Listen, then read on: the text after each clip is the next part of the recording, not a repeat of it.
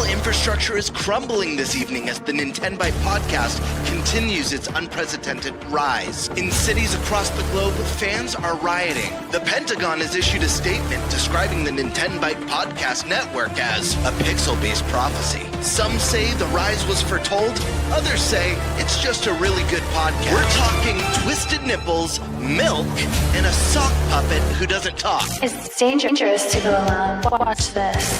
Welcome to the Nintenbyte Podcast, bitch. That's right, ladies and gentlemen, you're watching the greatest Nintendo podcast ever! Yeah! Is that a Joy-Con in your pants, or are you just happy to see us?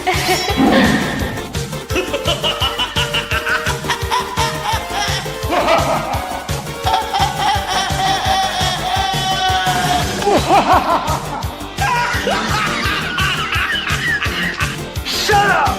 Now feel the power. Everyone, do you feel that? Oh my god, I feel it! I feel it too, Gamer. What is it? It's the power of our podcast. I feel it! This is rad, Nintenbyte. So rad. Power.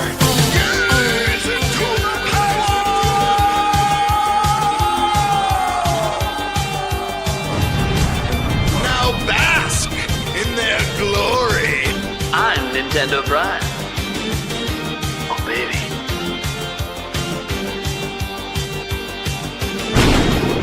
I'm ThunderStash.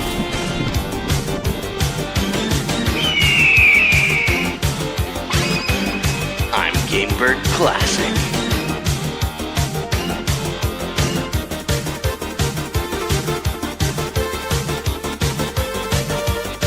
Nintenbyte rules. Let's rock.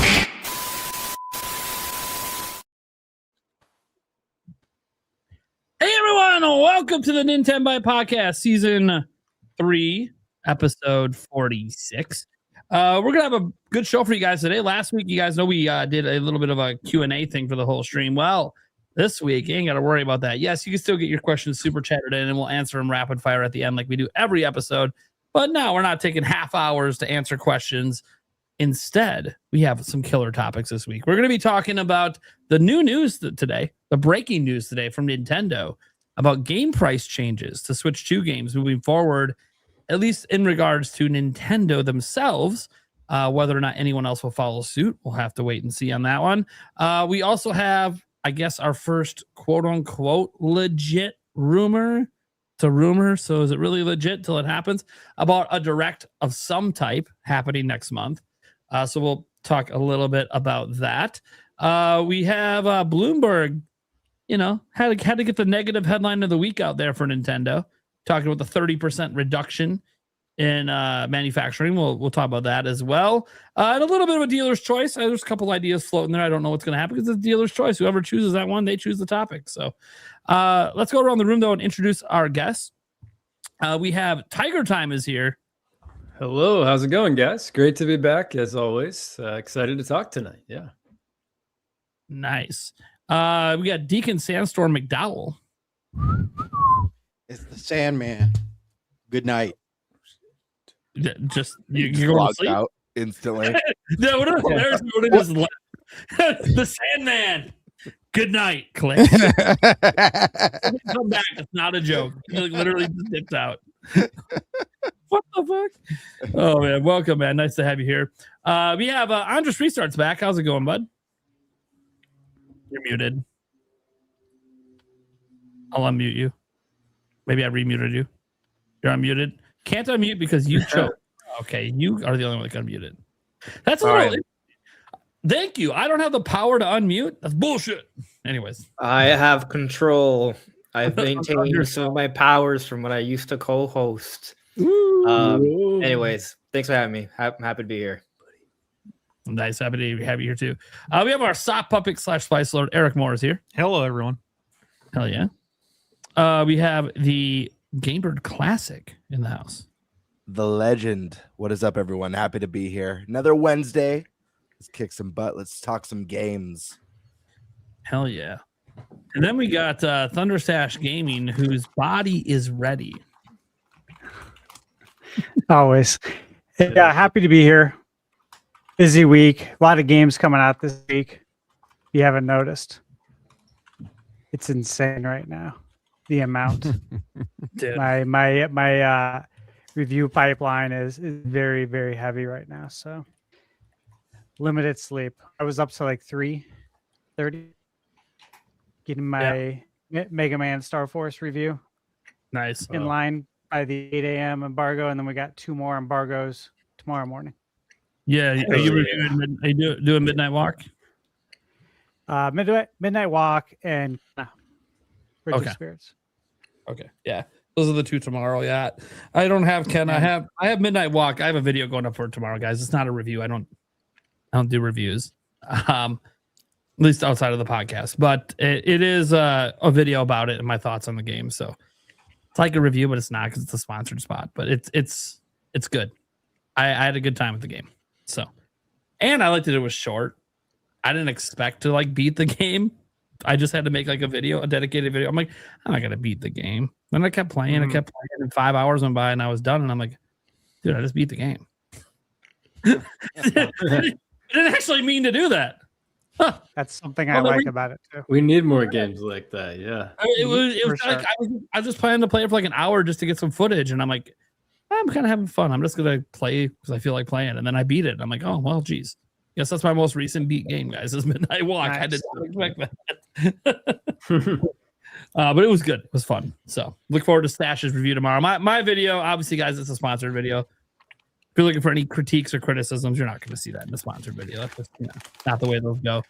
That's why I don't call it a review. It's weird because they're holding me to the review embargo, but I'm not reviewing. It's weird. Don't ask me. What I will say, though, the fact that I'm doing a paid video, guys, pay attention to the videos that you guys watch out there.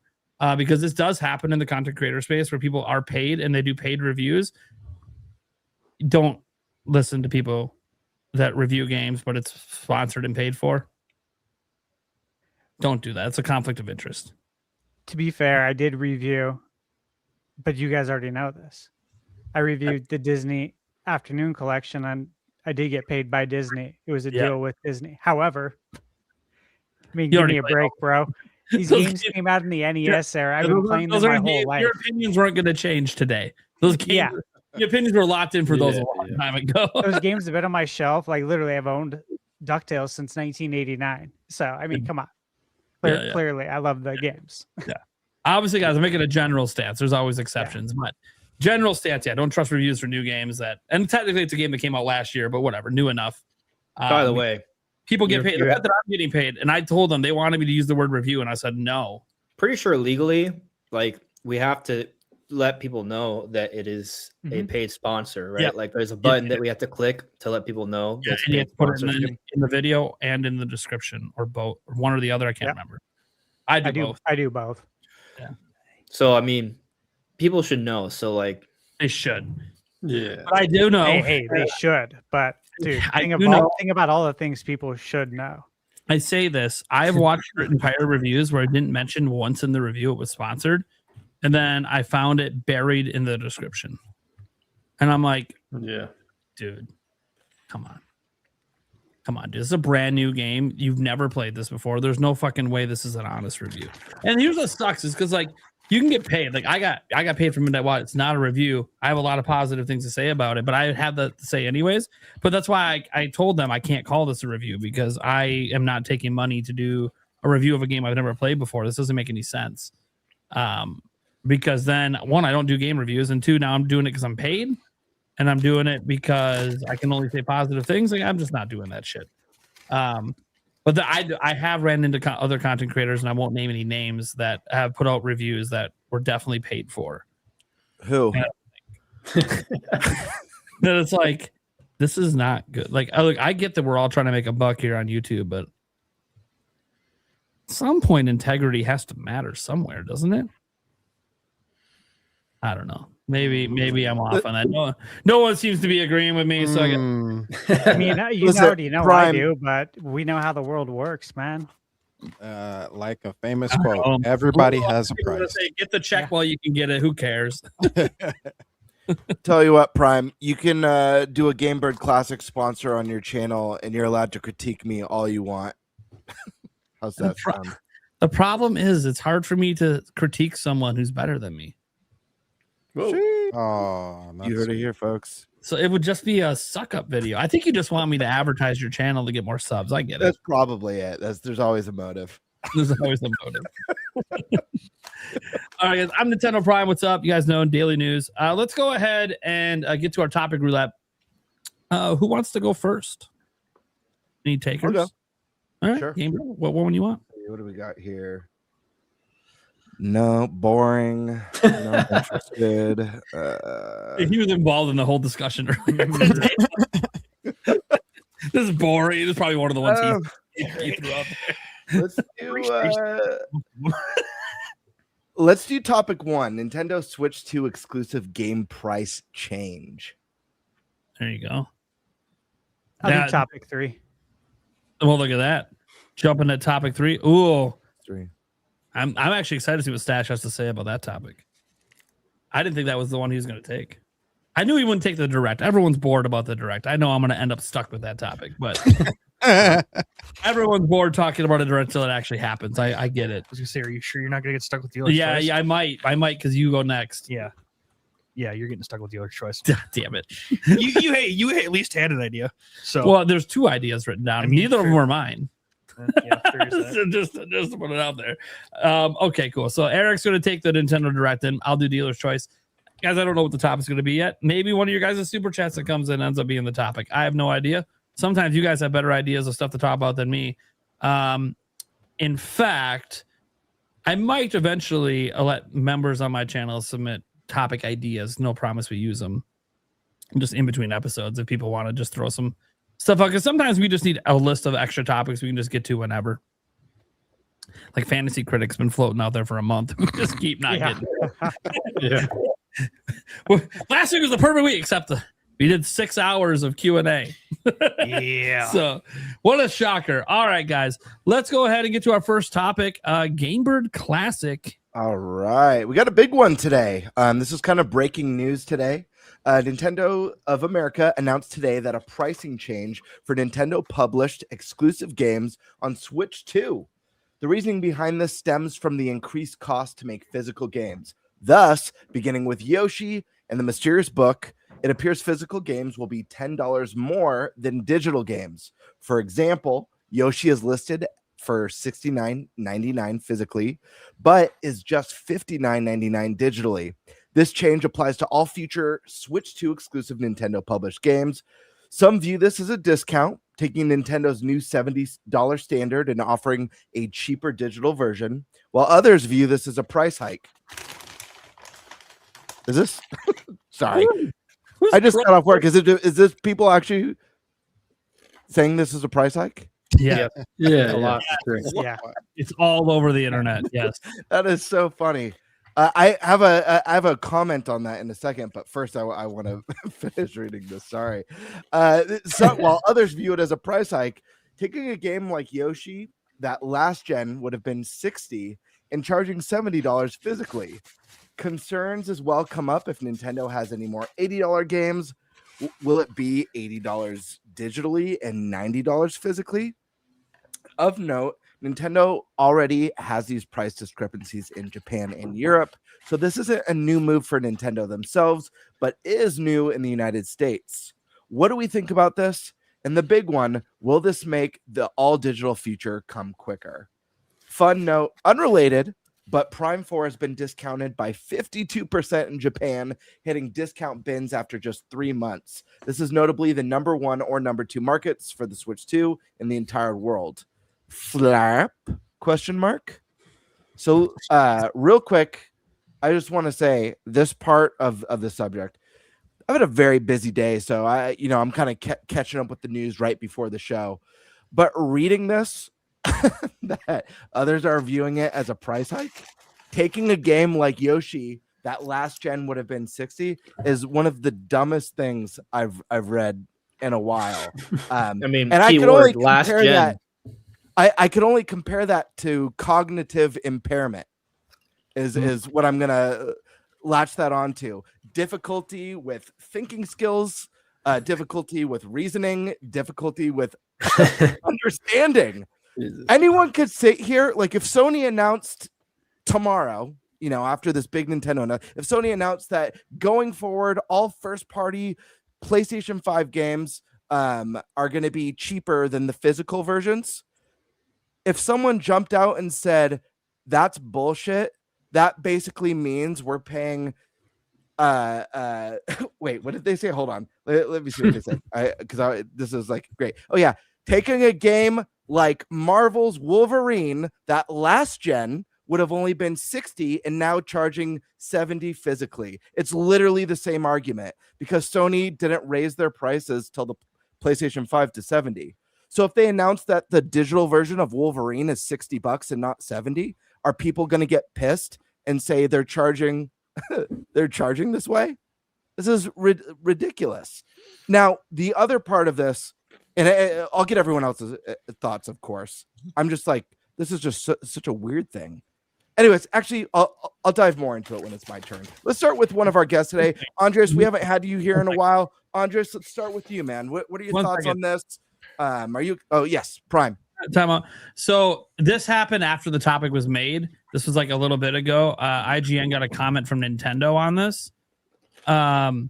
And basically they were, asking about that whole thing we just talked about. Sounds ridiculous. The increase in price, right? Like increasing price points. So it's found a confusion regarding whether this was Nintendo effectively concealing a quiet price increase by making physical Switch 2 games more expensive, or if it is in fact Switch 2 digital games getting cheaper. Here's what Nintendo had to say. The cost of physical games is not going up. This means that when Nintendo sells digital versions of Nintendo published games exclusive to Switch 2 to consumers in the United States, those prices will have an MSRP that is lower than their physical counterparts. Retailers obviously set their own prices, blah, blah, blah, blah, blah.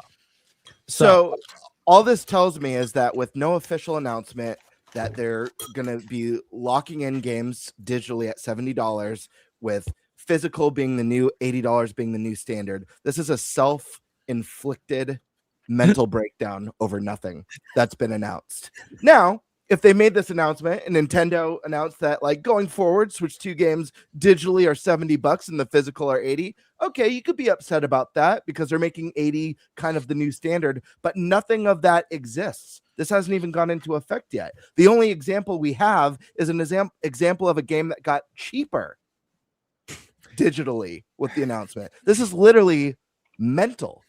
Anyways, Sure. with that being said, Andres, what are your thoughts on this?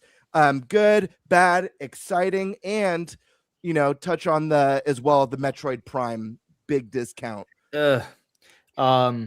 So I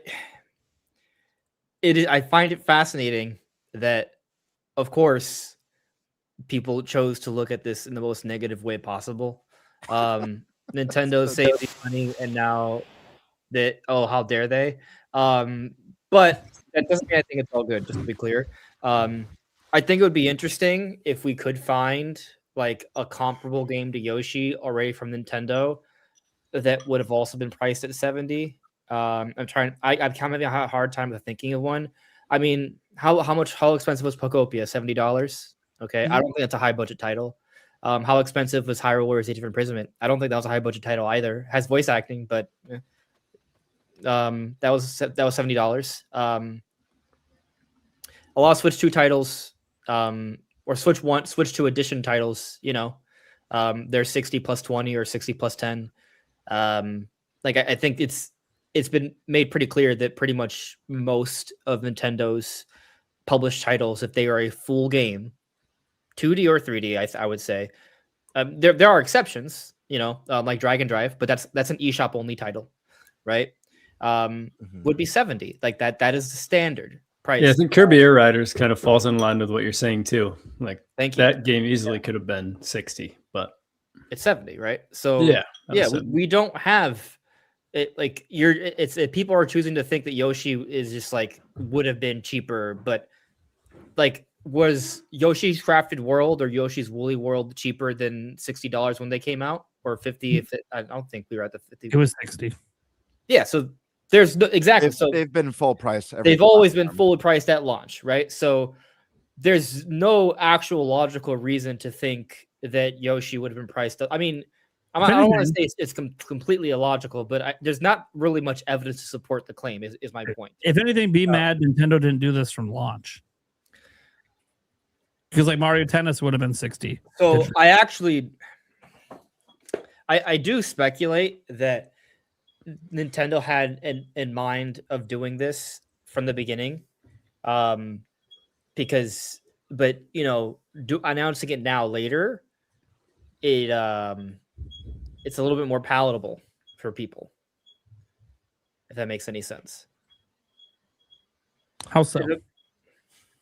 Well, because imagine if Nintendo had gone with the strategy day one. If they had gone with the strategy day one, people would have looked at it as Nintendo increasing the price of physical as opposed to saving us on digital. Aren't they just saying that anyways? Yes, but the difference is they're changing it now. They went almost a year. So you're saying Nintendo's more nefarious, huh? So you're saying Nintendo's more nefarious? They got us used to 70, so they could trick us into paying more for physical long haul. I don't think it's. I wouldn't use nefarious as the right word. I think it's just a calculated decision from a PR perspective. But it's a speculation. I can't say with certainty. What I can say is this though: Mario Kart World, interestingly, you know, they sold it with the bundle, right at basically $50 equivalent, right? That's how most people bought it. The digital version. They sold the physical version for $80, and it was also a limited edition bundle.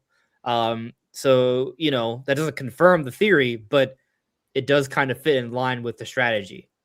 So I just think it's interesting, and regardless of whether that was their intent or not, doing it now makes it a little bit easier for people to accept it. And even now, we still see people online trying to argue otherwise, right? That all said, I'm not here trying to say like this. I think this is all good. I think it is good that Nintendo's giving us options. I think it is good that digital is being cheaper. We've been arguing actually they should have been doing this for years because it is literally cheaper for them to put out digital. This is something that people have been asking for, not just with Nintendo, just in the gaming space in general for over a generation, a gaming generation.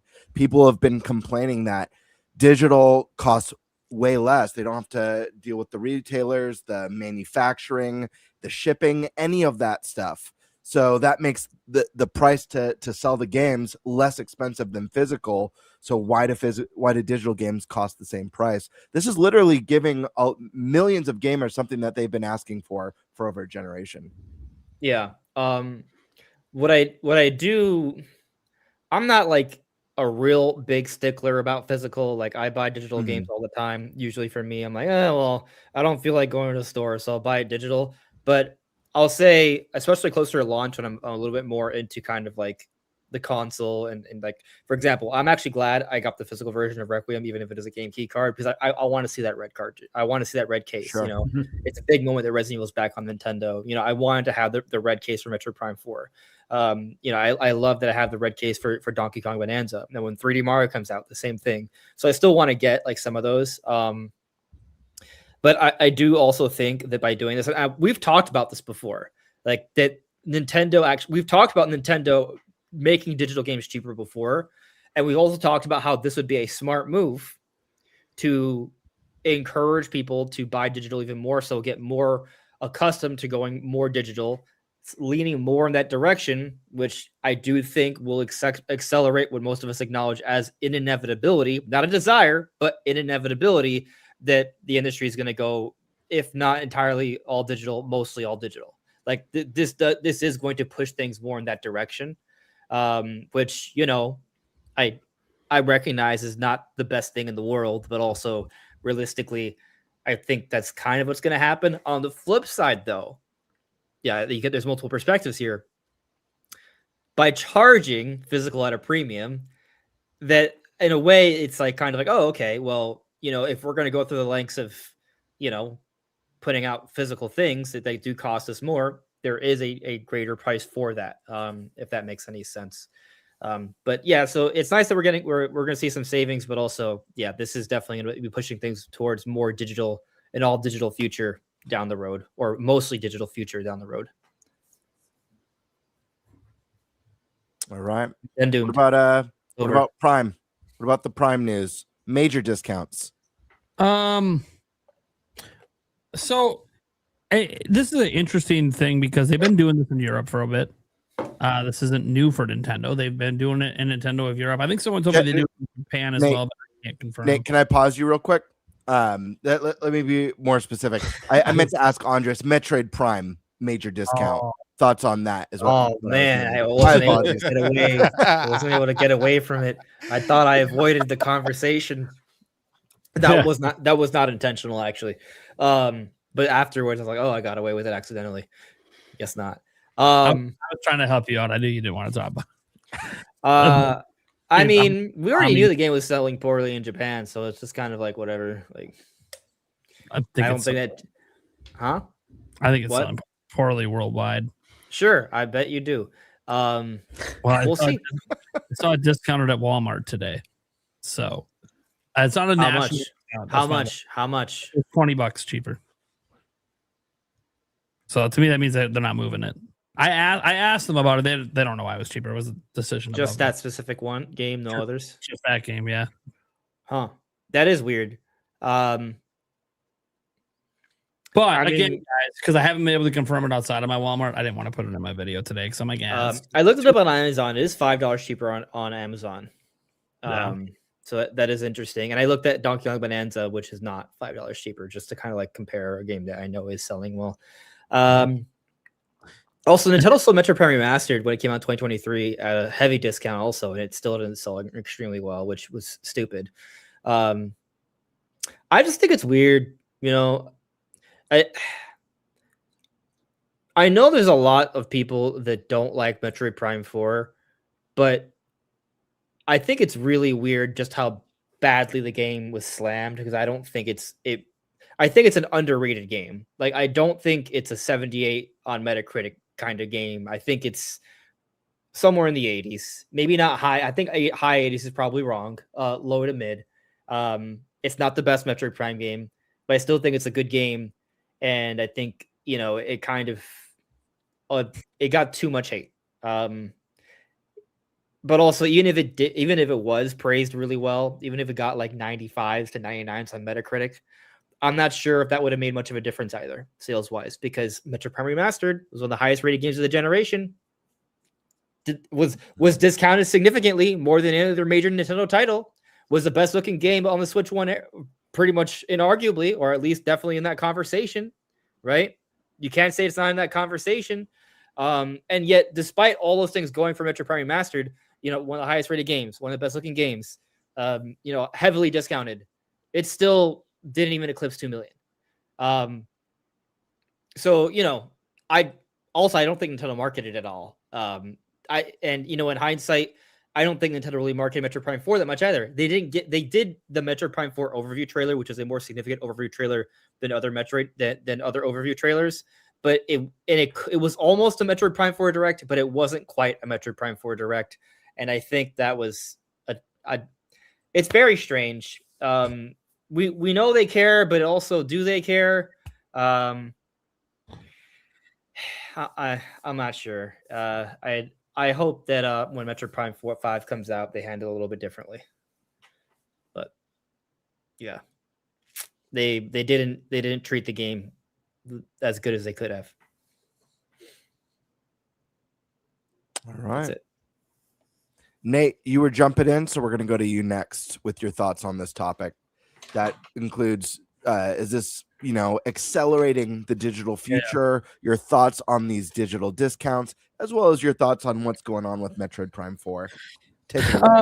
My thoughts on Metroid Prime 4, I'll just get that out of the way quick because you was just talking about it. Look, it's not selling well. It is what it is. That's all that means. It's not selling well in Japan. It already didn't really launch well in Japan. It's not selling well there. Seeing just glancing online, a couple other retailers have discounted it multiple times over the last couple months.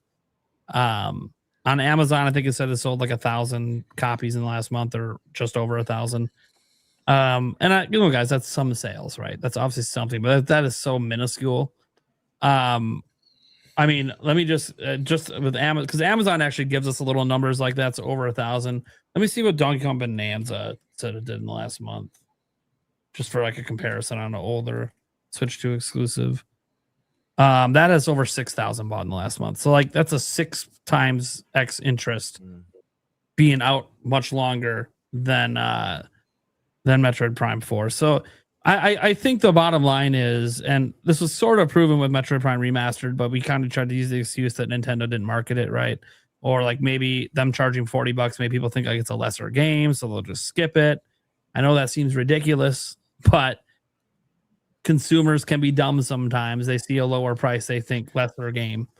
That's definitely proven not to be the case with all the indie hits we've seen out there. Like anyone thinks Silk Song's a lesser game because it's $20.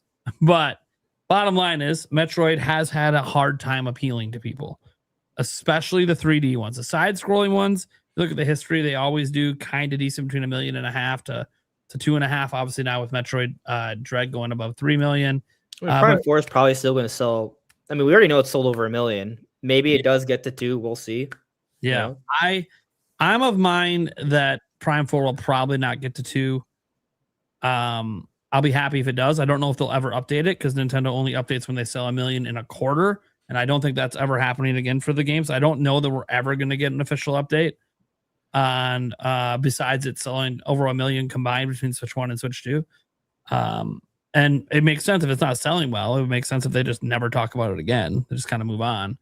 I think if nothing else, this does one thing. And this one thing is not something I want to be true. But I do wonder if, just like with Other M, it's time to put 3D back on the shelf again. Because it just isn't selling. The interest isn't there. And I know, guys, the budget was inflated because it started with one developer before going over to Retro Studios. So it wouldn't be $100 million to make a Metroid Prime 5. But it's still going to be a significant budget because it is a Western studio. And it doesn't do the sales to justify that kind of budget. Well, so a couple things. After having played Metroid Prime 4, as beautiful as it is, does it really have that big of a budget? Like, it doesn't, it doesn't seem like such a big game that it would have such a insanely... It's just the timeline of it development, just the years. So the 8 years of development, and we can basically how the budget. So the budget number, guys, comes from Kiwi Talks, and he's got his own sources on stuff. That's a rumor. It's a rumor. He said, even if you don't want to believe me, you could just do basic math. You can look at how many people worked on the game when they started working at Retro Studios, the average salary for someone at Retro Studios. Do the math; it actually gets really close to $100 million. So, like, Nintendo spent a shitload to make this game. Sure. But let me bring this thing up. Problem. I just want to know, part of that is a Western development problem. We just had a story from Jason Schreier that in the West, in the US and Canada, it's $300 million to make a AAA game minimum. So something I want to bring up, Retro Studios went years without even putting out a game. Still had people that were on payroll that whole time. Sure. No game came out then, right? So I think that should be taken into account here. And I also should say, while I think the knee-jerk reaction is to like, oh, pull it, never make it again. I think what's smarter, and I think we've heard about this before from Kiwi as well, I believe, that the idea that would be best is to kind of be consistent with the series and build an audience, build momentum. So I think the mistake would be to not make Metroid Prime 5, especially after taking so much time and money to build the team and get an engine together, a modern version of the engine to make this kind of game. And if it's the size of Prime 4, honestly, if they already have the engine, the people there, shouldn't take them that long, cost them a ridiculous amount of money. Like, obviously it's expensive. I'm not trying to say it's not expensive, but this shouldn't be like a Zelda kind of expensive project, given what they did with Prime 4. If they want to go bigger, I'm all for it, but they better market it, right? They better do something that's going to make it worthwhile. I got a question for you. Do you think they can make Prime 5 on the budget of a side-scrolling Kirby game? Because that's the kind of sales it does. Well, there's a lot of Kirby stuff. Kirby has probably huge, great profit margins. That's what I'm asking. Nintendo likes to make money. They don't just make games to lose money. Yeah, Pokopia probably is cheap as hell to make too. They don't have to make a ton of money, guys. Nintendo's not one of those companies that just chases the highest profit margins. Like they'll continue to make a series even if the profit margins aren't super big. Like I don't think the Xenoblade profit margins have been big for them, but it has been profitable. So they keep it going. Hence the lack of an endless chase of games of service from Nintendo. Yeah. So like they'll settle on games that aren't as profitable but are still worth making because they are profitable. The reason I bring this up is because like it's the side-scrolling Metroid game clearly made them some money for Mercury Steam. Don't know what the budget was for it. Don't know if Nintendo doesn't publish budgets. You can do math like I just did, but Nintendo is not a traditional budget company because they do salaried employees. But I do think that when I look at Metroid Dread and I see, okay, 3+ million side-scrolling, highest ever. Then you see highest budgeted Metroid ever drop. Might have lost them money. Might not even been profitable. And struggling to have any legs. And obviously the reception wasn't as good as it was for Dread either. And obviously there's been your last two 3D Metroid games. I don't know if it's too early to say this, but it feels like Prime 4 and Other M were a flop. And they did have consistency from Prime 2 to Prime 1 to Prime 2 to Prime 3 and saw no during the GameCube era. So which is not hardcore centric. But GameCube was, and there was only 20 million of that. It's easy. That's a weak excuse. Metroid Prime Remaster was on Switch 1 and couldn't sell. Are those not hardcore gamers? Like what? At some point, we got to stop making excuses for why 3D Metroid doesn't sell. You didn't realize it just doesn't appeal. And that sucks because I think the games, even 4, I think is really good. I think the first 3 are excellent. The first 2 especially are excellent and peak Metroid. But they can't find a way to appeal to people beyond this really, really hardcore 1 million to 2 million people. And honestly, it's not the only game that struggles with that. Fire Emblem, Xenoblade, they don't get past 3 million usually. But they're a lot cheaper to make. Way different situation. And Fire Emblem almost got canceled. Remember, they had to publicly come out and say if Awakening doesn't sell well, we're done with it. And then Awakening went on to be the best-selling one. Yeah. So 3 houses. I want to point out, though, Samus Returns, the prior Mercury Steam Metroid title, had poor timing. As far as 3DS titles go, it was one of the most ambitious. Didn't get to 1 million. I wouldn't say ambitious. It's a remake. As far as 3DS titles go, it's still a remake. You're not going to get me with ambitious on a more than a remake, just for the record. Well, it has new areas, new content, new mechanics. But it is based upon a game that already exists.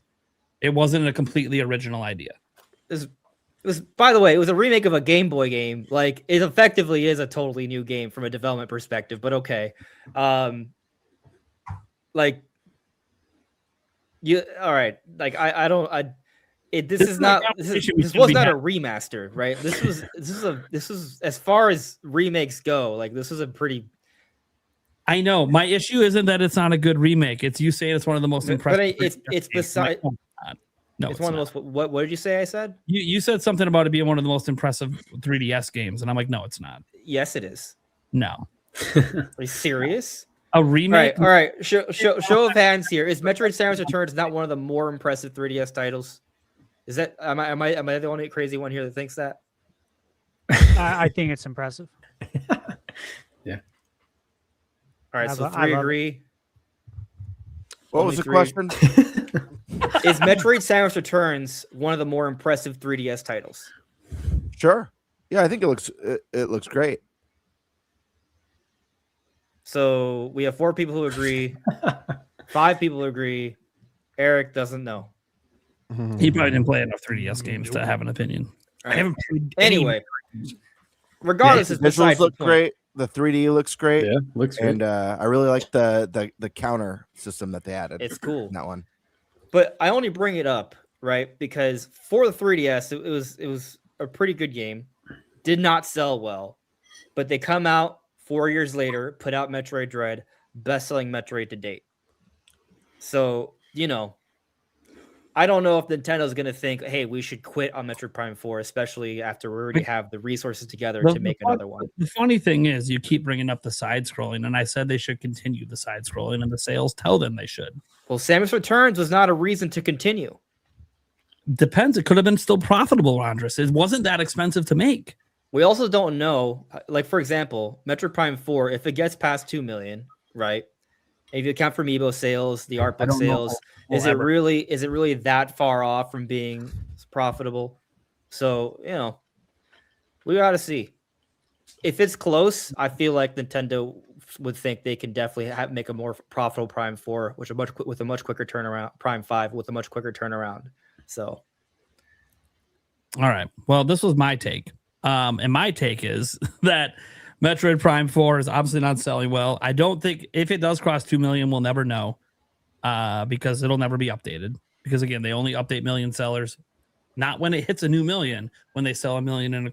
That's Nintendo's very consistent about that. And I don't foresee, even if they gave this away for free, it getting 1 million units in a quarter. And I hate saying that. The interest level is just seemingly that low. And among the people that did buy it, not everyone can even agree it's a good game. So that doesn't help it either. So the word of mouth for it isn't very good either. Now, all of that aside, for me, I think this just means I don't know what happens with Retro Studios. They could just go on and make Prime 5. I'm not saying it won't happen. My opinion is we're just very lucky Nintendo is not a company that lays people off and closes studios, because that's what everyone else would have done in this situation, is already have closed Retro Studios. But Nintendo isn't that kind of company. They see talent. They think they can get that talent to do something profitable for them. What it's going to be, is it Prime 5 or is it something else they put them on? I don't know. I don't think they go back to side-scrolling Donkey Kong, although maybe. But yeah, we'll see what happens. So that's just my opinion. I think Prime 4 is obviously not selling well. I think it's kind of a fact, depending on what your expectations were. It's not selling well. With that heavy discount in Japan, especially.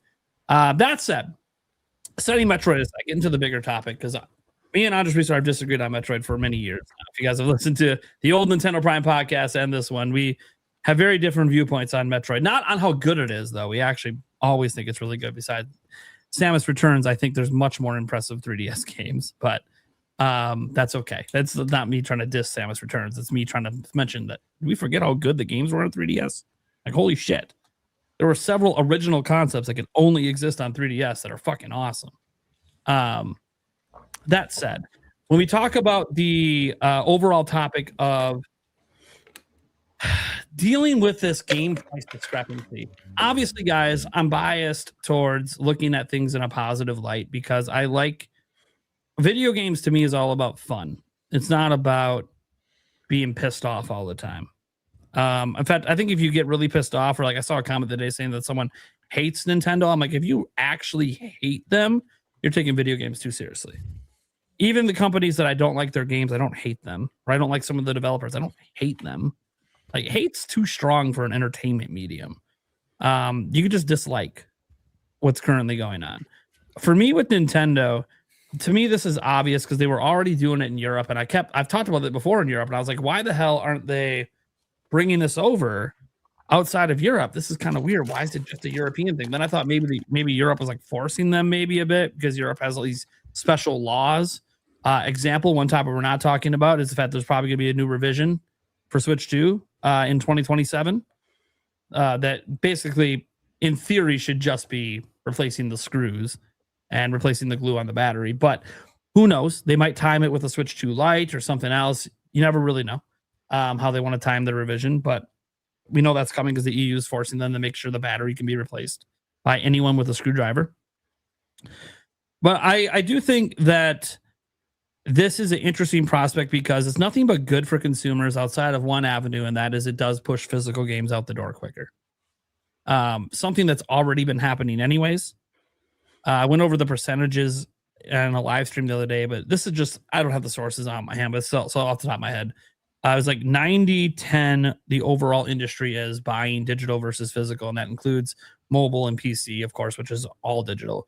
Sony was like 80-20, Xbox was 95-5, and Nintendo Switch 2, as of the last financial report, was 63-37. So 63% of sales were digital, 37% were physical, and I'm assuming game key cards are part of that 37%. I have no idea, obviously, how they're counting game key cards. I assume they're counted as a physical sale because I know it counts as physical sales on all the charts, Circana, and everything else. So my thing is, when I see them do this, I just think, well, this is their game voucher replacement program, except it applies to every game they publish. I don't see how this is a problem. You think about the voucher program. What was it? Spend $100, you can get 120 worth of game value, right? You save $10 a game. Same thing here. Except now it's every game. Who needs a voucher program if you're just gonna straight up just say they're cheaper? Look, it is gonna spur the digital age quicker, but the digital age was already coming anyways. So honestly, this is better than the voucher program because there were games they wouldn't count in the voucher program that were published by them in first party. This is for every exclusive Switch 2 Nintendo published game will be cheaper digitally. All of them. They said it themselves in plain black and white. That's a good thing. I don't know how this could be spun to be a bad thing outside of, yes, it's spurning physical going away quicker. There's also a counter to that. Nintendo's setting this precedent that it's okay to charge more for physical. Obviously, we've already seen a couple indie games doing the same thing, charging $10-$20 more for physical. What if this actually spurs, and look, I don't think this is going to spur a lot of them, but what if it spurs some of these AAA games that can fit on a cartridge to be like, you know what? Nintendo's saying it's okay to charge more, so let's just charge more to put a physical copy out instead of a game key card. I think that is something that now might be a conversation at some of these companies. I will tell you, I do not foresee things like, let's say, I'm trying to think of a game that would fit. Like Indiana Jones is fitting, and I think they're charging $70. I don't foresee them charging less than $70 for digital. I think it'd be more like they charge $80. I don't think the question is, do we charge more for physical? I think the question is, do we charge more for, or do we charge less for digital? And I don't think that's I don't think any of the AAA companies are going to take it that way. I think for them, they're going to go, oh, we can increase physical price because it looks like a good deal digitally. So you think third parties are going to charge $80 for physical and $70 for digital? If it's a physical cartridge, not the ones already announced, guys. Like I used Indiana Jones already announced. That's already announced at $70. That's not changing. Interesting. I mean, we'll have to wait and see if that happens. I feel like that would be to the detriment of those parties. Well, yeah. AAA industry has not always been known to make the smartest consumer friendly decisions. I just think we have to leave. There is a price drop that has been announced, so I don't think, and I'm not saying you, Prime, but I think people need to not fixate on the price of physical went up. There is no announced increase in physical games today. There's announced decrease in digital. It's just like finding out if you've been charged the same price for a screenshot as a framed photo, and then a company being like, you know what, we're going to charge you less for the screenshot. No one's going to sit around and be like, oh my gosh, the cost of framed photos just skyrocketed. I think that one thing to consider too that I haven't seen anyone really talk about, and this is probably just because most people talking about it are American based and don't know how it works in Europe. There are many instances where because the digital price has been cheaper than physical for Nintendo published games there for a bit, where the retailers actually price match the digital. And this is why Nintendo is coming out, and when people say what's the MSRP, well, the MSRP is whatever the retailer says. If the retailer decides to price match, Nintendo's not going to stop them. You're just eating to the retailer margin. You're not eating into Nintendo's money, so they don't care. So in Europe, there's been many times you've been able to get Mario Kart World for the same price they charge digitally, which is cheaper. Retail, there's actually that benefit as well. Where retail, if you think Nintendo's standard pricing is now $70, there's a chance you might see some retail just drop games to $60 to match digital to push more units. So that's also a positive that could come out of this, is that technically it could lead to retail just taking less margins. I don't know if you'll see that necessarily at like a GameStop where they need those margins, but your big boxes, your Best Buys, your Walmarts, Targets, where they don't necessarily make a ton of money off the margins on games anyways. They just want you in the store so you buy other stuff. they might be willing to knock down the prices or price match digital. Because you got to remember, when people don't think that's possible, dude, Walmart all of last generation was charging $10 less on launch day for games on Nintendo Switch. So they were already doing it the entire generation. So if Walmart thinks this is an advantage they could have again to price match digital, they might just launch the games in their store at that price. So this is a potential benefit even to physical owners. That being said, I think that overall this is just a positive story outside of, I guess, spurning digital quicker. But since all of us think that's inevitable anyways, it's like, okay, well, at some point I gotta stop worrying about the inevitable. Like, it's not like the inevitable coming up ruins my life. There's a lot of inevitables out there. Like, the world's gonna end. I'm gonna die someday. That's an inevitable that maybe I could try to make it me not die in such a bad way. But video games going all digital, my life isn't that negatively impacted if that happens. It's not like a whole lot changes besides 30 years from now I might lose access to Breath of the Wild. All right. Well, I'm sure I'm playing something else by then. I hope. Or I'm dead. I don't know. Gotta remember, I'm an old man at that point. Can't even pretend I'm not. I'm 69. It's the best age. I'm good. I'm done. You're muted, Gamebird. I know. Just testing you. Want to make sure you're paying attention. Let's take it on down to the Sandstorm. What are we thinking, man? How we feel about this? Metroid Prime.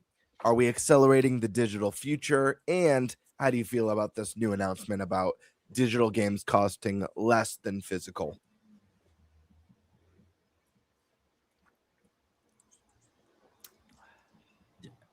He's bullshit. Get the fuck out of here. His mouth moving too fast. Or he's not. Yeah. No. Am I good now? Am I good? Yeah, you're good. It did look like you were faking. It was like, man, let me talk about Prime. Let me talk about Prime last, but and talk about this digital situation.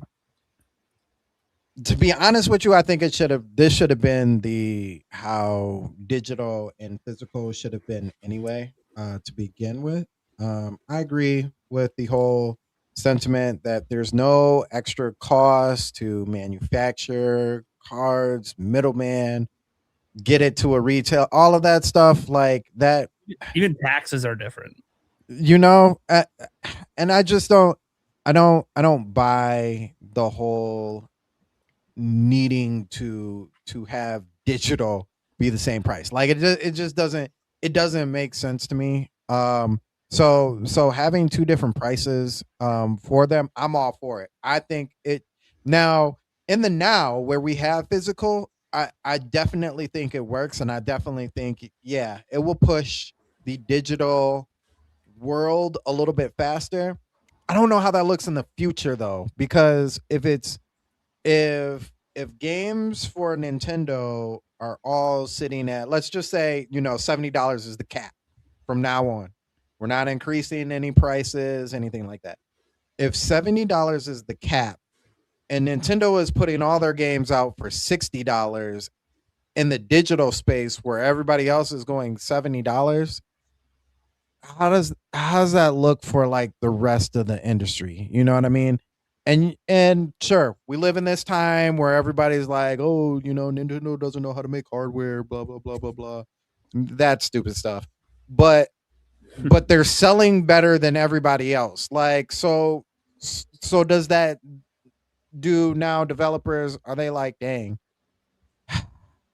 we got them on that 70, but we got to go back down to 60. We got to go back down to 60. I don't know, because we've kind of moved, the industry as a whole has been tricked into believing that because games cost an astronomical amount, that they have to sell at this price point, regardless if it's physical or digital. Like, it has to be $70 so they can make a buck.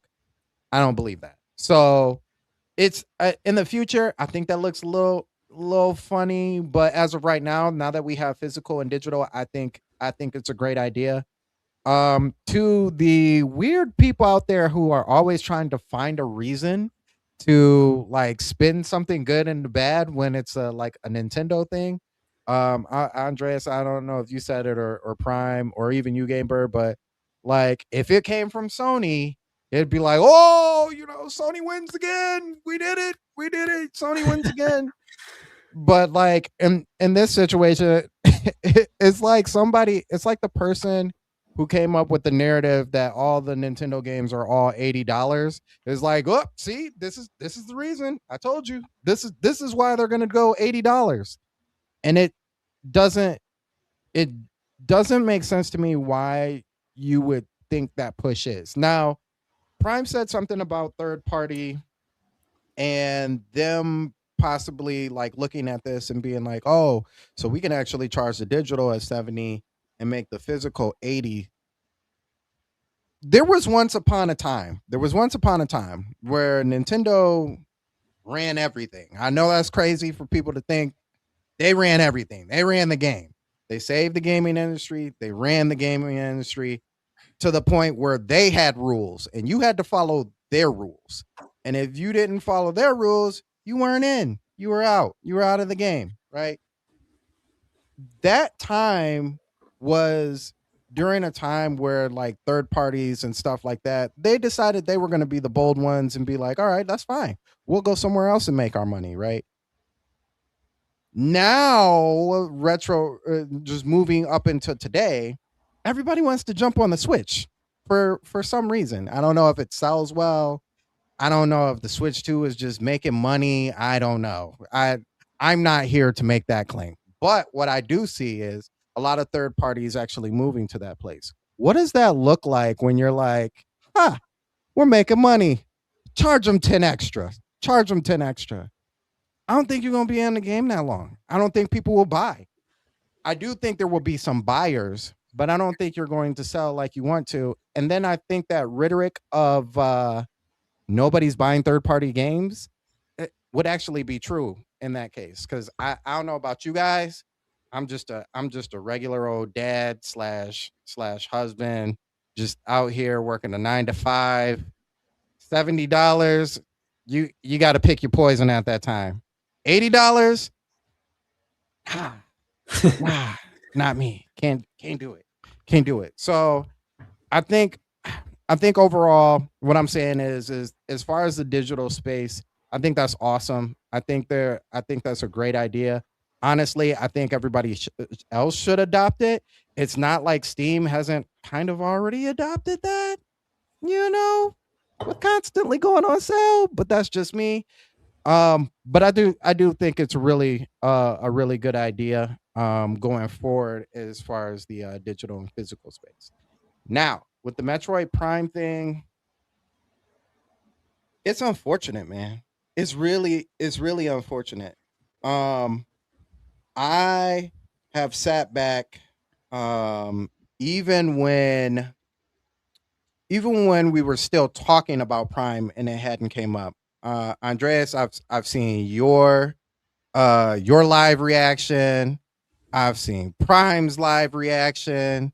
I don't know how many times I've watched a live reaction on people in that spaceship just dropping for the first time and everybody just being hyped off of their balls, just like, oh my gosh, this is it. This is the one.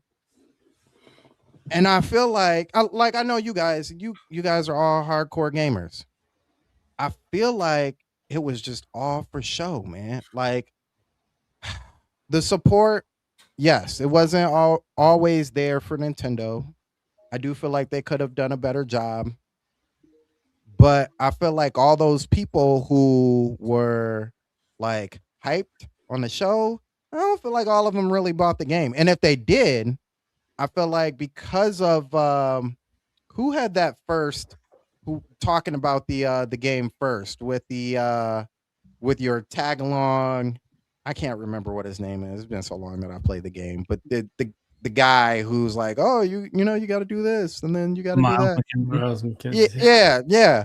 My and buddy. that just continuously moved on to like why this game is bad. I think Why it you was a shouldn't pick up the VGC game. preview. Yeah. Yeah. Yeah. And it just constantly moved in that way. Now, me personally, do I like the game? Love the game. Will I say it's the best Prime game? Nah, absolutely not. Definitely not the best Prime game. But it it's is still a good game. But it's still a good game. I still enjoyed myself. I had fun. I feel like my money was worth it. I don't understand. And it's unfortunate that it was Prime, right? But I don't understand why there are so many people who are like deep into having first person shooters, but then turn around and don't buy first person shooters. Like it's weird to me, especially if you're on the Nintendo side, right? So if you are into Call of Duty, all this other stuff, and this provides you with puzzles and everything. I don't understand why it didn't sell well. Japan, I understand. They don't like those kind of games. It's been that way for a while. I don't think they like first person shooters like overall. Just saying. But the rest of the world, like I'm not understanding it. And like I said, it's unfortunate that it hasn't sold as well yet. Do I think it could have a resurgence? Possibly. Nintendo could do plenty of things to build up resurgence. Watch them drop a Metroid Prime area in Orlando, and then everybody started buying. Right? Watch them put on a 20-minute episode like they did with Star Fox of Metroid Prime, and watch people start buying. But it'd be crazy if they had a Lemoore Lab section added to the park. That'd be so cool. Yeah, you know what I'm saying? Oh my God. There's It'd be so many cool. ways. There's so many ways for it to for them to build.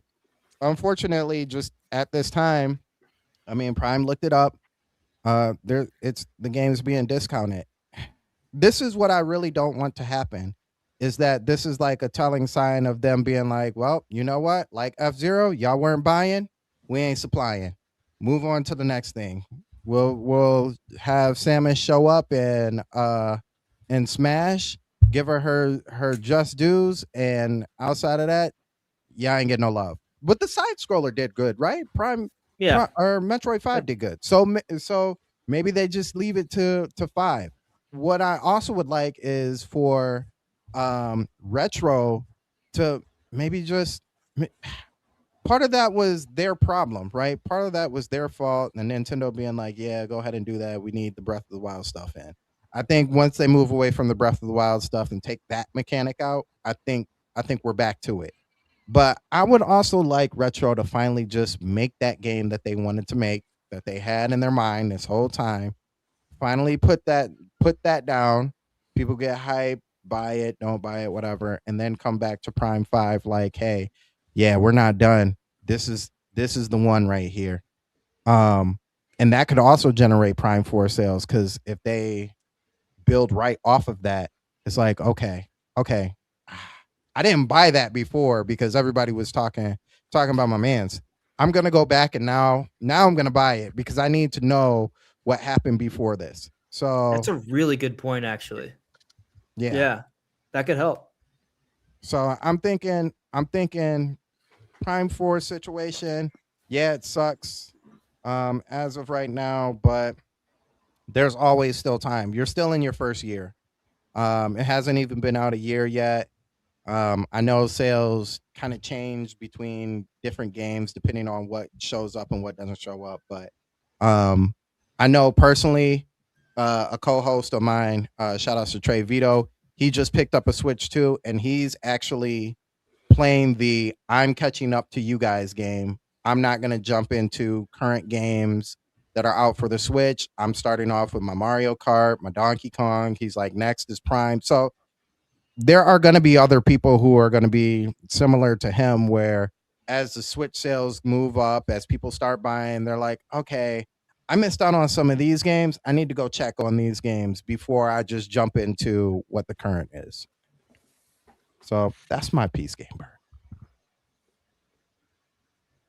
Muted. Silent Awesome. again. Yeah, I know. Just testing you again. Yeah. Just got to keep you on your toes. All right, let's. You give me an bring it idea on. while you were talking about it, if you don't mind me bringing it up. Like, Sure. Go for it. like I've been playing a lot of Resident Evil lately, and I've been noticing that like a lot of the structure for Resident Evil is honestly pretty close to how a Metroid Prime game should be. Absolutely. And something that modern Resident Evil, the Requiem did, they have the first person, but they also have third person, and you can choose either or. A lot of people are turned off by first person, right? Like me, I'm a purist. I play the way the developer wants me to play it, right? So with the gray sections, I always did in first person, but I know a lot of people did not want to do first person, so they just played Grace in third person. And so, maybe that's a big thing they could do for Metroid Prime. Just develop the game to have both a first and third person mode. Will take a little bit of extra work, but it's not like you have to make a whole other game to do it, right? So, and that might make a big difference. That might even help it in Japan. Yeah, I was thinking about that too, because 3D Metroidvanias, that's a weird genre. There aren't too many other games besides Metroid that are kind of really popular 3D Metroidvanias, but one that I thought of, Batman Arkham Asylum, that series. And that's, I would argue, Tiger, well, not to cut you off, but I would argue the original Souls trilogy, including Bloodborne, is a Metroidvania. Hence one of the reasons I would have loved for FromSoft to take a stab at Castlevania. I think it would just be so cool. But go ahead, continue your point.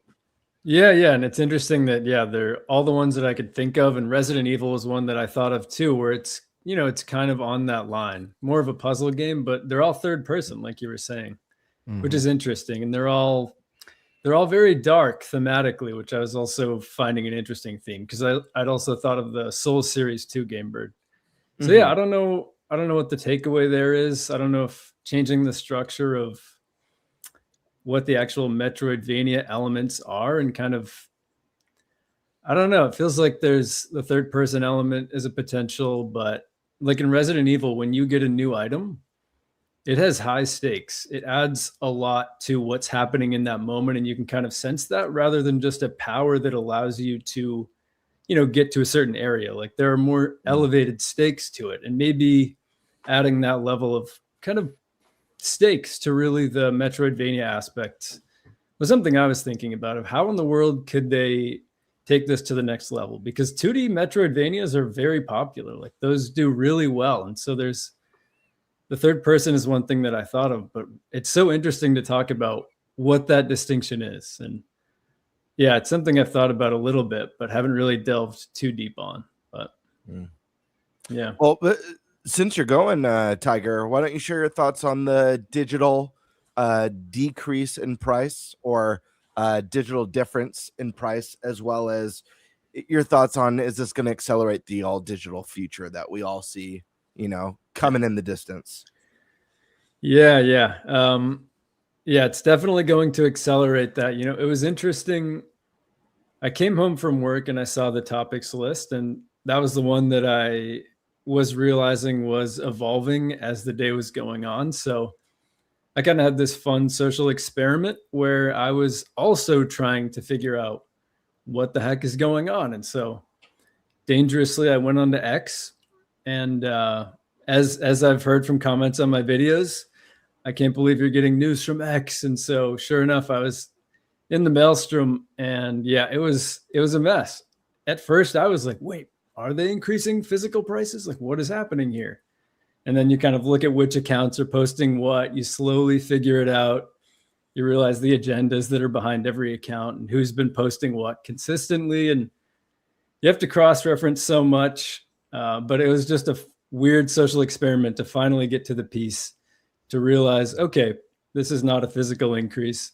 This is a digital increase. And this is, from what I can tell, from all aspects, just consumer friendly at this point. After looking at everything from the, again, kind of brief time I had to look at this, it seems like it's just a good thing overall. And one good thing that I really took out of this was Nintendo's quick response to clearing this up. Because, one thing that I've talked about, and I know people on here have, is like their lack of clarity with some statements. And even with the pricing of things really early on, you had to go all the way down to the bottom of a website, and it was kind of at the bottom of that. And with this, they had someone locked in reading what the heck was going on the internet. And they put out their own statement stating very clearly what in the world's going on. And it kind of, it shut a lot of people up, which was nice to see that instead of people having to bicker and this just becoming a whole thing. It was like, nope, here's a follow-up to all of that crazy feedback that we're seeing right now, or the crazy questions. So that's one really good thing that I took away from this, on top of just, it seems consumer friendly to me. I think that the choice to do this with Yoshi was potentially a confusing aspect, because that is a game that kind of inherently, you know, like Andres was saying, kind of like Kirby Air Riders, one of those games that you could see maybe being a $60 game rather than a $70 if you were just kind of looking at it from afar. And I think that people maybe saw the EU price and saw the digital EU price and were like, oh, Yoshi's going to release at $60. But, you know, them waiting to release the NA price, again, it was sort of a communication error, but the way they've gone about this has been so much better than anything in the past. And that gives me hope that they're ready to spit truths when people are trying to spit non-truths, which was encouraging because so much unnecessary discourse happens, as we all know here. Absolutely. So that was great to see. But yeah, you know, I think it's a really great thing. I remember the first game actually that I bought digital was Batman Arkham Asylum when I was a little guy. And I remember thinking it was strange that it was the same price. Like even back then it was like, this is weird. How is this? Why is this happening? You know, it feels like it should be more. I don't know. So I love that. Why is this happening? I love that. Yeah, that was my first question. It was also my mom's credit card, which I did not realize, but I later asked why that was happening too. I guess she asked me why that was happening, but yeah, it was even back then though, there was something intuitively where you're kind of like, oh, why? It feels like this should be different. And like you said, Gamebird, people have been looking for this for a while. So I feel like no matter how many, this is one of those things, there have been multiple things with Nintendo now where it's almost interesting and fun for me now to see how it's going to be spun. It's kind of, it's an interesting mental exercise to see how people are going to spin this in some crazy way. Not to give this person too much attention, but I do find it fascinating, the conversation surrounding Nintendine, because whenever Nintendo does something good, or whenever there's like good sales, I think people are curious. Okay, I wonder how Nintendine is going to spin this into Nintendo was screwed and a terrible company. Yeah, it's interesting. Yeah, I know. I hesitate to say I have a few more names in my head, as I'm sure you do too. There are few people that I, you know, it's not hate watching, but it's kind of like a morbid curiosity to see, to see how their brain works. What were the mental gymnastics that they went through to put this together? Yeah, exactly. So I've just kind of turned something fun, turned it into something fun. But yeah, that's awesome. I'm sure you guys all read this issue of Game World Secrets Weekly. Yeah. Oh yeah. Scary times out there. I'm a subscriber, all right. I read through every issue. Yeah. But yeah, that's, you know, in terms of the pricing, that's pretty much my thoughts. Overall, good thing. Awesome. Really curious as well to see. I almost feel like there's going to be another controversy when there's a game like Mario Kart World where suddenly everyone sees an $80 amount and it's like, oh, but they said physical. You know, I'm sure that's going to be a whole thing. It's going to happen. Yeah. Yeah. Like 3D Mario, probably. Zelda or Mario. Yeah. Both of them. Exactly. Yeah. So that'll be another thing, I'm sure. But it's that variable pricing for you, right? That's it. The only other games that I think might hit the $80 would be at a new Animal Crossing and a new Smash Brothers.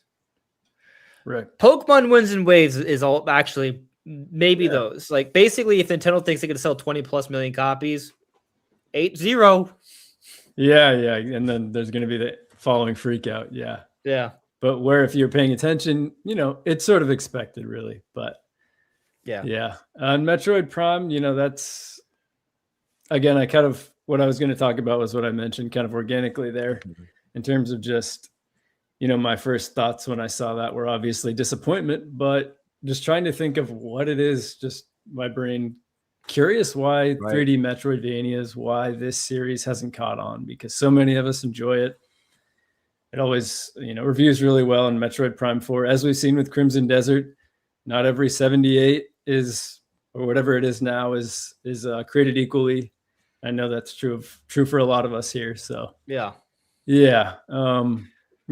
Definitely sad, but we I hope there's understand that another one. Requiem sold a little over close to 1 million, right? On Switch 2, Requiem. Requiem? Yeah. I don't know if I saw. I think we heard from Paul Gale that it at least sold 900,000 within like the first week or something. So it makes you think that if Resident Evil Requiem can sell 1 million on Switch 2, obviously it's not the exact same kind of game, but there's a lot of similarities. There are. We talked about the third person element, but here's another thing. Like, what if they just went full rated M? Maybe Nintendo should do that, because I think most Metroid players would play it as a rated M title. Metroid rated M would be sick. That's Put out a sick title, yeah. Put out a movie right next to it, rated R too. Oh yeah, because the thing is, that's another interesting thing. Like, what if they just went for a Metroid movie that was like Alien? Yeah, what the series was inspired off of. Definitely watching that. That'd be sick. Holy cow! Yeah. No, I think Maybe you're right. I Nintendo's feel like just most scared. Yeah, I do feel like most of the Metroid Prime player base is mature, so I feel like they'd appreciate that. But yeah, Awesome. Let's move on down to the man who makes Thunder. I don't know. I have got nothing. ThunderStash. Well, what are we feeling on this? Digital prices? Is this accelerating the digital future? And thoughts on this big discount for Metroid, and kind of just your analysis of that, I suppose. Yeah. So, I saw the takes. I saw the news right when it came out. I look at it as a win, right? Obviously, there's nuance to these things, and Sure. And people do spend for a living. You guys. I think you guys mentioned Nintendo, and I've never seen one of his videos. I have zero. Same here. He reminds me of that guy that Prime debated. I already forget his name. You remember? No, but I'll tell you, I don't watch Nintendo. Vigilante? Yeah, that guy. Oh, yeah. As a Game Bird debate. It's too, funny yeah. because he's on my channel on Saturday, but More of a talk. I never I- actually I click do on a that. Nintendo video, by the way, because I don't support it. But I still am sometimes curious about the headline. I've never seen it in my feed. Nothing. Yeah. I've I've seen never on seen it I've either. seen on X people talk about him, but this is his brand. His brand is to do this. Just like the angry vigilante guy, that's his brand. This is how they get their views.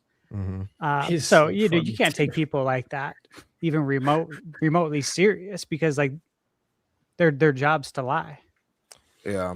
It's so It's funny. very- I just feel like I can sense them not taking themselves seriously too. Like it's You would hope sometimes so.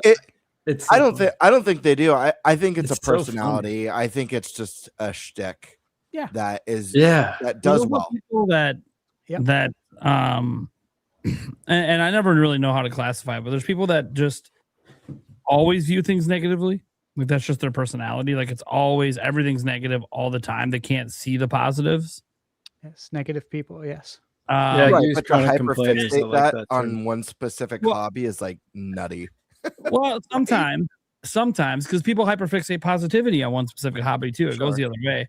I think a lot of it is that Extremes are bad. That's the extremes are bad. moral. But the reason that I think it happens with video games a lot, both extremes, is it's kind of a safe space to do it.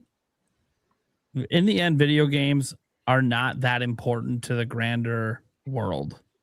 Like, I'm not saying that there's not billions of players. There are. That's not what I mean. It's just it's an entertainment medium. It's optional. There's other forms of entertainment out there. So like, it's kind of like when I see people let out their frustrations arguing about sports.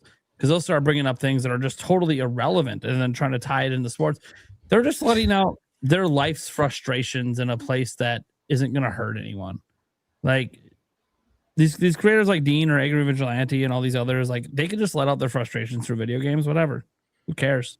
You want to do it by talking about it? Some of us do it by playing them. Whatever. Like you're just going to be negative about everything all the time. Every story is negative all the time. Cool. I mean, that's not factually true. There's no way that every story ever is always bad, but whatever. If that helps you sleep at night, that helps you get your work frustrations out, your parent frustrations out by putting it into an irrelevant medium that's not going to bite back and hurt you. Whatever. So sometimes I think they do kind of believe it, but they believe it in the sense that they're just trying to let out all their life's frustrations in a way that doesn't hurt them. Because you think about it, like let's say you're really frustrated with your wife. Well, if you go to your wife about it, it's probably a fight, right? And that's not going to do any good. That's not probably going to be a healthy, productive conversation. So bitch about a video game instead. And I don't think it's just video games. I think people do it with politics. They do it with lots of things. They take all the frustrations in life on all these external things that they really have no control over. But that's you can tell a lot about. Yeah. I'm not going to call them idiots or say anything like because I don't know them. I'll just say that I don't agree with that take on content. I also think being positive all the time isn't always good either. Again, extremes are not great. You want to try to find a ground in the middle. Although I'll say, never apologize for being happy if you're actually happy and not pretending. Being actually happy is, dude, you got billions of people chasing that. So never apologize for that. Facts. All right. Yeah, no, I agree with you. All right. So to answer these questions, right? As far as the physical and digital. So what I was going to say is I don't see this at all as a negative.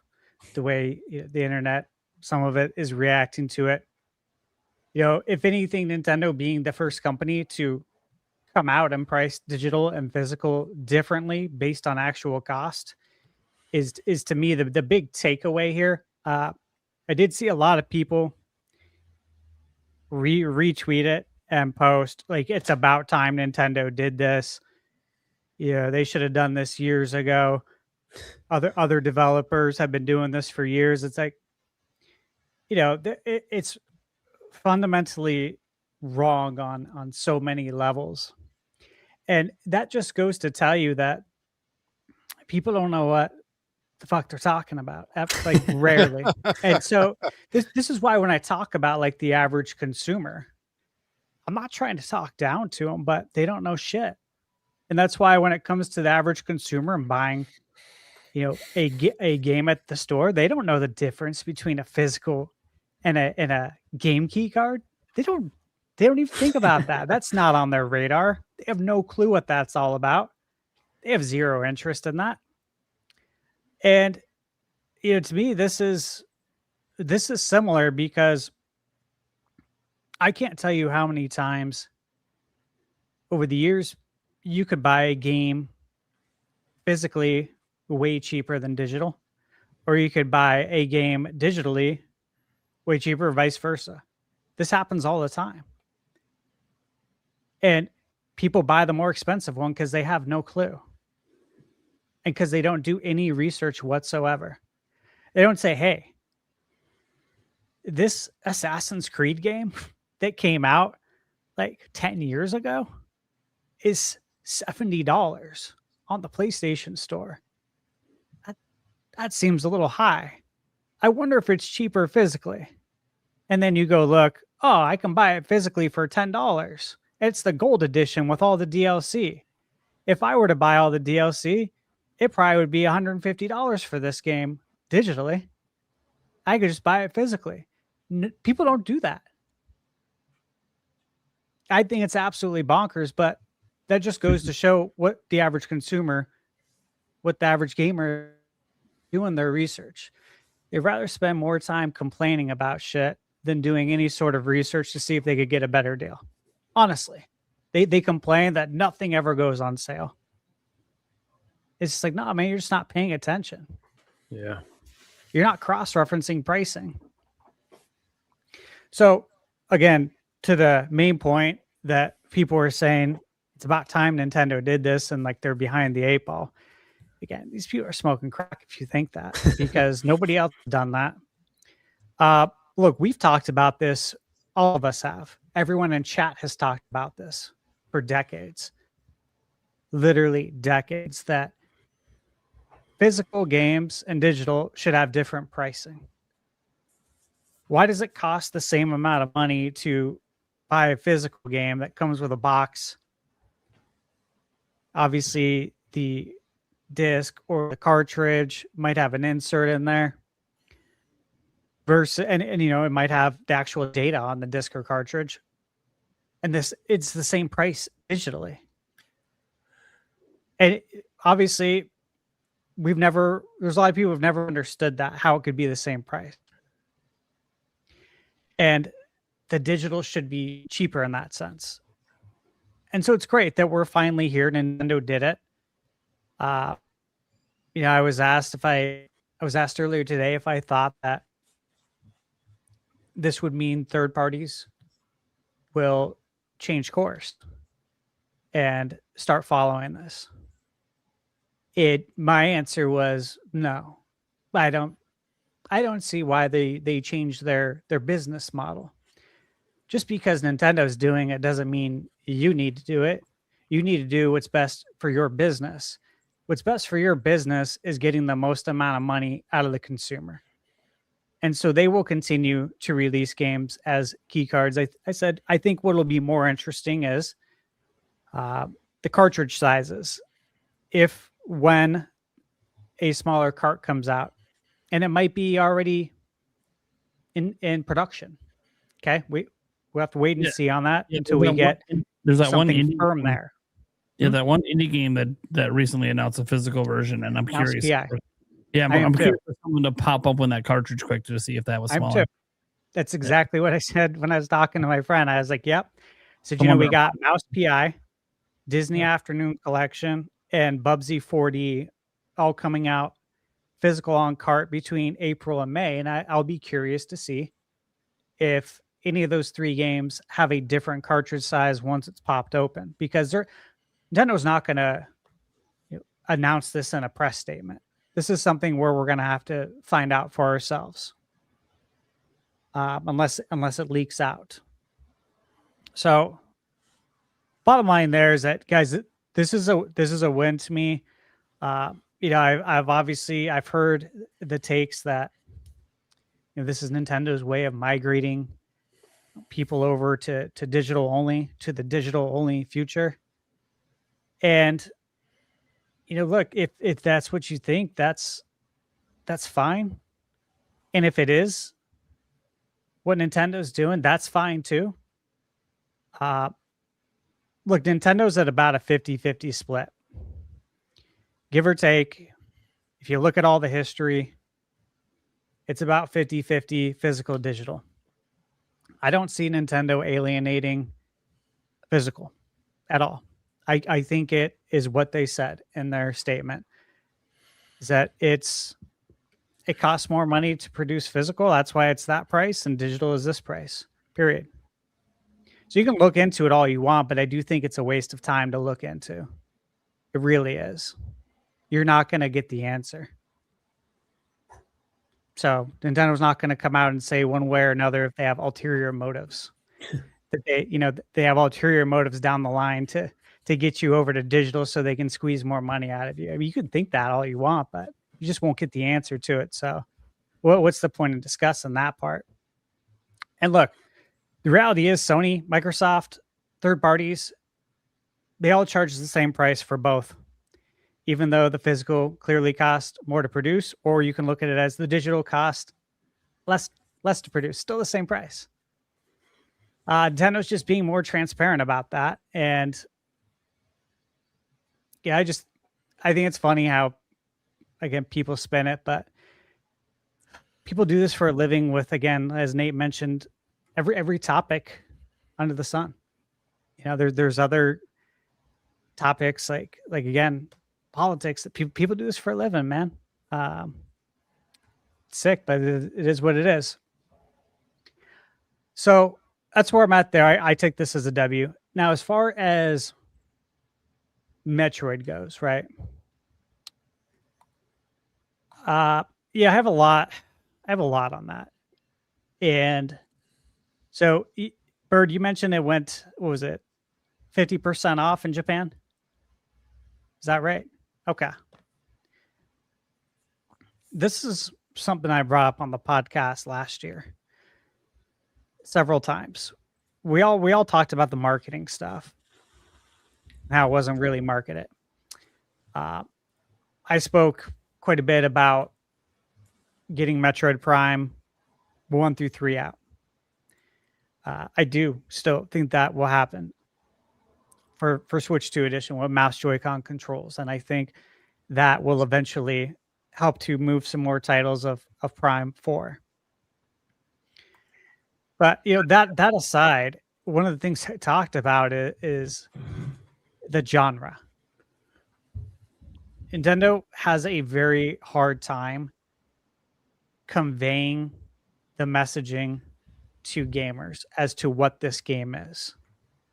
I had talked about that quite a bit here on the podcast, and that, look, this is a first-person adventure Metroidvania that also happens to be a shooter. You are shooting in first person, but this is an adventure Metroidvania game. And then this one so happens to have a lot in common with Zelda, Ocarina of Time as well, depending on how you want to look at it.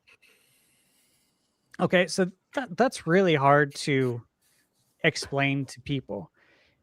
And you can go back as far as when Metroid Prime came out on GameCube and Halo was on Xbox. And people were calling Metroid Prime Halo with a chick. That's the IQ you're dealing with, bro. Like, that's the IQ we're dealing with. I'm serious. I don't engage in that shit. Like, that will make you dumber. It really will. It's fact.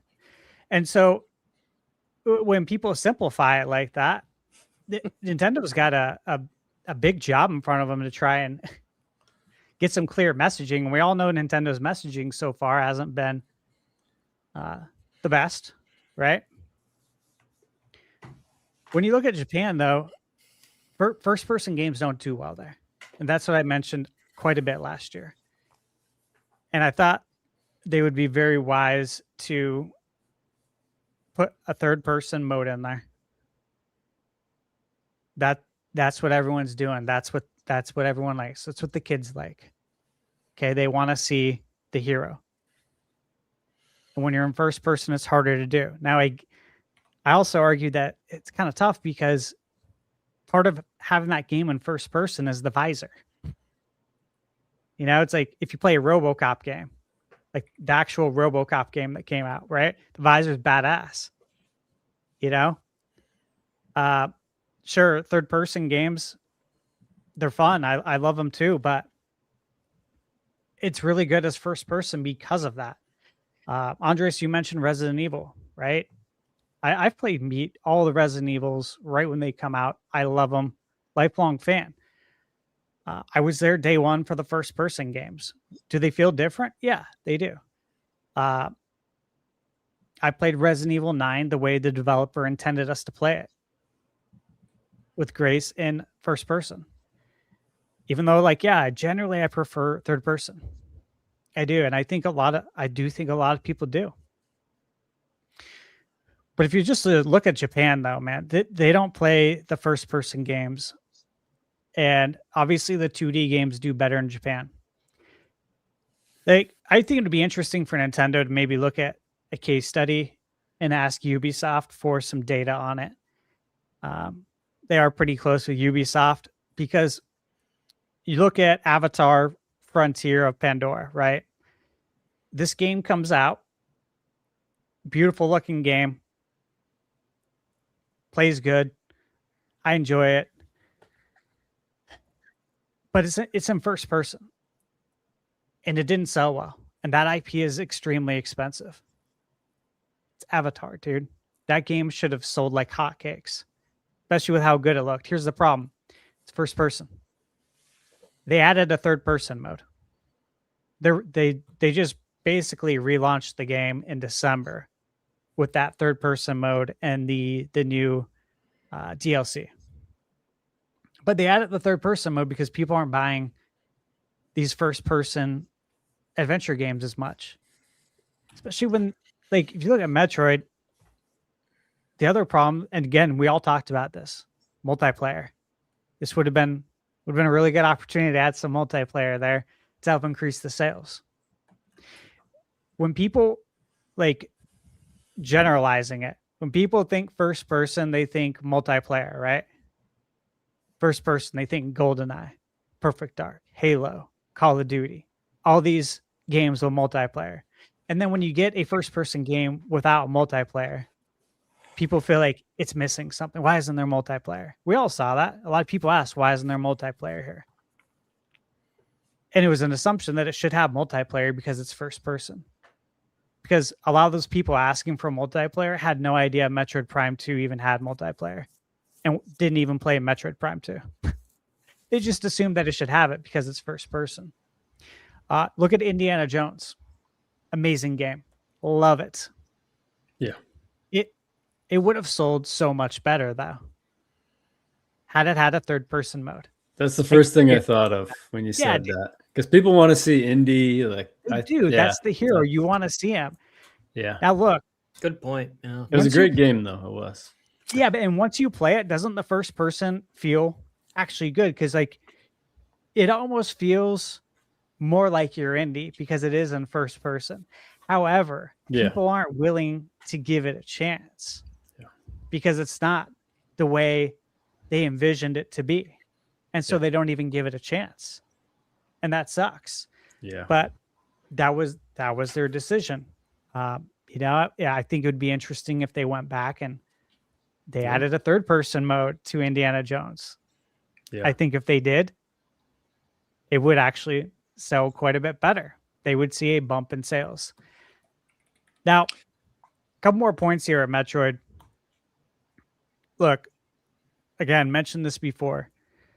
Samus, she is one of the first female protagonists in gaming.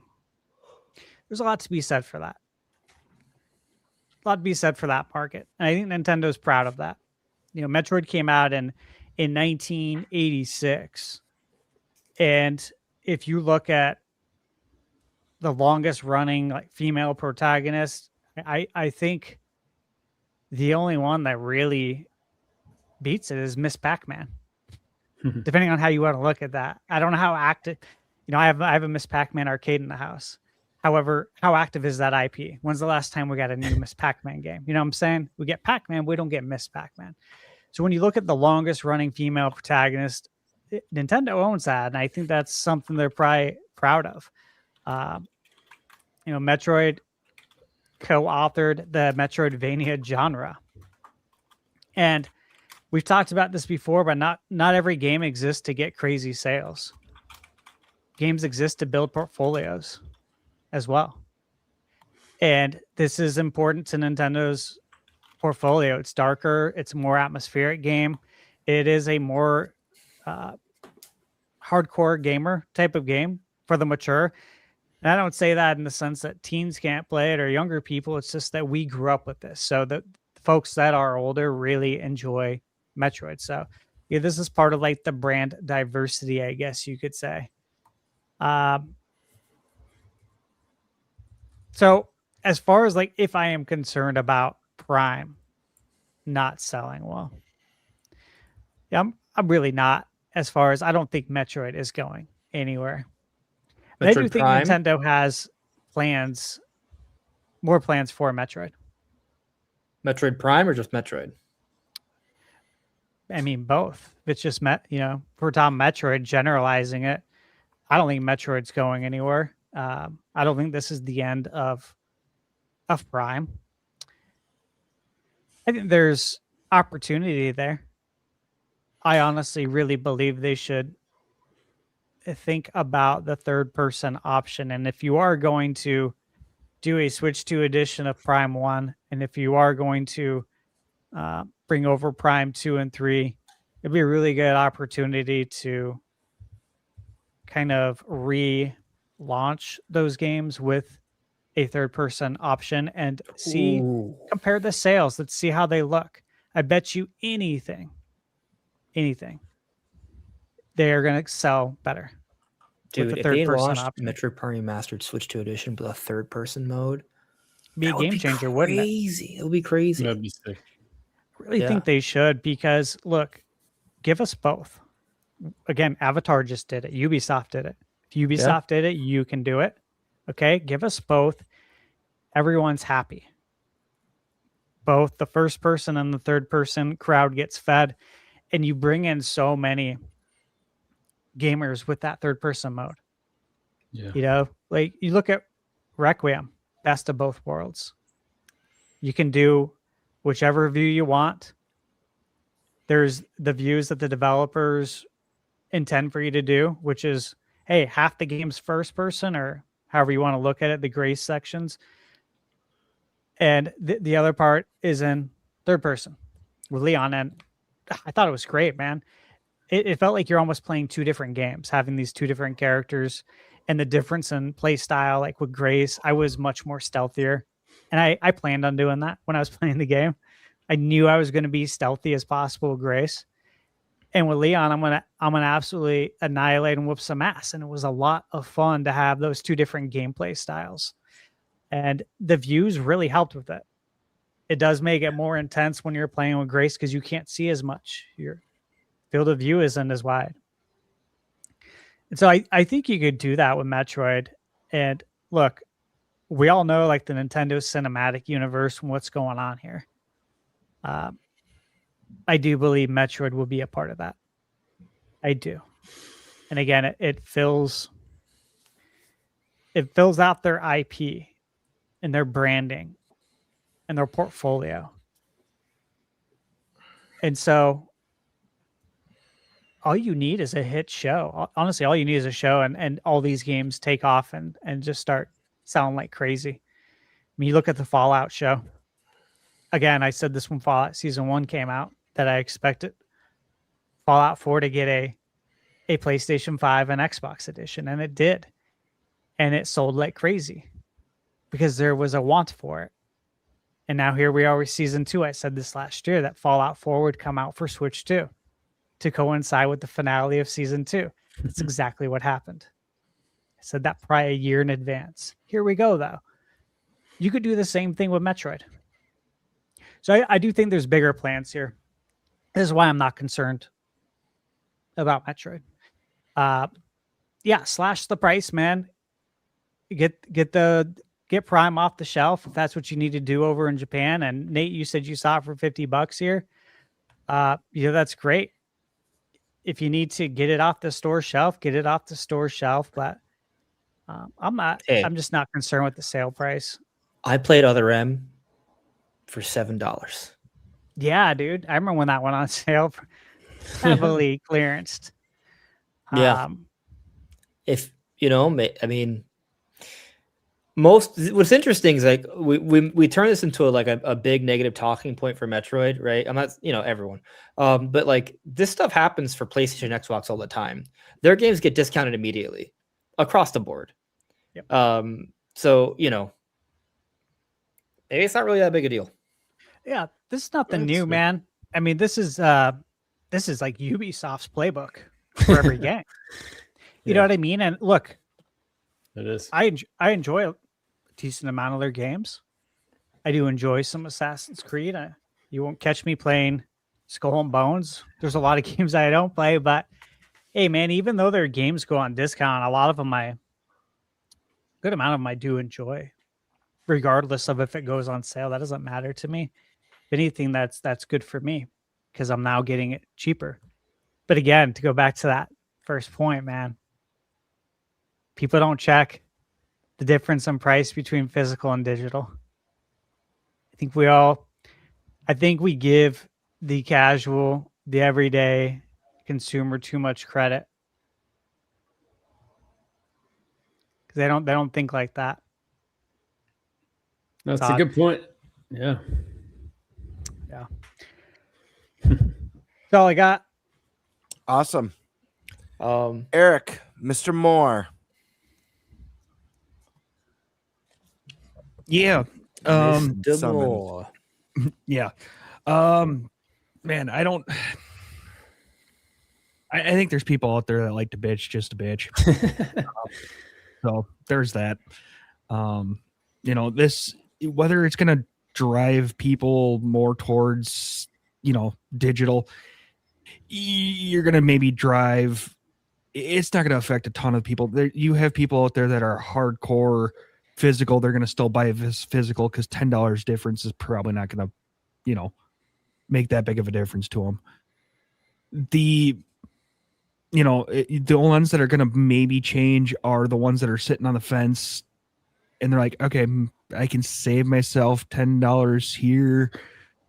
Do I want this game physically? No. So yeah, I'll buy the $60 one. It's not gonna, I don't think it's gonna drive massive waves towards digital. If you're sitting there $20, $25 difference, then you might start pushing some people. But I think you're only getting the fence sitters. So, yeah, I mean, for me, it's not going to, it doesn't do much for me. I'm going to still buy what I want physically, buy what I want digitally.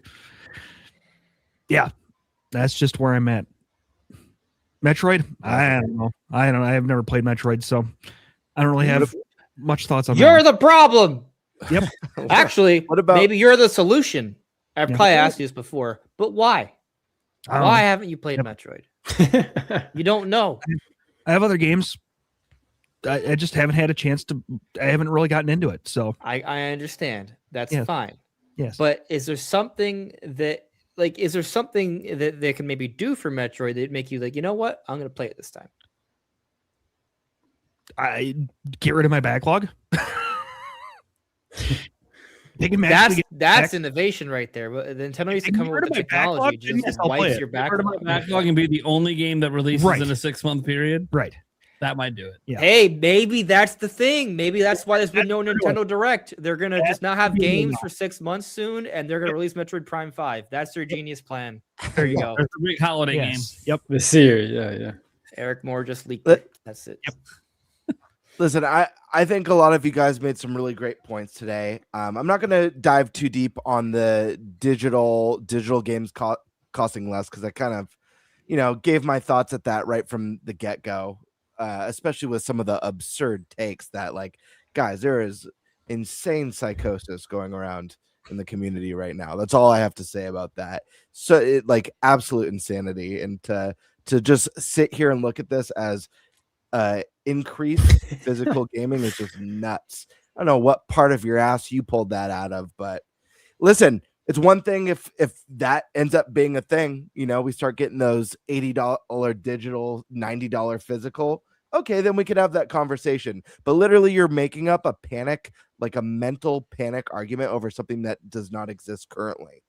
So that's my thoughts on that. As far as accelerating the all digital future, yeah, I mean, I do think that this will. Listen, the digital proposition for gamers now is really nice because based on what we're seeing, getting the game for less money, also getting to play it early. I'm the West Coast, I'm Pacific time. So if I buy a game digitally, like if I don't know, whatever game's coming out tomorrow, it's available to play in about an hour. If I pre-ordered something on the eShop right now, so you get to play it early, you get to pay it for less, and listen, physical collectors, I hear you. I'm a physical collector myself. I am very sad to see physical media go away. I love my collection. I love the games I've collected over the years. And I've talked about this ad nauseum on the podcast. I know Stash is in the same boat. It's inevitable. There's literally no stopping it. And the only people keeping physical alive is mostly our generation. It's the older gamers. It's the older moviegoers. Young kids, young gamers, people who are entering this hobby for the first time, they could give a rat's ass about physical. In fact, they look at it as an inconvenience. The fact that they don't have their entire library right at the touch of their finger, right there, boom, boom, bam. So we're in the minority. We're dying out. We're dinosaurs, and it's sad. Cherish the games you've collected, and I do think there's a good opportunity for companies like Limited Run or I Am 8-Bit in the near future, but eventually, these companies aren't going to be offering disk drives. They're not going to be offering little cartridge slots. Eventually, someone will make the jump to full digital only with no substitute, and others will eventually follow. And the longer you take to start jumping into digital, the more likely you are to be left behind when that transition happens, and your whole digital library is backwards compatible with new gen hardware, and everything that you've been collecting and putting on your shelves isn't. Not a problem if you take good care of your old hardware and you sit like I do. I've got my NES and my SNES and my Game Boys and DSs and Game Gears and all those goodies throughout the years, but not everyone does. Some people trade in, for new hardware. So enjoy it while you have it. It won't be here forever, but embrace, this is a consumer friendly thing. So embrace the positives until we see negatives. If we see some negatives announced, then have an opinion on that.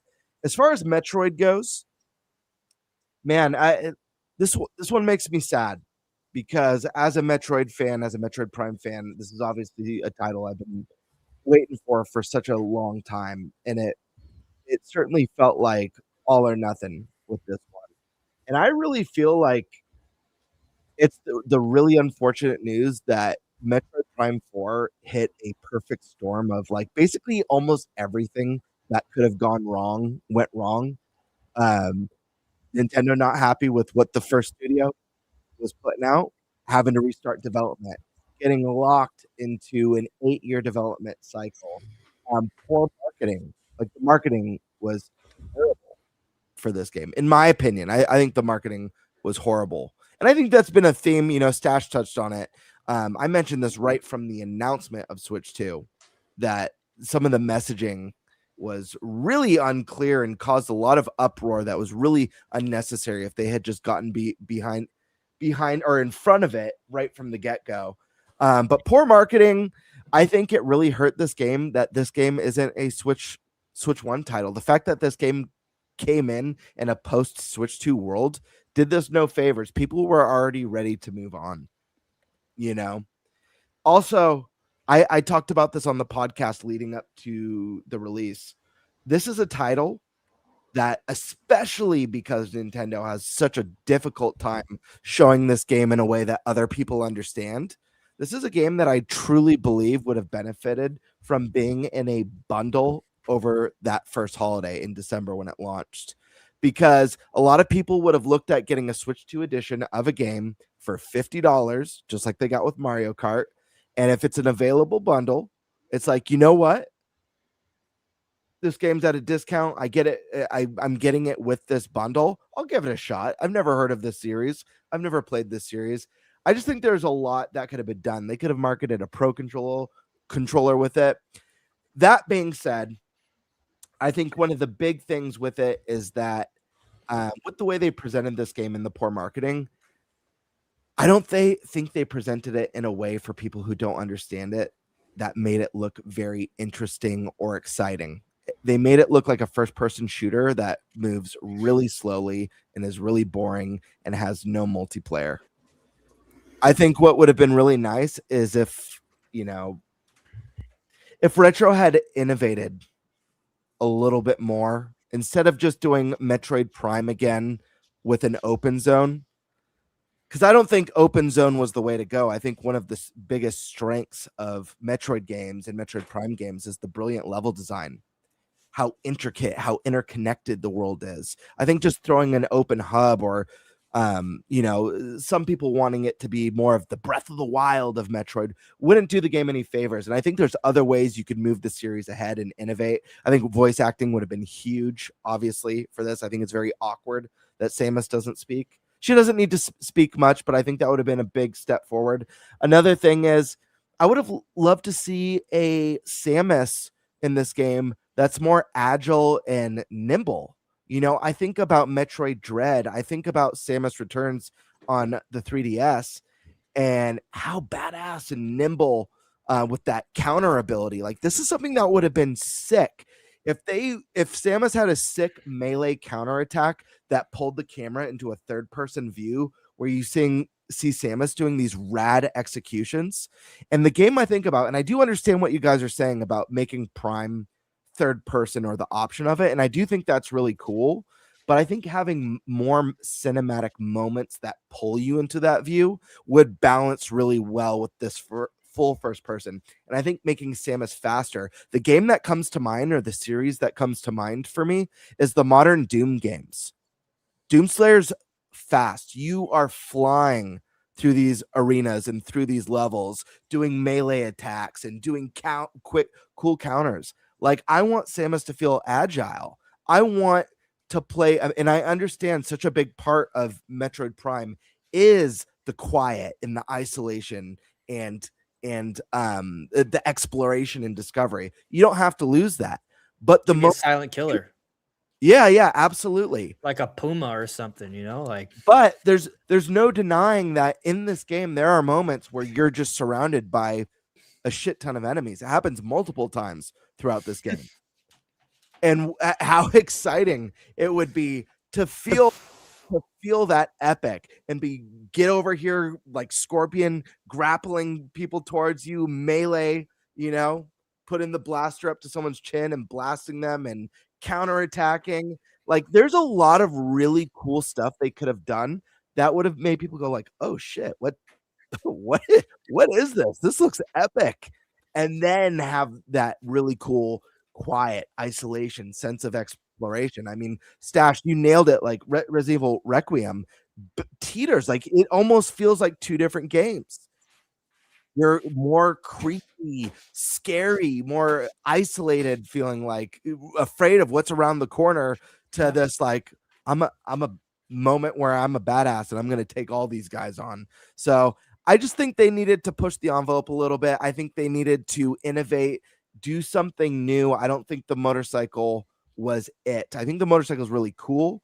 I think that open zone was a dud, unfortunately, for most people. And a game like this, the multiplayer would have been smart. And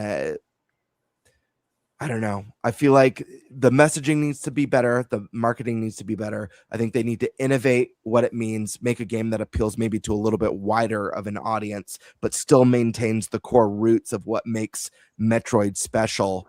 And then, I don't know, man, bundle it, cinematic universe. I think that sort of stuff could only do good things for the series and for characters.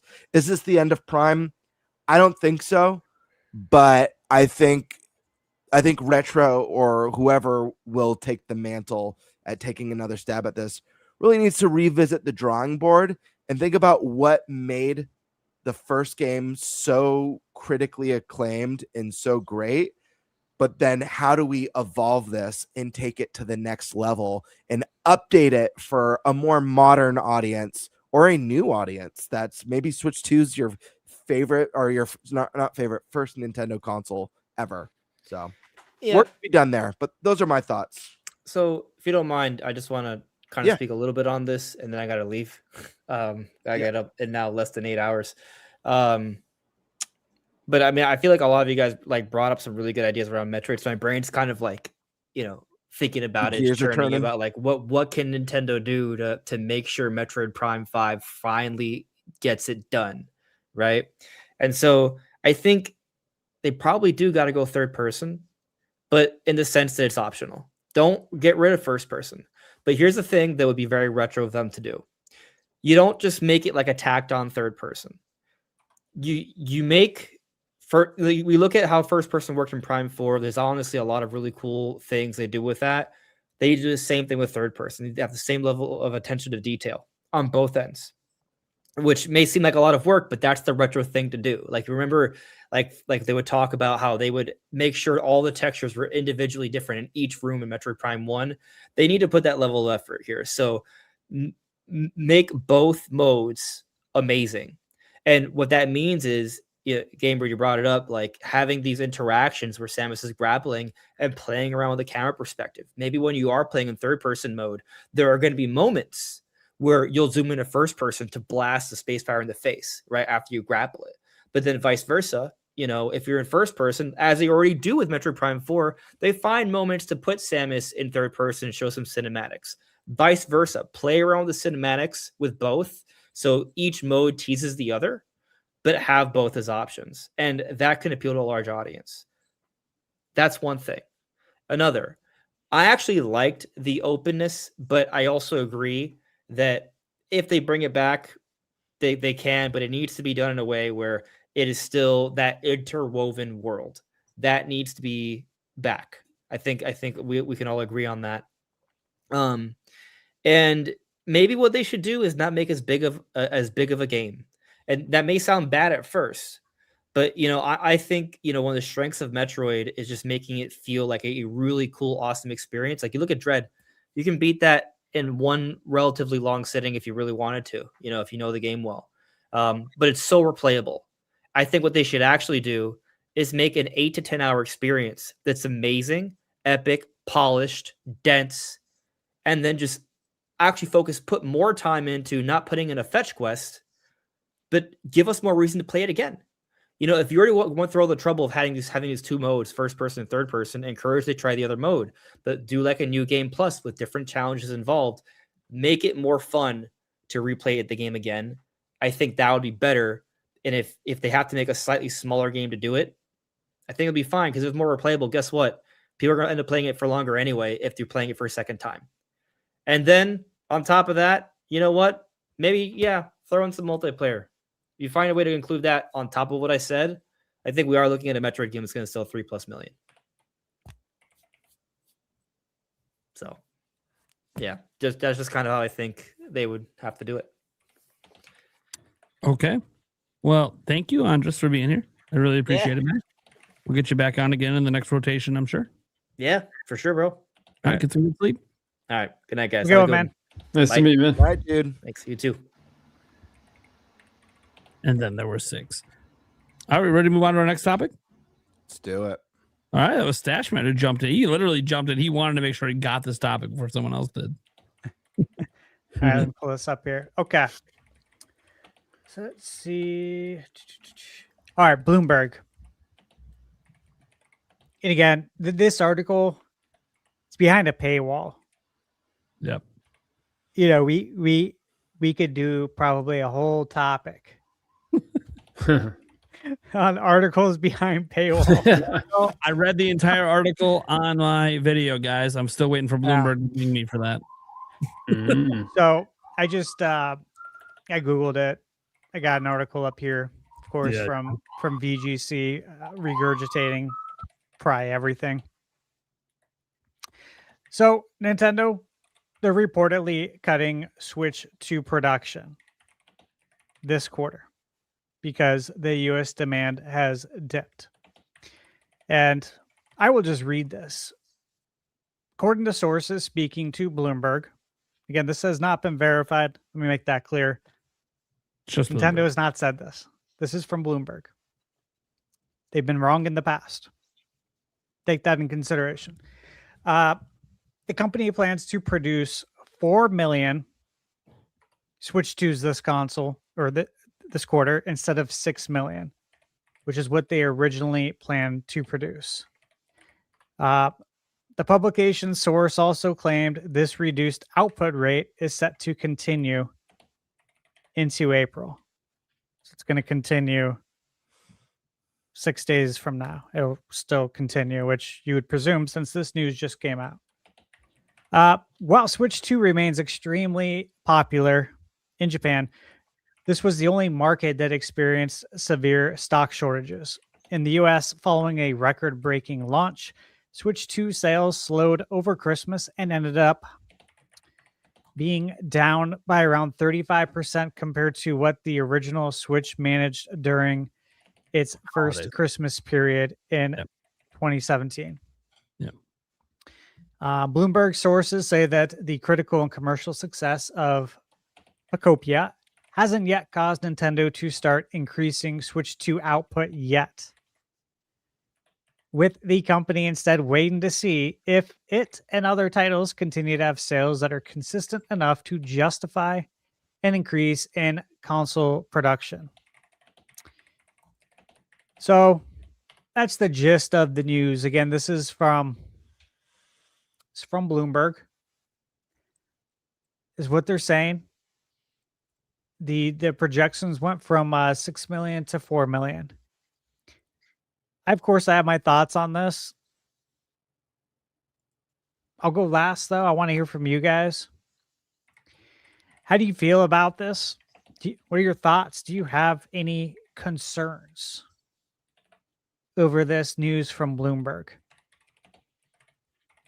Does this deeply concern you? I don't know about deeply. Sandstorm, let me hear from you first, man.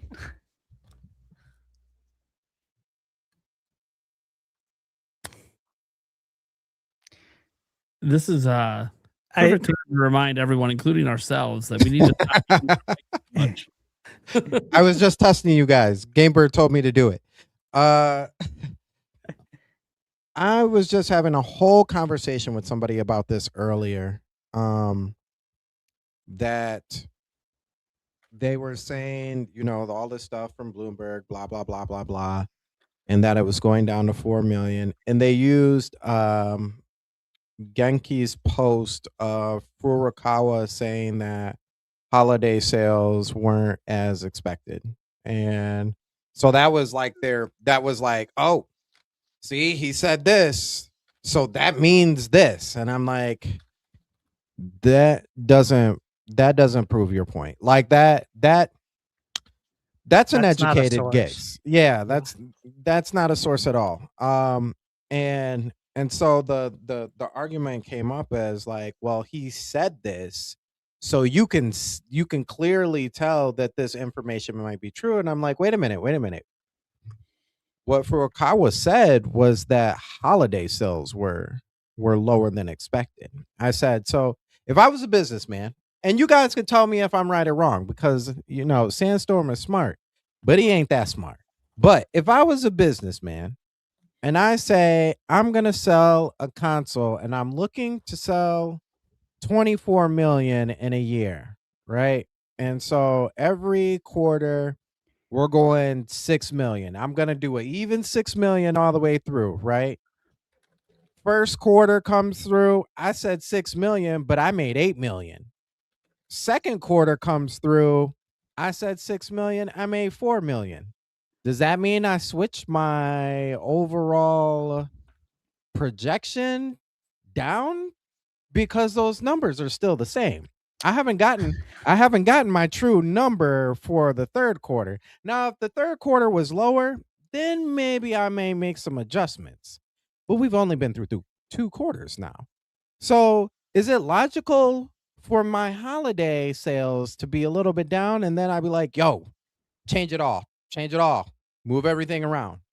I think one thing, I've said this time and time again, and I don't know if it maybe, I don't know, maybe Americans don't really think about this, which makes sense because I feel like we pulse by during this time. But holiday season is, yes, a big time for people to buy items, electronics, and all the other stuff. But people forget there is another time of year where people impulse buy like crazy, and that is tax season. Yep. March, April, May. And some people who are lucky to get it February, and dang it, if you get it in February, I wish I lived like you. But that is another time that people impulse buy. Now, the range is much wider, so you can't expect sales to be as high because people are buying everything out the wazoo at that point in time. But you're still getting a significant amount of sales during that time as well. Now at the end of the day, whether it's real, whether it's fake, really doesn't matter to me because I'm still gonna play the games. I already own the system, so it doesn't matter. I'm gonna play it, and if it turns out it can't be the Wii U 2 at this point because we're not even a year in and we're past 14 million sales. So we can't throw out that narrative. Yeah. But if it's at a point where it doesn't sell nearly as great as the original Switch, so what? I got all I at this point need is software. That's all you got to give to me, baby. All you need is software. Right. But like I said, there's not enough evidence here, especially with 17 million. I mean, that's still nothing to scoff at. At 17 million, and like you said, Stash, Bloomberg has gotten it wrong a lot of times, and even to the detriment of Nintendo themselves, because a lot of shareholders and stock and they believe it as to be, when they say reportedly, apparently that also means that it came directly from the source, I guess. But as soon as that is said, stock starts to shift and starts to move. And unfortunately, like, Nintendo hasn't said anything themselves, and stock already starts to move and shift. And I hate when that happens because I'm a stockholder in Nintendo. I own some stock in Nintendo, and y'all messing with my money. I'm just saying that. You guys are messing with my money. But overall, yeah, man, I'm not even worried about it. Listen. Think about this.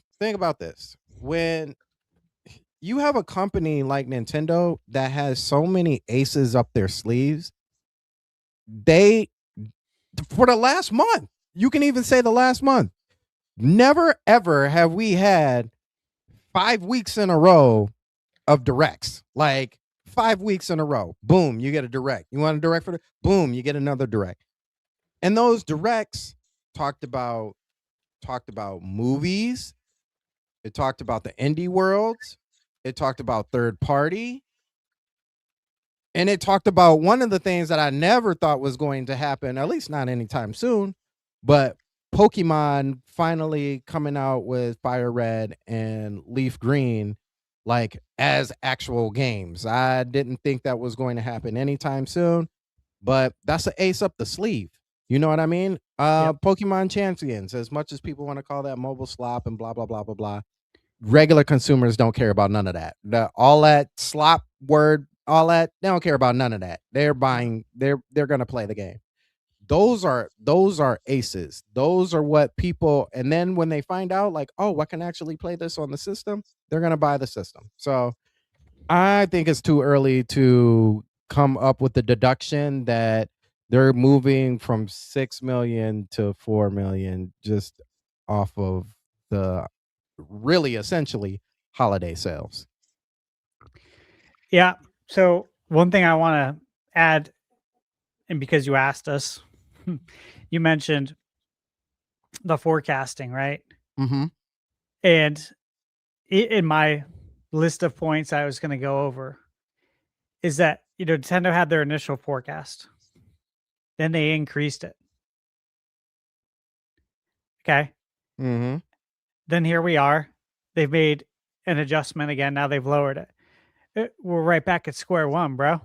Just like you said. So, not only that, you mentioned tax season too. Yeah, tax season's coming up. Most people don't get their refunds until a little bit later. Mm-hmm. Like you said, most people are not doing it in February. But retail in general is terrible from January to March until the tax refund comes in. Every part of retail, everywhere. Restaurants, they get destroyed. Obviously, I worked in the industry for 10 years. Mortgages, they get hit. People have a hard time qualifying in the first few months as well because they use so much credit around the holidays, and now their debt to income ratio is too high, or they have late payments. Now you don't qualify for your loan, for your mortgage, for your purchase, or for your refinance. these are the slowest days of the year. To me, it is fiscally responsible. It's a sound business decision to adjust the forecast, adjust the production right now, as they're doing. That's smart because this is a slow time. Why would you keep it at the same right now? You got to make those adjustments accordingly. And again, we don't even know if this is true because it's Bloomberg. I have no idea. It's not going to affect my day-to-day, whether it's true or false, though. I'll tell you that much. I'm still going to wake up the same in the morning and go to bed the same way. Yep. And it's not going to affect me in between the day either. I care less. You know, and you mentioned about Switch 1 numbers. Like, if it doesn't hit Switch 1 numbers or anywhere close, yeah, who cares? Look at the NES and the Super Nintendo. I love both systems dearly, but I think we can all surmise that and agree that the Super Nintendo is a better system. Super Nintendo sold less than half of the Nintendo. Super Nintendo is the superior system. Switch 2 is a superior system to Switch 1. It's a Switch 1 and a Switch 2. You know what I'm saying? Like, it doesn't matter for us. We're going to enjoy it. So yeah, these sales, whether it's true or false, they don't mean anything. And if they're true, I'm just glad Nintendo's, they're monitoring it closely. That's what you should do. That's what any sound business should do. If you're producing too much, you don't want them sitting somewhere in a warehouse collecting dust, especially if you have to make a revision to it. Keep that in mind too. If you got to make that battery revision that's being talked about. Yep. Because it's not accessible. And let me tell you, I got my Switch 2 right here. I've taken it apart. Taking the Joy-Cons. I did this all myself. I did it with the controller too, with the Pro controller. Where the battery is located, an Extreme Rate hooked me up with this stuff. And I said, look, I can't do a video on my channel and tell people that they can do this. Because I believe maybe 10% could do it. It's not easy because of where all the stuff, where the battery is located, the things you have to take apart. It is not consumer friendly in the least bit. It is not a fun process, and people will probably break their systems. And therefore, I will not tell anyone they can do this and make a video on it and make it sound easy. Can't do it. And so, again, take that news that just came out of the EU about them having to change where the battery is located and make a revision to the Switch.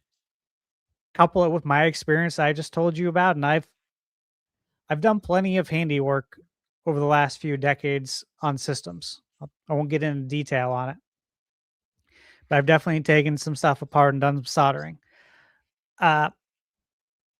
This is not okay. If someone needs to replace their battery, it ain't gonna happen. They're gonna have to go to iFixit and pay out the ass. The iFixit, you break it or whatever. So this is not a good deal. And so it would make sense to probably reduce the number down a little bit while you're working on getting the revised model out and having that hit production, wouldn't it? That way you don't have more of these Switch 2s that have the battery located where they are sitting in a warehouse when you can say, wait, let's lower production. Let's get this out the door so we have more of these going out. Honestly, I think that's the solution. I think that's the answer right there. I don't know if he'll ever tell us the truth, but I bet you that's the answer. All right. Tiger Time, what are your thoughts?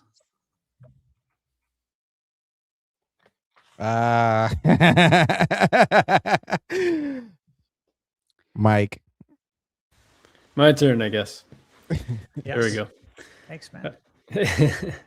This is another one of those things where you kind of have to parse through some information to see what's really going on. But I'm not too worried. Kind of like you were saying, Stash.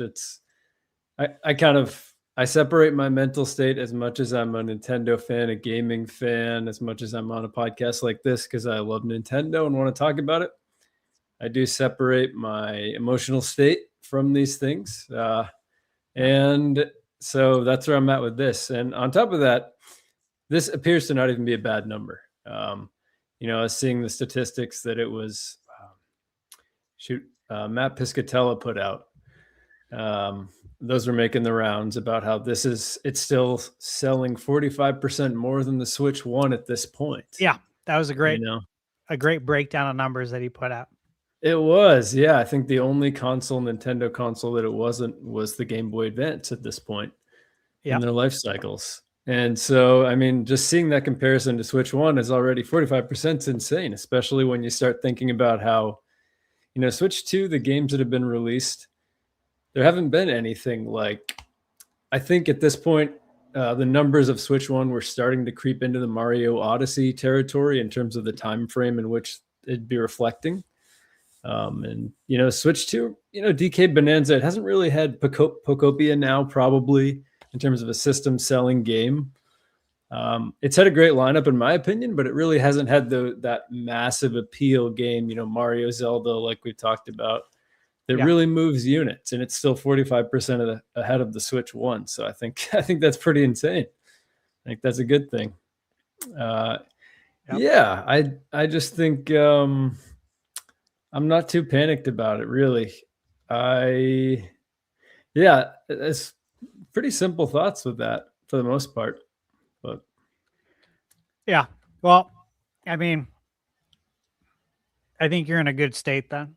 Like you said, you separate your emotional feelings about that.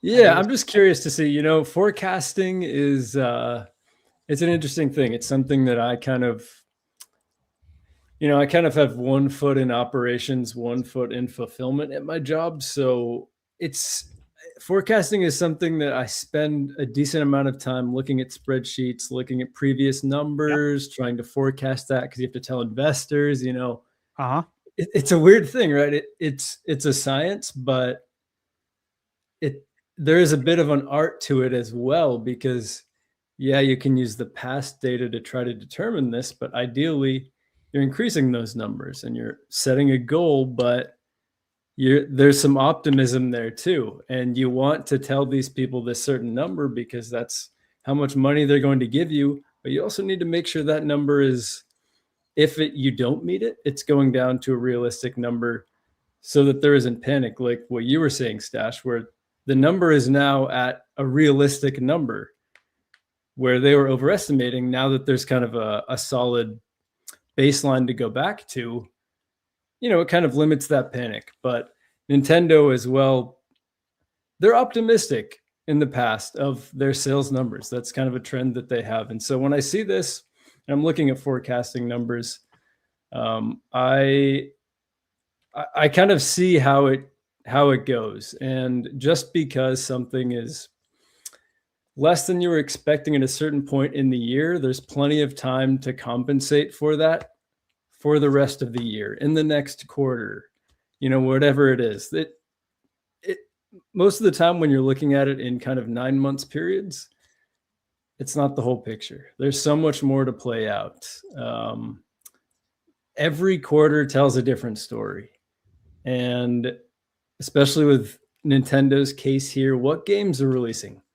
What's going on with gas prices? What's going on with tariffs? Yeah. Every different quarter has so many different variables that to draw from these 9 month periods is, you're playing a dangerous game in terms of trying to attach too much meaning to it, especially at this point so early on in the console's life. But even with all that said, and if I had to guess blindly, I probably would have guessed Switch 1 might be doing better with everything that's going on with Switch 2 in the world and how there haven't been the same type of games, right? There's so many hurdles right now with everything going on in the world, like all the uncontrollables, right? Right. And that was again, that was something I was going to bring up. And now that you have just kind of mention what I had to say, but Yeah. being in the restaurant business too, obviously with mortgage, you do tons of forecasting. Every day I'm forecasting. And then in the restaurant business, I mean, you literally have to forecast your meal counts, right? You have to forecast your labor. And of course, labor rules are different in different states. Like when I managed the same company in California, it's different than Arizona because they have labor laws. And in Arizona, we don't. You can work 12 hours straight. And I love that about Arizona. Because I used to do that. But, Cali's completely different. And so you have to forecast your labor, the meal counts, all that. And then you have to place your order. And, I was telling Michaela, because I don't think she knew. I don't know if I ever told her, but at the restaurant I was at, we would get 60, 70, 80 sacks of potatoes in on an order. And we get orders three times a week. And, these are huge 50 plus pound potato sacks that you're just lugging around. And she's like, yeah, that's a lot. I'm like, well, that's not even accounting for the other like 1,900 items that are on the truck that you have to unload. And it's just, you put so much wear and tear on your body, but you have to forecast all of this also based on what's going around, what's going on. I remember when The Dark Knight came out, and I was managing the Islands restaurant location at Mira Mesa in San Diego. And it's right next to the only IMAX theater in San Diego. Do you think we had to adjust our forecast for ordering that week? Hell yeah, dude. We did an insane amount of meals. You know what I mean? And you also have to adjust it if nothing's coming out. And you look to that movie theater to provide business for you. And again, gas prices. Like I went to get gas today here in Arizona. It's $4.99 a gallon. Okay. I put in my phone number. I got 5 cents off. Yeah. $4.94 a gallon. Yeah, I think I put like eight gallons into my Jeep Wrangler. And obviously it's expensive. It's like, I think it's like $80 to fill up. But that's the point, is that you have to make adjustments constantly with what's going on in the world. And based on the things that we know, right? Based on the things that are out there. Also, probably a good move. Right? There's a lot of things that are going to be going up in price. Yeah. If the strait's not opened up, there's going to be shortages. Prices are going to go up.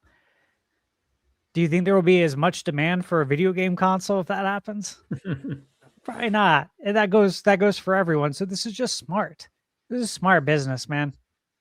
What it comes down to. I think so too. People don't look at the big picture. They think doom and gloom, Nintendo doom, as they say. And it was funny. Growing up, I remember on planetgamecube.com, back when Billy Berghammer was running the site. And he used to cover Michael Pachter, Pac-Man, Pack Attack. And Michael Pachter is a video game analyst. He's still doing it, which is insane to me. Factor. Yeah, because this guy's wrong all the time. And I remember being in high school, bro. Hosted by Stupid Games, baby. Dude, I remember having my girlfriend in high school. I'd show her this guy and tell her, like, back in the day, this guy's such a whatever. Very foul mouth I back predicted then. the end of Nintendo so many Dude, times, man. So many times. And Oh my when I was in God. high school, guys, I've already been to my 20-year reunion and back. This is a long ass time ago. I'm talking like freshman, sophomore year, watching this and being like, this guy's an idiot. Yeah, he thought the Wii was going to How flop. does he have this job? How does he have this platform?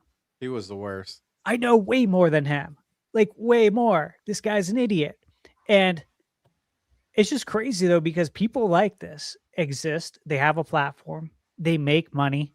He's been doing it since I was longer than me being in high school. He's been doing it since the 90s. Yeah, I don't think he makes money doing this.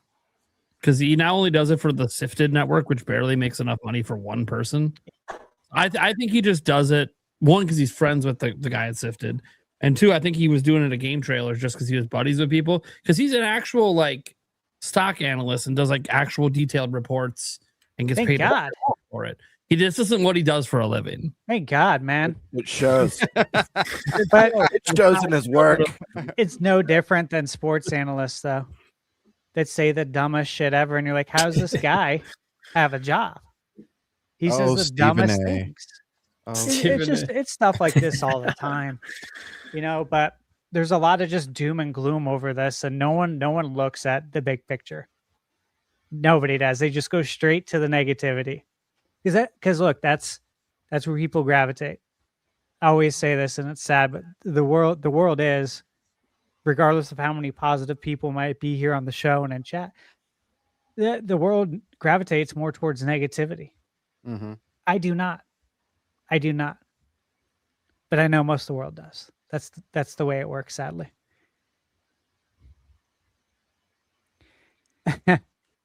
Somewhat Funk Volume in chat said, surely you must be talking about Skip Bayless. Yeah. Him too. Skip too. Yeah, across Skip's the board. Wild. It's so many of them now. Skip's take, though, I like them because they're so wild. It's entertaining. I'm like, dude, that's the wildest thing I have heard in sports in a month. Thanks for that. Yeah. I stopped watching years ago. My cousin will text me and be like, hey, did you see this? I'm like, Jim, I told you I haven't. I stopped watching ESPN maybe 10 years, closer to 10 years ago. It's the same regurgitated bullshit.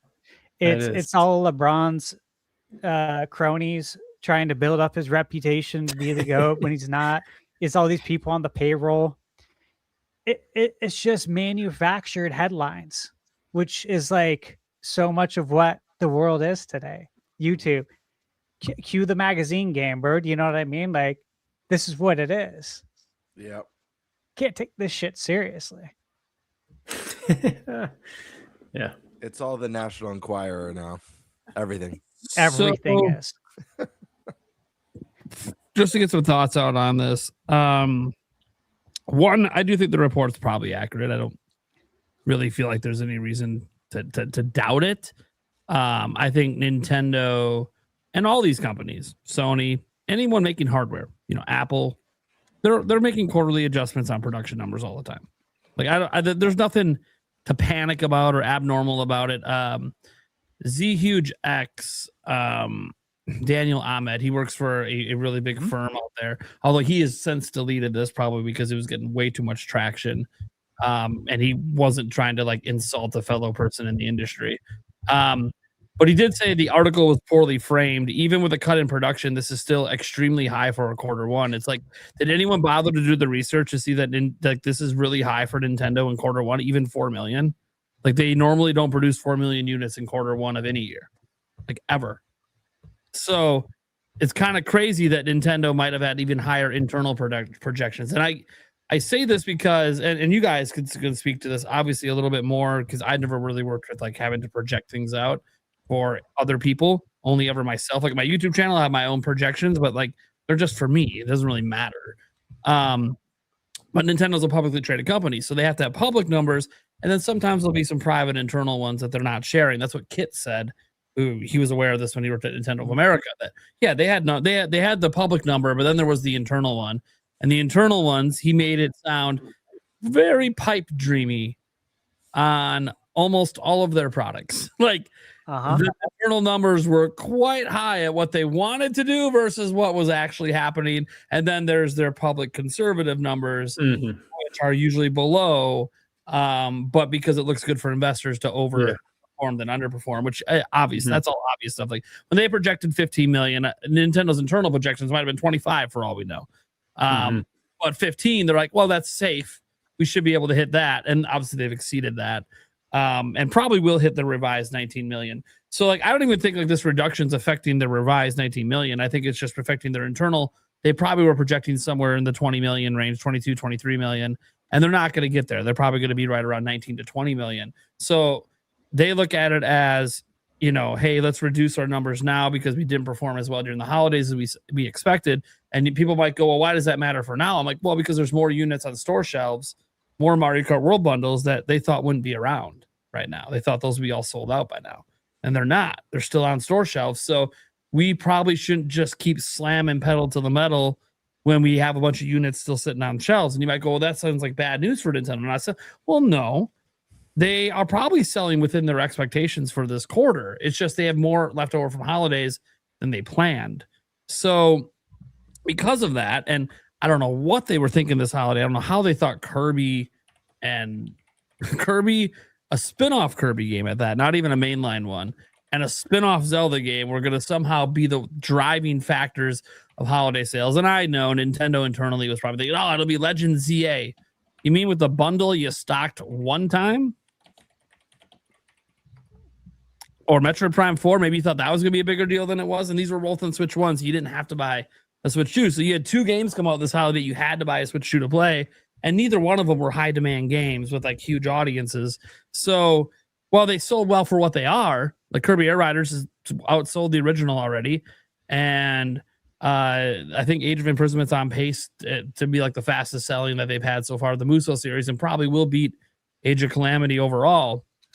It's still, like, these aren't system movers. People aren't picking up the system to play Air Riders or to play. It's something you pick up, you buy if you already have the system. Agreed. So they didn't have a very strong holiday lineup, and I think they look back at that now in hindsight and go, damn, maybe we should have organized things differently. Maybe Donkey Kong maybe should have been holiday. Maybe these other games should have been before Donkey Kong as filler. Go Mario Kart World, then Donkey Kong holiday, then Pokopia in March. I think that probably would have been a better overall layout of the games they did release. Obviously, besides just saying, get another game out. If you didn't have anything else, well, then I think you could have organized things a little better. I think they just kind of thought that Mario Kart World bundle was going to just carry hard in the holidays, and look, it didn't. It doesn't help that by then the reception of Mario Kart World wasn't the greatest either.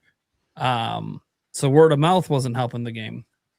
So I do think that, you know, they just had a weak holiday lineup, especially when you go back to Switch 1. I've seen all the Switch 1 comparisons. Yes, it did still worse than Switch 1's first holiday. Two notes about Switch 1's first holiday. One is that they had Mario Odyssey. Let's not beat around the bush. It's the highest selling 3D Mario game of all time. You think that didn't make a difference during holiday season? Of course it did. And two, holiday season 2017 was the very first time you could walk into a store readily and buy a Switch. It was pretty much out of stock until the holidays. Nintendo didn't do that this time around. They overstocked intentionally because they didn't want scalpers to rule the day. And guess what? Outside of Japan, scalpers didn't rule the day. They were definitely able to curb that. So they successfully did that. That also front-loaded sales a bit. But I also feel like Nintendo's just being smart. That overloading and overstocking, that was always temporary. They weren't going to keep, you know, all the store shelves fully plumped and have 4 million units sitting in a warehouse. That's not realistic. It's not smart. You're wasting money on storage. You'd rather actually reduce the numbers, start to reduce the numbers down where you're just producing what meets demand rather than exceeds it. And when you think about 4 million units, look, if they somehow sold 4 million this quarter, that's incredible. That would be one of Nintendo's best ever Q4s in company history to sell 4 million. So that's already like an incredible number and would put them well ahead of the 17.37 million they had sold by the end of December, at least sold through to retail. I don't think they actually sold 4 million, to be clear. I still think they're overproducing the amount they're selling. It's just in a much more conservative way because we don't need to make, because look, I truly think that some of this isn't really just about holidays. I think some of this is also about the next quarter. And right now, Nintendo has no system seller next month that's exclusive. It is Pokemon Champions. It's a Switch 1 game, also on mobile. I know it's not on mobile right away, but Switch 1 game. You don't have to get Switch 2 to play it. And Tamagotchi Life, which doesn't even have a Switch 2 version or a Switch 2 upgrade. It's literally straight up just a Switch 1 game. Your next Switch 2 game is Yoshi in May. So I think if you're looking at that, you say we got Pokopia, Switch 2 is selling well this month, and maybe it'll trickle in the next month a bit. They don't think that's carrying for the next 3 months. So they just don't think, they just look at their own lineup and they go, yeah, the next 3 months of sales aren't going to be that great. Which, look, traditionally Q1 of every fiscal year for them, which is literally the spring months, usually aren't that great for Nintendo. Usually March will have a pop, not just because of tax returns, but because Nintendo usually has that one game to sell right before the end of the fiscal year. This year was Pokopia. But then, yeah, they're usually kind of done till about July, sometimes end of June. So Nintendo's just being smart and being like, look, we're not, even the amount of units we're selling now in Q3, we're not, or Q4 of their fiscal year, we're not going to sell even that amount in Q1 of our next fiscal year. And we're okay with that. I think it's all about what happens in the 6 months after that, which is the second half of the year. And that's right now what a lot of us don't know. We know Fire Emblem and Dustbloods are somewhere in there. But outside of that, we don't really know what's going on in the second half of the year. So that's obviously where people get to the fact that we need a direct, and we'll talk about that later. But I think the report's probably true because I don't really have a reason to doubt it. And it just kind of makes logical sense. Look how packed the store shelves have been all of holidays. I'm like, I don't think Nintendo planned for that, for them to just be packed to the brim all holidays. So yeah, it makes sense. They probably are getting smaller orders now from the retail outlets, and that's what makes the adjustments. If the retailers were still ordering millions and millions, yeah, they keep making them. But the retail orders have probably toned down a bit worldwide outside of Japan. So they're going to tone down their production. This is just total supply and demand. This all makes sense. Them still producing 4 million means it's still a pretty hot item for them. So the question obviously is, how do they convince people to buy it next quarter or into the future? And a lot of that's just going to be, you got to have a direct eventually, and you got to throw your games out there and get people excited again. Because right now, Pokopia came out, and for some people it was a surprise hit. I don't know if it was considered a surprise for Nintendo. I know they didn't produce enough game key cards for it, but also maybe Nintendo would rather you just buy digital. So I don't know on that front. So I don't know what Nintendo's anticipation was for that game. But even with that game, even if they expected that one to be a hit, I can't name one game right now that the Switch 2 fan base is universally excited for from Nintendo. Now, like, I'm excited for Fire Emblem. I know Gamebird is excited for Fire Emblem, but I don't think the general audience that owns Switch 2 is excited for Fire Emblem. Splatoon Raiders, we don't even know if that's this year, right? So we don't even know if that's a game we should be looking forward to this year. Wind and Waves looks great, but 2027. So what does that leave? Dustbloods? And there's a lot of question marks around that game right now. And the fact that they might not have the greatest appeal to Nintendo's fans. So what is the one game now that Pokopia is out to get us excited for the rest of the year for the general audience? And the answer is, we haven't seen it yet. They haven't shown it yet. Maybe it is 3D Mario. And guys, I think you'll be surprised if it is 3D Mario and it's in the next Direct, how much the conversation around Switch 2 will shift with everyone if it looks fantastic. Yeah, that's the key. Yeah. But or Smash. Almost always looked, or always looked fantastic. So it'd be really weird if it didn't look fantastic. That's a whole nother conversation. You made that'd be wild, yeah. Oh well, we could have got that on Switch 1, so why'd we wait so long? So there's no way. And they've always been pretty impressive with Mario. They were even impressive with Mario Wonder. So yeah, I got a feeling that this is probably going to wow some people. Then the conversation shifts. Yeah, even if we have to wait till holiday and they don't have a whole lot of between. Well, now suddenly Fire Emblem doesn't look so bad if that drops in July. Suddenly, if Splatoon comes out in August, doesn't look too bad. Suddenly these tweener games, Dustbloods, doesn't look so bad when you got that massive holiday game coming that they're continually driving hype for the rest of the year. So I do think that this whole lack of production or toning it down, I think it's normal. I think we don't always hear about it. I think the reason that we're hearing about it and it's making headlines now is because it is still in vogue to state negative things about Switch 2. Yes. Even though we've had a month of positivity, we truly have. It's been good story after good story. Pokopia, obviously we had the boost mode getting added to Switch 1 games. Now we're getting digital games cheaper. Like, these are technically all just positive stories. We had to have a negative slip in. Listen, I don't necessarily know that it's like it's the big thing or the popular thing to do. I think it's a very niche thing. I think when you zoom out and you look at whether it's your casual gamer, someone who's curious about this new Nintendo hardware, I think the average gamer isn't thinking about any of these hyper fixated negative points. I think they're just looking for the next great console and next great games to have fun and play with their friends and family. And because then they market.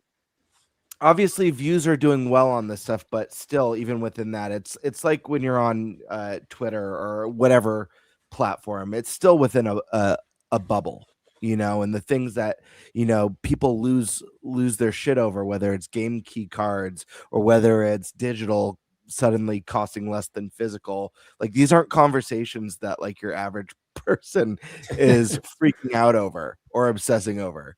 But I hear what you're saying with that. Listen, go ahead, Brian. No, you're good. I'm good. I'm done. I was just gonna say, I don't have too much to say about this topic. For me, the two least interesting things to discuss with video games, or for me to read about, is one is tech. I don't care about the tech. I don't care about power levels, and that's great if you do. It's just like when I opening up a brand new console to me is probably like, it's exciting in the moment, but after that moment passes, it's all about the games.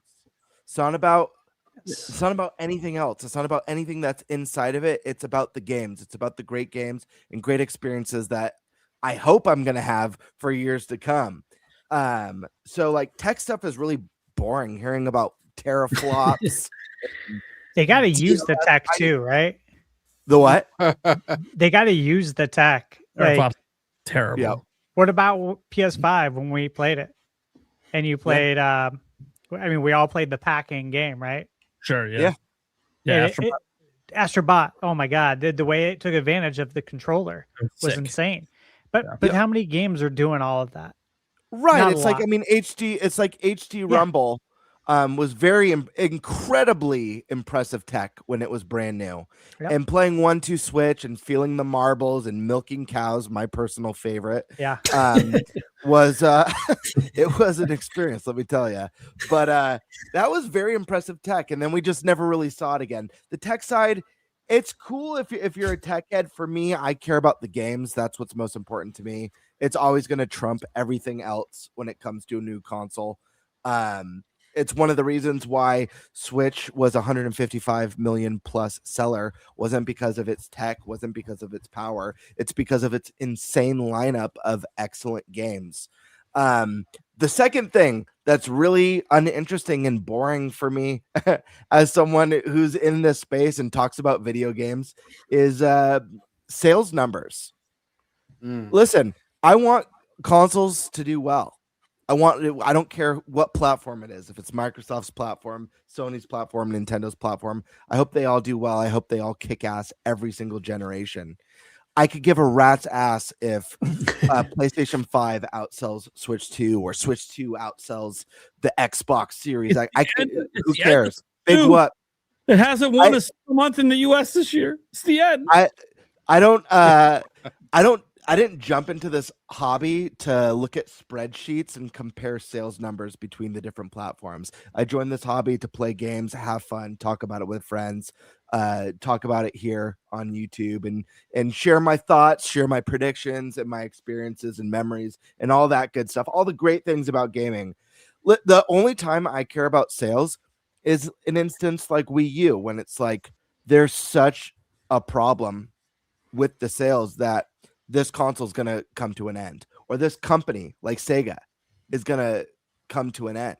The sales concern me with Microsoft because there's going to be a major shift. Even though I'm not the biggest Microsoft fan, they're at the bottom of the three juggernauts for me.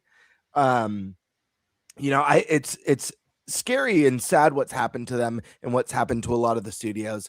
So anytime numbers are bad, I do care and I do hate to see that. But as far as like nickel and diming and cherry picking and who had a better January who gives a shit? Unless that's your job, if that's your job, if you're a news channel, Prime, I get why you discuss it.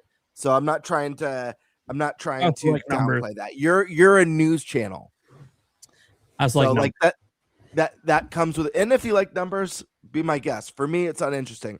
What I can tell you, as someone who doesn't read up on sales on the regular, I see the articles, I see the headlines, but I don't study it. What I can see from this is a few things. Number one, Switch is selling faster than anything Nintendo's done before, and that kicks ass. The other part that I see is they overprojected some expectations based off of the initial launch, and they cut it back to a more realistic and original expectations, which were already fantastic. So that's great news. Not really seeing anything bad here. Obviously, you don't want to see that production's cutting, but they obviously way overproduced. Prime, you hit the nail on the head with, over manufacturing to make sure everyone can get this console in their hands. I love the idea of actually marketing that stock is limited while also overproducing just to get like the scalpers like super giddy and buying as many as possible, just to get a nice little launch day boost. But it sounds good. I think the biggest issue I've had with Switch 2 so far, and I do think this does affect sales, because as fast as Switch 2 is selling, I think it could have sold better. Prime, you touched on one of these things, and it's something I was, kind of anticipating all year last year. And what's the big holiday game? I've mentioned it so many times. The lack of that definitely affected holiday sales. I mean, you got to have a big holiday game. I think the other thing too is the cadence of releases has been a little bit unusual this gen, alongside some of the messaging and marketing that we've seen from Nintendo this gen. But it was very interesting getting 2 kart racers within the same 6 months between Kirby and Mario Kart. Seemed like an odd choice, especially to have them both in the same direct. Seemed odd to me. And I get they play wildly different, but again, let's talk about your average viewer, the average person who's going to see maybe the trailer for what games are coming to Switch 2 on YouTube. They'll be like, oh, I got Mario Kart. I'll skip on this one. So we've seen that cadence bleed into this year, where we've gotten the big update for Animal Crossing. We've gotten Pocopia. We've gotten Tamagotchi Life. It's like multiple kind of cozy farm sims. It's an interesting cadence. Instead of having one of these big Nintendo racers or cozy games a year, it's like, let's just throw everything we got right now at it. And I think I mentioned this a few podcasts ago. I think the key ingredient that Switch 2 is missing right now is excitement. We have great games. There's no denying that there's no shortage of great games for Switch 2. We had Mario Kart, Donkey Kong, Metroid Prime. We had Kirby. We've got Pocopia, that's fantastic. We've got Fire Emblem coming soon. We've got Duskbloods, a From Software exclusive.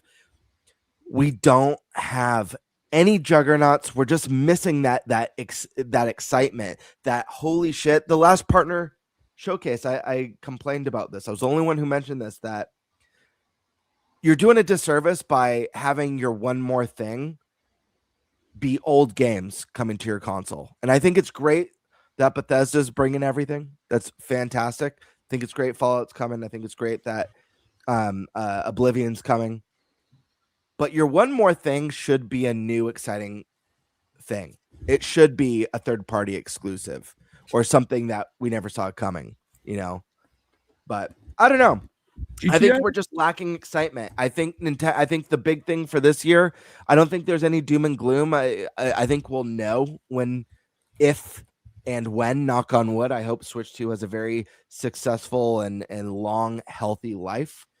But we'll know when it's in trouble. I think it'll be obvious. Right now, it's not. I think Nintendo just needs a stellar second half of the year. It's been quiet this first half. We know some good stuff is coming.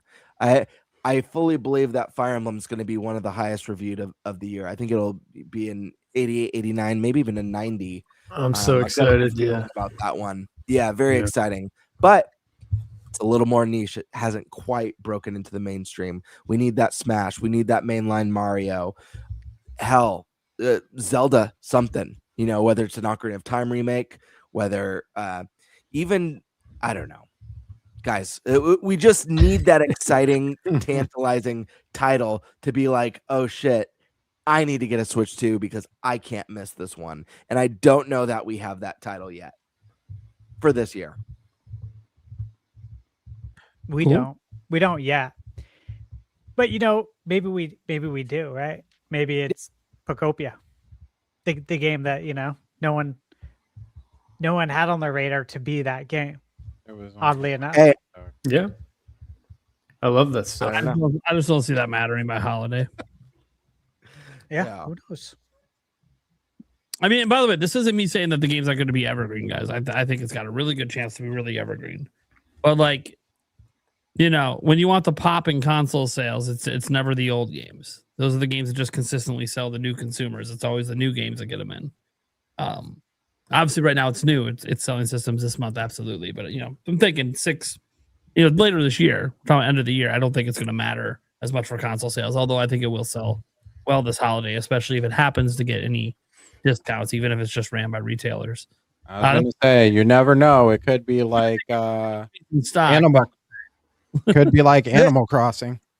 Can I ask you guys something before we move on to the next person? Just based off of like some of the stuff that I was saying for everyone. Like, I know Nate's stance. I know, Nate, you're interested in numbers. I know that you run a news channel. So this is like important stuff for you to cover. And there are people who care about it. But is anyone else with me like that, like the numbers side, unless something's failing, really isn't that interesting? Or do you guys care who has the better month? Or who has the better holiday? Like top, that doesn't matter to me. Sure. Yeah, it doesn't. I use that metric purely for trolling other people. Sure. Sony's the best ever. No. Look at on that.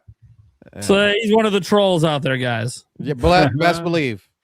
Yeah, no, I don't really. I like video games for the art and sure the video games themselves, but it's important to talk about, I think. But but I mean, it's just fun to talk about briefly. But I mean, that's why we talked so much about Metroid Prime 4. Like, it was one of the few individual games we're talking about on the show, and it's like, okay, well, yeah, people are going to go off on that because we do want to talk about games, and this kind of gets back to the point of being like, hey, where's the big exciting games? Because that's what we would be talking about instead of talking about Bloomberg 30%. Give us some exciting games to talk about. I think that's a good distinction. I think game sales, yes, I do feel a connection and curiosity and interest there, but console sales, I'm more detached. I think competition is good, parity is good.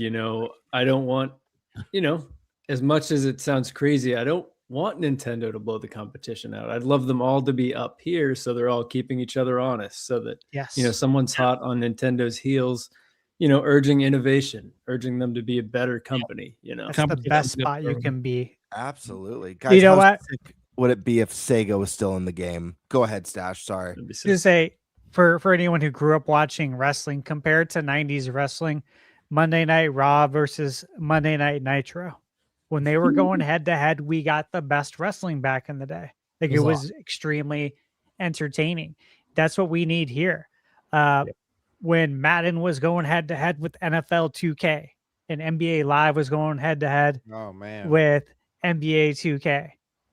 These are the things we need to keep each other honest. So yeah, dude, I completely agree with you on that. 100%. Heck yeah. Cool. Well, speaking of needing big surprises, probably go on to our next topic, Eric. Eric, you didn't go. No, he can talk and go on. And I do want to hear from you. That's rude, dude. Nah, I think the audience wants to hear from you too. I'm used to it. I'm gonna get forgotten. Well, he gave me food. I did. He handed me food, and then the rest didn't matter anymore. Yeah, right. No, it's wrong. I'm not overly worried by it. That's because you haven't had these games. Oh, they're freaking great. You won't think it's wrong. I can't see more in frame for me. I will put it in the premium chat. Korean sweet spicy puffs. They're a cotton. Whoa. Oh, nice. Where'd you get that at? Oh wow. Whoa, that looks Private good. chat. And Private chat. they're like shaped like mini chicken wings. What the hell? It looks like pork rinds almost. Pretty good. Or am I just not seeing it right? No. They're like puffy. Yeah, a rice Stuff, yeah. potato. Yeah. Like Oh, they're from Costco. Yeah. like a Cheeto texture. Or Yeah, like they're- the puffs. Yeah. Whoa. They're really good. They're really good. Ever wonder since he if we gave have me these that, I items. just said, all right, Eric's good for the night. He gave me food. Yep. Because these were way better than I thought they were. They're addicting. Right. Yeah. No, this doesn't really upset me all that much. I mean, I have a feeling that they over planned for, which is insane for their already incredible launch, just to make sure everybody had one. And it's, with that extra production there, they can kind of shift those units back and, cut some now and eventually, once they actually get games and stuff out, I'm sure sales will pick back up and we'll be right back in producing more. It just seems logical. Yeah, it's cyclical, man. It's Yeah. seasonal. Mhm. You have to make adjustments to what's going on in the world. Totally agree. I do want to say, there's one other thing about the sales and that, Gamebird, you asked about if we care about sales, right? If we look at the numbers. I care about sales in one sense when it comes to console, is that it's selling enough to continue to attract the third parties. Sure. That is my bottom line, because my bottom line is what? The games. I want the games. You want the games. We all want the games. And so it needs to sell a certain amount to make sure we're getting as many games as we possibly can. Outside of that, makes no difference when it comes to individual game sales. I think like any of us who really enjoy a game, you hope that it sells well enough to warrant the green light for a sequel. That's it. Yeah. Outside of that, don't care. Yep. All right, Eric, take it away. Sweet. All right, I'll flip the banner here and then jump over to the topic list. All right. Our first legit Nintendo Direct happening in April rumor. This comes from a series of tweets by Attack the Backlog, who has a 100% track record to date. He said he has heard about a Direct in April, but not what kind of Direct. It will be, and he is still working on some confirmations for it. We've talked a lot about hypothetical general Directs this year that haven't come. So the question is this the time? And speaking of time, Tiger Time, why don't you go ahead and take it away? That was pretty smooth right there. Yeah. Yeah, this is interesting. Again, something I looked into. I feel like what I gathered from this and what he was saying, it seems like, yeah, he's being very careful with his language, of course, as he always seems to be, which is good. He's not overpromising. I don't get the sense that this is going to be a general Direct quite yet. I don't know if I feel like I'd lean more towards an indie world probably, but I don't know, because the Partner Direct still feels like it was so recently. I can't remember. Indie World's even more recent. That's the thing. I think I'm mixing them up because the Indie World was just like less than a month ago, right? Yeah. Yep. So I don't know. The timelines are all, it's so condensed now. So messed up. Yeah. So I don't know. I don't necessarily, I feel like I've been on the June General Direct train from everything that I've been seeing, from what I think makes the most sense, because they still have a lot of clarity to give people about the end of the year. And if there's any, particularly big holiday game and some release dates, it still feels too early for April. Still feels too early for some of the stuff that I think they'd want to talk about. But June is kind of the last point where it's like, okay, there's stuff like Splatoon Raiders, Fire Emblem. If Mina's going to be in there, all these games that still have yet to come out. Duskbloods, like they need a proper direct, and so that April, May, June, it's got to be. There has to be one in that time period. Again, I still think it would be June.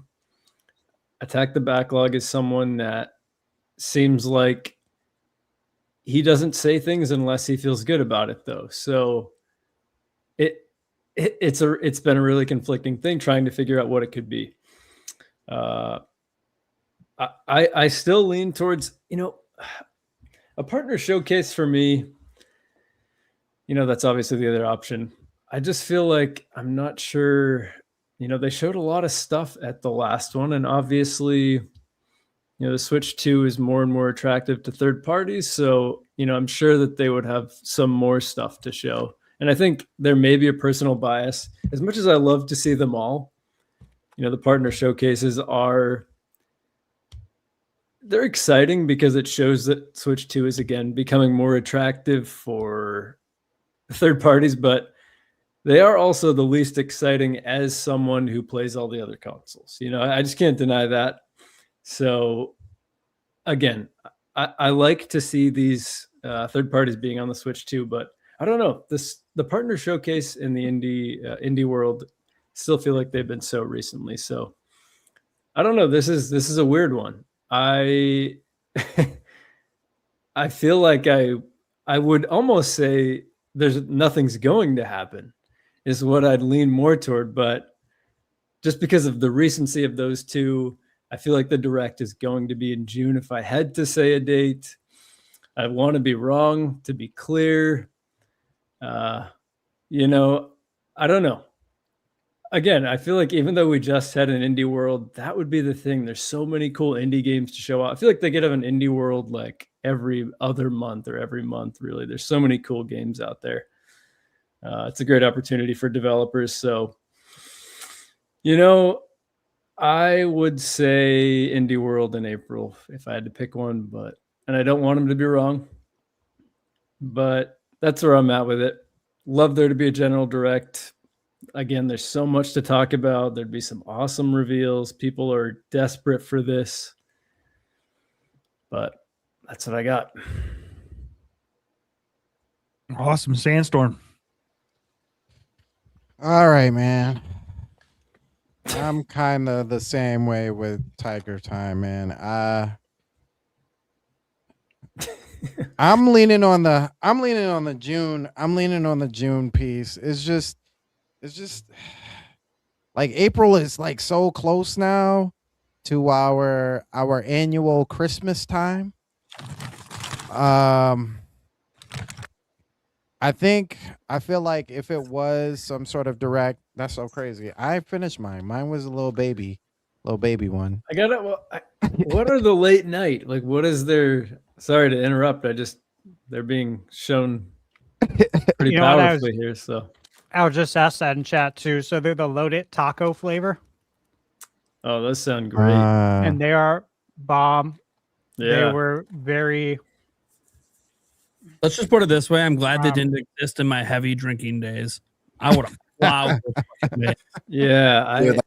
Like those late night Jack in the Box meals. Yeah, dude, fucking destroyed them. That's the vibe so of much these, food by for the like way. $6. Last episode, Game Bird, you said Cheez-Its. It was whenever it was. You said that a podcast ago, and you could pound one. I'm the same way. And Doritos are the other thing that I could like. There you go. I'm gonna feel like I'm in a really special place if I pound a bag of Doritos, but I could do it. Look, Yeah, they need a flavor called Bad Choice Doritos. If I buy a bag, I'm gonna do an edible one night, and then I'm just gonna plop. I'm gonna be like, this is great. I'm gonna wake up feeling like shit. Yeah, That's a bad choice. Yeah. I got another. Never bag. immediate. Yeah. I got another flavor I haven't opened yet, but it's golden sriracha. Oh, those are the bomb. Those are so good. Oh yeah, I was Those like, are I good. gotta get these. So good. Yeah, they were not as good as I wanted them to be, but they were fine. Yeah. Yeah. Okay. You might like them. That was breaking news about the chips. Yeah, with the late taco ones, I've had those. They're good. Yeah. If I had to choose, really, what kind of direct it would be, I would say that it would probably be another partner. Maybe they call it close partner showcase, I guess. Because, yeah, you're right. We still need information about Duskbloods. We need information about when Elden Ring is coming out. They already showed off a trailer for I forget what the next Final Fantasy is. Yeah. So As of the last partner showcase. yeah, that was shown off last partner. So was Elliot, I believe, right? Elliot was That's last. another good one. Yeah. Yeah, I think so. Either that or the Indie World, one of the two. So there's still some games out there that still need some kind of addressing. But with that being said, between that last partner showcase and this one, we have had a couple games already come out. So, start bringing out the next wave of the third parties that you are planning to, drop at the right time. I think a partner showcase makes more sense than a general one, because I really feel like the next general general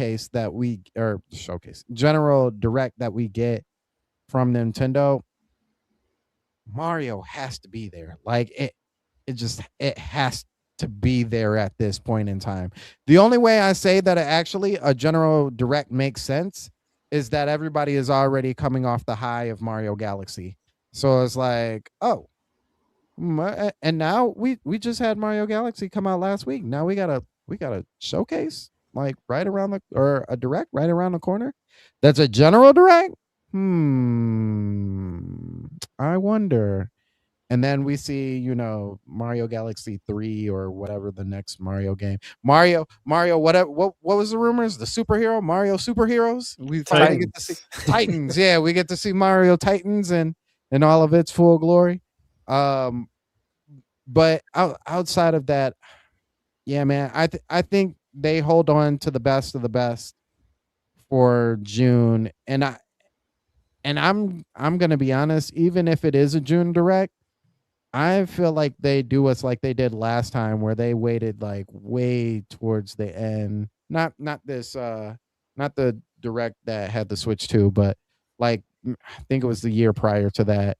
They waited till like the way at the end of June before they were like, okay, and now it's our turn. Here you go. But yeah, I mean, Attack the Backlog, like you said, has Tiger like great credit. So it's when you have a track record like that, if you're hearing it, where there's smoke, there's fire, they say oftentimes, but I also do feel like sometimes like Nintendo is like, who let that out? And then and then like nobody says anything, and they're like, you know what? For that, we're holding it back. You'll be punished. Yeah. Because they did the same thing with Zelda and Netflix. So it's I feel like that's like a trend from now on, is like, who snitched? Well, we're not doing that anymore. So but yeah, definitely a partner showcase as far as I'm thinking. I hope that I hope it's closer to April, like closer to us on this side of April than it is on the other side. First half of April would be nice. Yeah, that's especially getting into June. And we like to call that Christmas for gamers. So first Christmas for gamers. So yeah, that's my thoughts on that.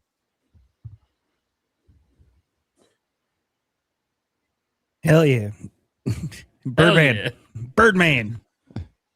Yeah, so I wanted to save this for the podcast because I actually know a thing or two about what's on the horizon. Breaking news. From what I've heard, shall we wait till Stash gets back? Is this rude? Nah, I'll just go for it. Nah. From what I've heard, he doesn't like rumors anyways. From a very, very reliable source, is that Nintendo is planning a very special direct for April. And what you can expect without naming any games from this is Nintendo is planning a 50-minute showcase. What? Roughly 50 minutes, highlighting all the games that have come out so far for Switch 2, with a special announcement at the end of what's to come. That would be insanely horrible. Wow. I would be You know what? so mad. That's Breaking a new news. type of direct right there. A recap direct. Correct. yeah. Anyways, very reliable source. Let me know that one moments ago. But no, and all kidding aside, That's fine. I think anything goes, guys. I think it's Nintendo. I know a lot of people are holding out for June. Is it going to be in June? Is it going to be next month? I don't really know. But I wouldn't be surprised if something big landed next month. I feel like the two, like if I had to guess, I don't think it would be a partner showcase, and I don't think it would be an indie showcase. Mhm. I think it would be one of two things. I think it would either be a regular direct or a game exclusive direct. And I think the that's a game that good- would make the most sense would be Splatoon Raiders, to be honest. That's a good call. Yeah. It would be between that and Fire Emblem, but I think Fire Emblem fits better with a mainline direct. So if we had an exclusive game presentation, Splatoon Raiders to me makes the most sense.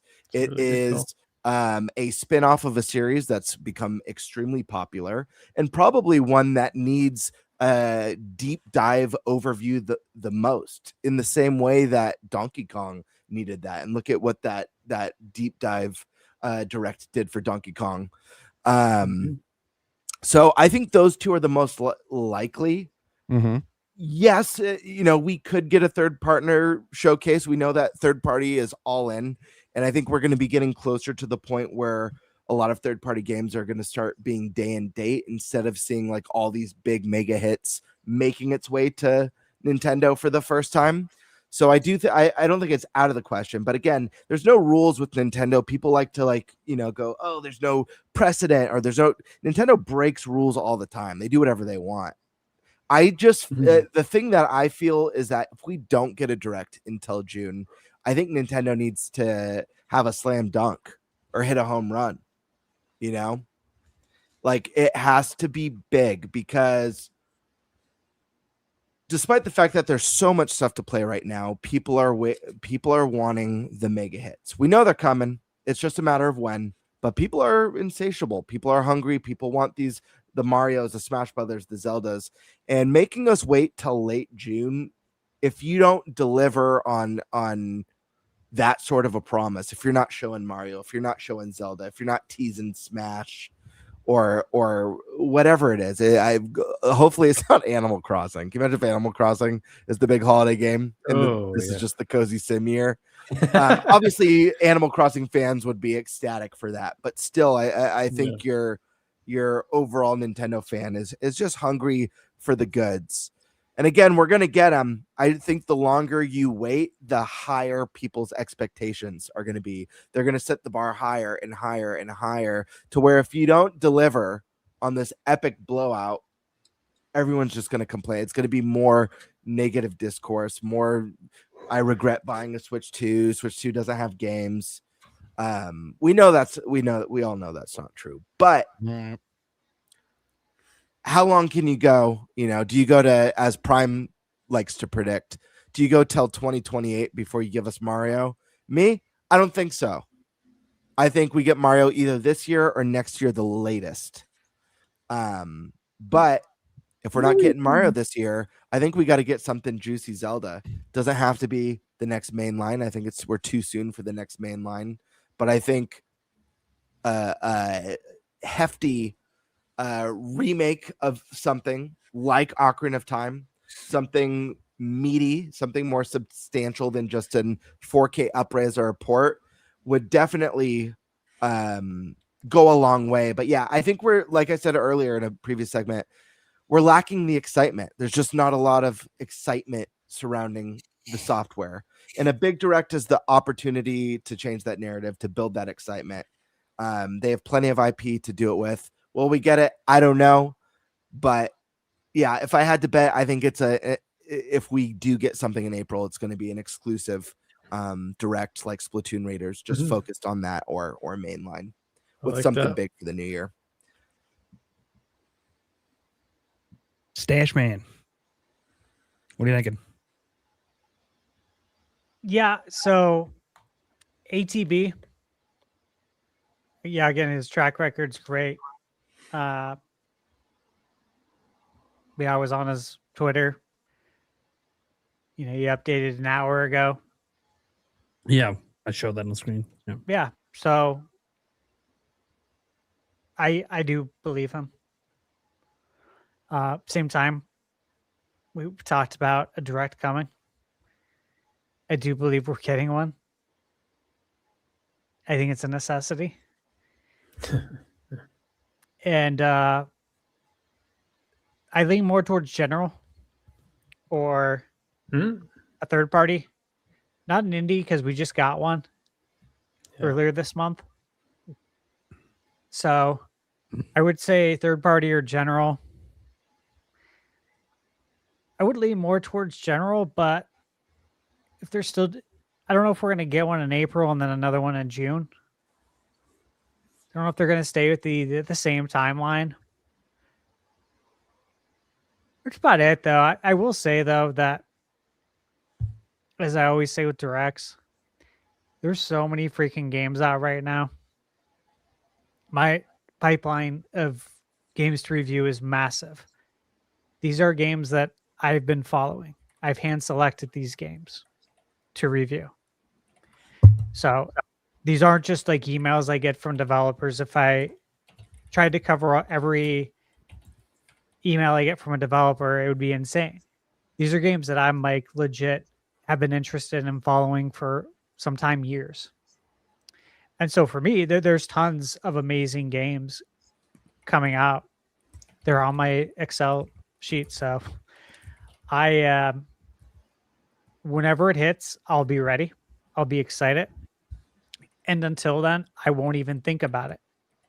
I won't even think about it for 1 second. That's how busy I am with previews. And I say that to encourage others to go out there and play the games that are available to you right now. Go play your backlog. So much. Instead of staring at it. Right? Or instead of it, looking down at you.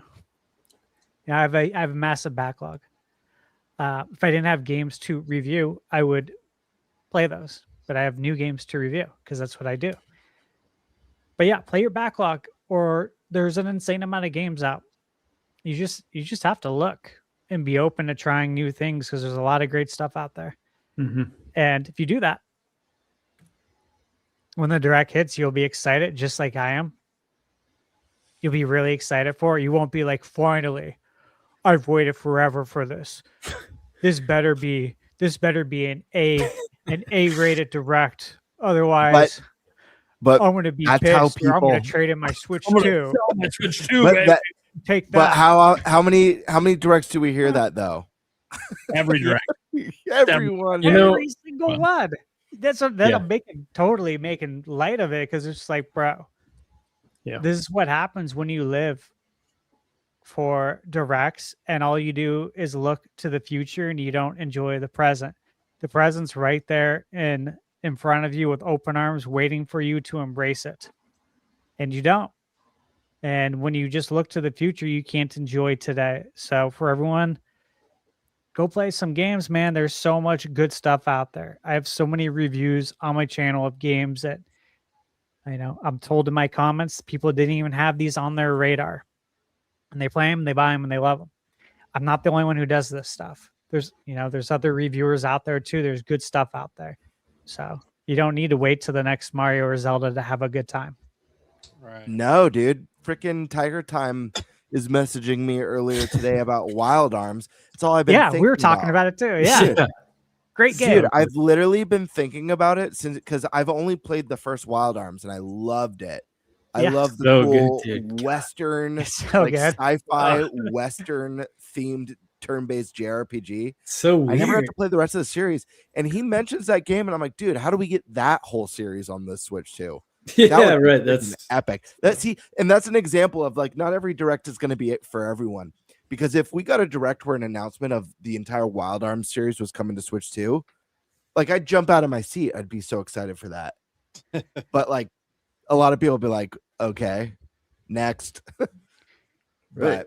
And that's the thing. Like I'm going back to play a PS1 game, and like I'm having a blast playing this game, and the direct is going to be so much better when I know if it isn't exactly what I wanted, I can go play Legend of Dragoon or, like all these games. Like I can go crazy with all these games, I was thinking when you guys were talking about Wild Arms of Legend of Dragoon, and when it hit the PlayStation Premium, like that was a big deal because a lot of people were really excited to play it, and so many people hadn't played that game.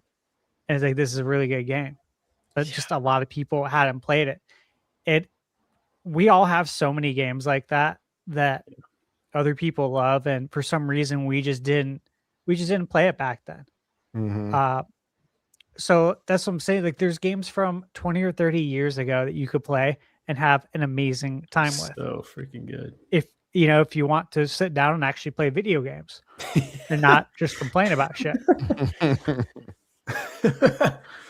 Yeah. I feel like we spend too much time complaining about people who complain. Well, we want them to enjoy it, man. We want them to actually participate in the hobby the way it was meant to be participated in, which is a controller in your hands playing. Yeah. Playing games. None of us are saying this is going to change that. They're all going to keep doing it tomorrow. Hey, if I help one person, that's a W. Yeah. That's a W. Making a difference. Yeah. Those kind of people are just watching this show to find more things to bitch about tomorrow. Do you know what Prime said yesterday? Can you believe that? Nothing controversial to someone else, and I get blamed for it. Yeah, Prime's gonna get harassed for discussing cognitive impairment on his podcast. That was all me, baby. There'll be one person in a comment on my video tomorrow being like, Prime's such an asshole. Did you hear him talk about cognitive impairment? I'm like, I don't know where the fuck you heard shit about that. I honestly didn't even know about that fucking term until Gamebird said it. So yeah. Like it's not a word that's ever been in my vocabulary. I was reading through that topic and I'm like, dude, if this is true, people are dumb. People are it is true. Which I already knew, but like it's getting bad out there. Sometimes you're surprised by new levels. New levels. Oh my god, what are you eating, Stash? Quesadilla. Fuck you. Fuck you. God damn it. No. So like, what a surprise. He has the late night taco chip. So of course he's got a fucking quesadilla. My God. You must have went out for drinks tonight and you're having a taco party. Shit. I guess that's me next. Or? Yeah. Okay. So look, guys, I'm not gonna go on some like big rant or whatever, like I've done in the past about how regardless of backlogs or regardless of all the great games coming out, look, reality is obviously a lot of Nintendo fans buy Nintendo consoles to play Nintendo games, and Nintendo first party has nothing announced. So I've already done that rant. I've done it a couple of times. I know some people love it. Some people hate it. In the end, it doesn't really matter because Nintendo's going to do what Nintendo wants to do, right? And obviously as a content creator for me, it's really nice to have those big games to talk about because that's what people come to the channel for. When I talk about the smaller stuff, people don't come. I do this for a living. But I still talk about it. It just gets tied in with bigger stories because in the end, I know that people aren't here for that stuff for my channel. I'm not a review channel either. So you're not really going to get heavy opinions on me on some of the smaller games because I'm not here to do that. It's kind of weird. I'm like the one channel here that like I talk a lot about games, but I just talk about the news about the games. I don't really dive into the detail of the game itself. You guys see it happen sometimes on live streams, but for the most part, I don't because technically playing games is not required to do my job. It's something I do for me. But if I didn't love playing games, I wouldn't do this job. Like, I obviously love discussing games and news. I'm kind of weird. It's weird where I'm passionate talking about video game news, even of games I'm not playing. It's weird. I know it's very weird. No, I can't explain to you why I enjoy it. I just know that I do. And it's weird. Yeah, like talking about games you're not playing. Very weird job. Oh, so you play games? I'm like, not for a living, but I do play them for fun. Everyone assumes I play games when I tell them I'm a YouTuber. I'm like, no. I mean, I do, but not for YouTube. There's some science behind like people get more dopamine from anticipating something than actually doing it. That kind of thing, you know. Yeah, sometimes I mean, and we've all experienced games that we've highly anticipated that we play. Yeah, exactly. As we anticipated. Yeah. And some games that exceed it, and some games that meet it. But I just like talking about the stuff. I find it to be entertaining. This is why, like, you'll see me more active on like Twitter than Stash. Yeah, part of it's part of the job, and part of it's just because I enjoy just the act of talking about this stuff. It's fun to me. I've been doing it since the forums and the chat rooms back in the 90s. Like, I just really enjoy the conversations around gaming, not just playing the games. Because when I play the games, it's for me. You know, I'm usually by myself unless it's like a sports game and Eric's over. Otherwise, I'm by myself or maybe my significant other's in the room, but I'm on my own screen doing my own thing, playing and getting engrossed in the game for myself. I don't do it necessarily for others. That's why I don't like live streaming games, because it's not how I play games. I have to like pay attention to the chat and interact to be entertaining for them while I'm trying to be entertained by the game. I don't want to provide you entertainment when I'm playing games. I want the game to provide me entertainment. So that doesn't mean I'll never live stream games, and I will, and I have, but you're never going to see me do it on a consistent level because it's just not how I prefer to play games. If I'm going to stream, I'd rather shoot the shit with people like I do on the show here. I like to shoot the shit with the fans. I find this to be fun just to talk about this stuff, even if in the end, I know none of it really matters that deeply. It's still just fun. So when it comes to the direct, obviously, you know, I've been on record that, you know, I feel like Nintendo could have used the direct 2 months ago, let alone next month. Not just for themselves, but for also third parties. Think about third party game. I mean, they just had a playable demo at GDC of Elden Ring, and we still don't know when it's coming out. Mina is at PAX East. We still don't have a release date. No, I'm not saying if I was at PAX East, I could have just asked and they might have told me privately, but I wouldn't be able to say anything about it. So what's the fun in that? Sometimes like Stash and I have been sitting on private information about Mina for like 7 months, and it sucks that we can't talk about it because it's fucking cool, but we can't say a word. So sometimes knowing isn't that exciting because you can't say anything. That's the one thing too. Like, you know, I always wonder, like, if Stash ever starts getting early review copies of Nintendo games, and like we're hyping up a game that's coming up and about to release, and Stash is already playing it. It's like because he's under NDA, he basically can't fucking say anything. So all we can really ask him is, well, Stash, is the game this, or this? That's about all you're gonna get out of him because he can't actually give any details. Thankfully, at least for the show purposes, he doesn't get it early. For himself, he'd prefer to get it early and have to shut up when it's time to talk like that. But which is something we always respect, guys. Like, if I'm under NDAs, I'm not going to say things about certain games. Doesn't mean we can't talk about it. Sometimes I don't like to know things if I'm not allowed to talk about it.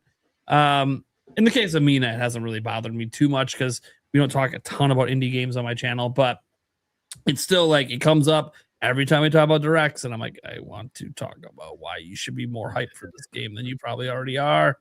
It is so ambitious. And I'm very curious if the demo they have at PAX East is a new one. I hope it is.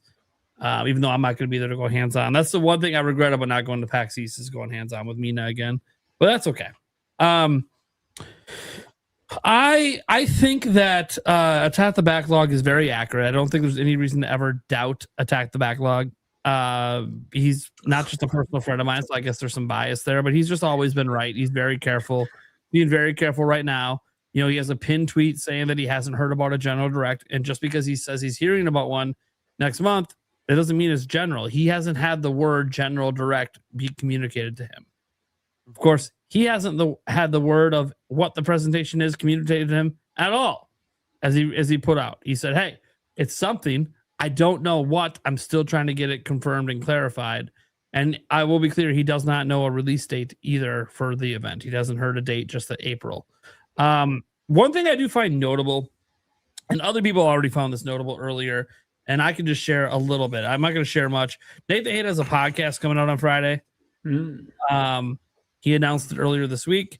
I'm not going to reveal what the member post says exactly. I am a member, so I know what the main topics are. I'll just say it's about Nintendo.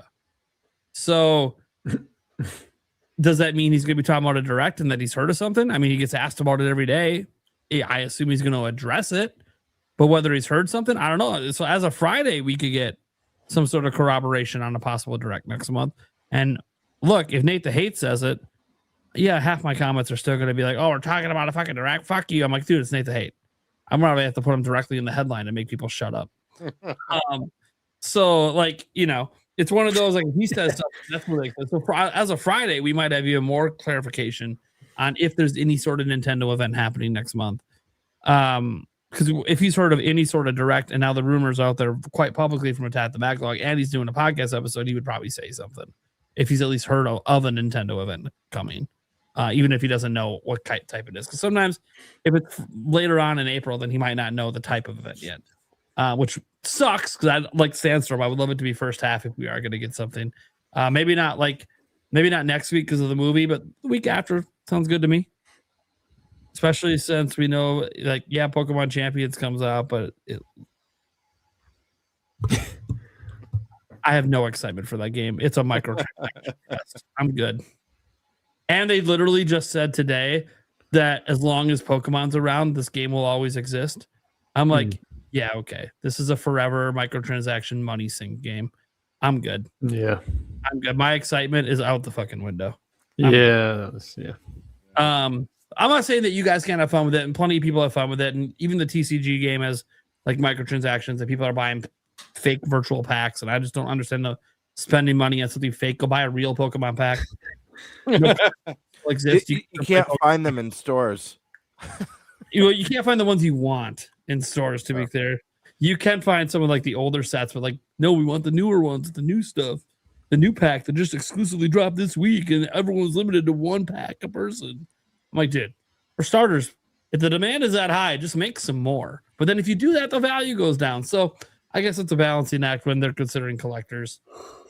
I don't think TCG should care about collectors, but I guess at this point, it might be the most important thing for them is the collectors at this point, not the people who actually play the TCG. Yeah. That said, I'm not against the TCG app either. I think it's fine, and you never need to spend money, and you can have a good time with that app. They give you enough packs on the daily that you can get by and still play and do okay. You're not going to beat the best, but let's just be honest. You're never beating the whales anyways in any of these mobile games. The whales will always have the advantage because they pay for it. Mm-hmm. That said, like, there's no shame in losing to like someone's got a way better deck than you do. They spent money. You didn't. Don't worry about it. A direct I think is the only direct that makes sense to me coming up, it has to be either a dedicated game direct or it has to be a general. So if there is a direct next month, it's got to be one of those two. I look at dedicated games and I go, well, they just dropped a demo for Tamagotchi Life. Don't know that now that the demo is out, we really need another direct for that game. We already got one and there's a demo, so now people can just play it. So there's not really a reason to need one. You just need the game to come out. Then you go, well, Champions. Well, they just did the big overview trailer for Champions. That would have been a direct if they wanted to do a dedicated for that. So don't see that happening. And then that leaves Yoshi, which has a release date in May. And absolutely, there could be a dedicated Yoshi direct. I don't think they need one. But if they feel like they do, I guess. I personally probably wouldn't do it for Yoshi, but you never know. Obviously, you could also throw possible third-party games in, like what if Orbitals? I don't think we have a release date on that one yet. So maybe you end up doing an event for that one to explain more of it. Maybe Dustbloods gets a dedicated event and we get a release date and all that for that game. So there's possibilities for dedicated directs, and the way Nintendo's going, they're doing a lot of them in the Switch 2 era. So I wouldn't be shocked if there's a dedicated game direct. But I also feel like if that's what it was, I don't think Attack the Backlog would have heard, because that's about a single game. And I just, I think he'd know if the direct was just about the one game that company has. Like, I just feel like he would know if it was a dedicated single direct. So that kind of leaves that he probably has third-party sources just based on stuff he's gotten correct in the past being about third parties. And it's like, okay. So that kind of leaves, and usually it's AAA. Like, I know he knows stuff about Capcom. So it's like, okay, so maybe it's, a partner showcase and or a general at that point. And it's like, okay, well, which one makes more sense? Well, a general makes more sense to me because anything that's in a partner, you can put in a general. and then you just have more. And people don't think about this. April is the 1 year anniversary of the first ever Switch 2 Direct. Maybe April might become the new month they do General Directs in. They just decide, hey, we're not doing that February stuff. No, we're doing April. And then I don't know when they do the next one to be September, I guess. But I'm hoping you never know. But you never know with Nintendo. And here's the thing: there's no rules. If there's going to be no rules, the last couple of directs were like an hour long. So what if their thing is we're just doing 2 a year, but they're going to be really long? I'm cool with that. April, September, I'm fine with that. Then you have your partner showcases and individual directs in between. I think I'm cool with that. I think between those 2 directs, you can pretty much get most of the lineup out that you want to hype up. It just means that this April direct would be beefier than what a February direct would be, because this is the one revealing the rest of the year. Okay. I'm actually okay if that's what they want to do and change things up from their usual February, June, September ways for generals. I'm actually fine if that ends up being what this is indicating, because that's exactly what they did last year. Guys, we didn't have a general after April until September. It's literally what they just did last year. So they did have other directs, partner showcases, indie worlds, and yes, tons of individual game directs. A lot of them. I think every game that came out. Dude, Kirby had 2. I think every exclusive game but Dragon Drive and Welcome Tour had their own dedicated direct last year. It was kind of nuts. The Mario Kart did, Donkey Kong did. Did Age of Imprisonment get its own? I can't remember if that one got its own. But then we got 2 for Kirby. Did we go for Metroid? Yeah, I don't think any of the Switch 1 ones we got dedicated ones for. But either way, I do think that there is a chance it could be dedicated, but I just don't think he would have heard about it, because he would just know straight up. If it was, look, his source would know straight up if it's just about one game. So it could be a partner, even though they have one in February. It's been a couple months. There is a lot of third-party games that we need release dates for, and just new announcements in general. And we've got a lot of the big ones behind us. There's still a couple coming up, like Indiana Jones, Rebirth, obviously. So there's still a few big ones floating out there, but there's just ones that we don't know about. Elden Ring's the big one that obviously they just had an updated demo at GDC, so that one's got to still be coming. Borderlands 4 has been canceled.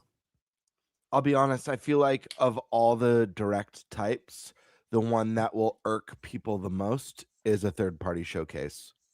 I think that would by like a landslide. I think even like an indie one, I don't think people get over still be hungry. I think a specific game, if it's a game we haven't really gotten to see, like I mentioned, Splatoon Raiders, people are like, okay, well, I'm hungry for the direct, but I am curious what this game's about.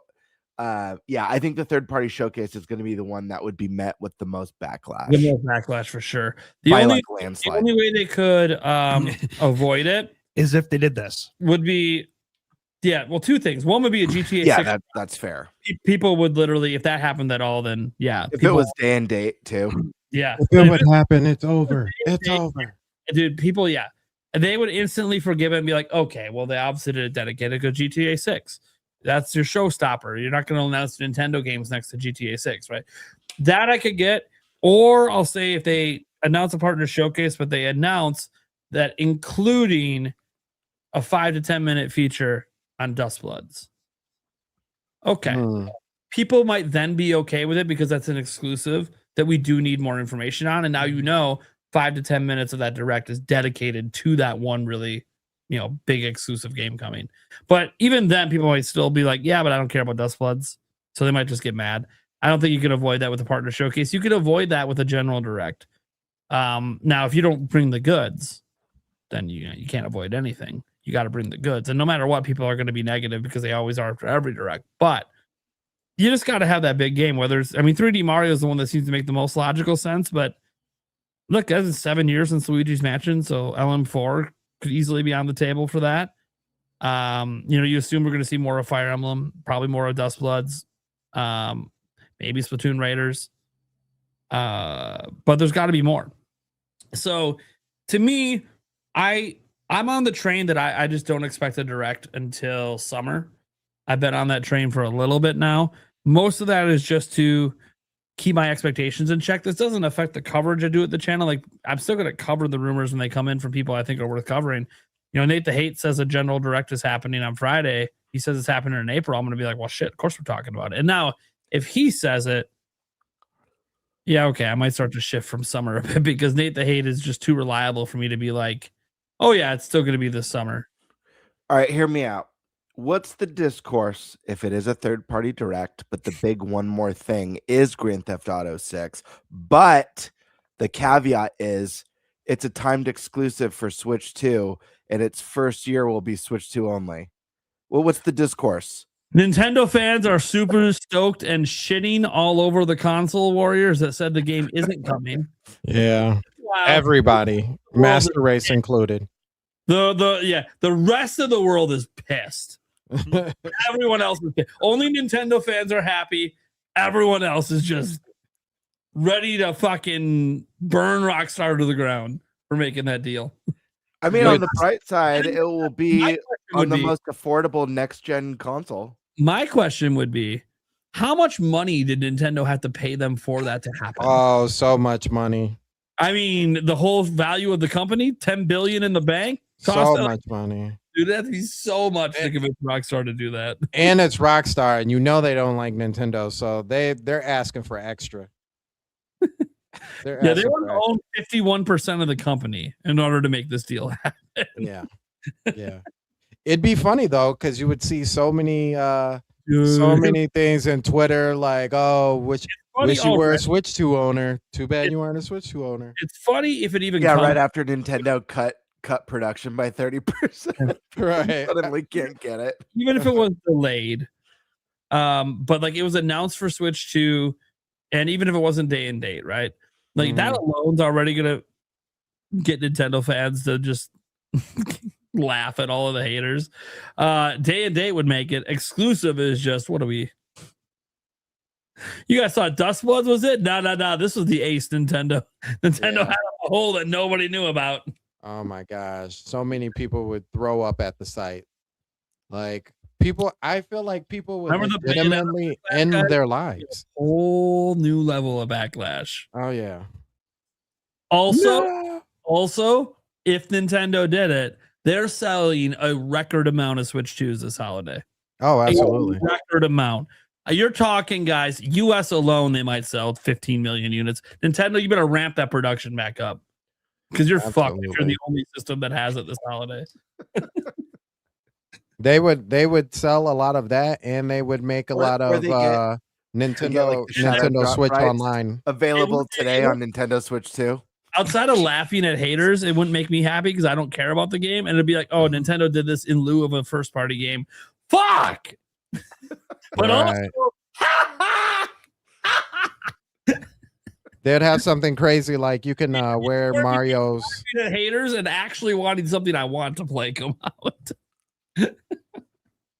They'd be like, you can get your exclusive Mario overalls in Grand Theft Auto 6. Dude, if they had like exclusive Nintendo items in the GTA Online, oh my god, just print money.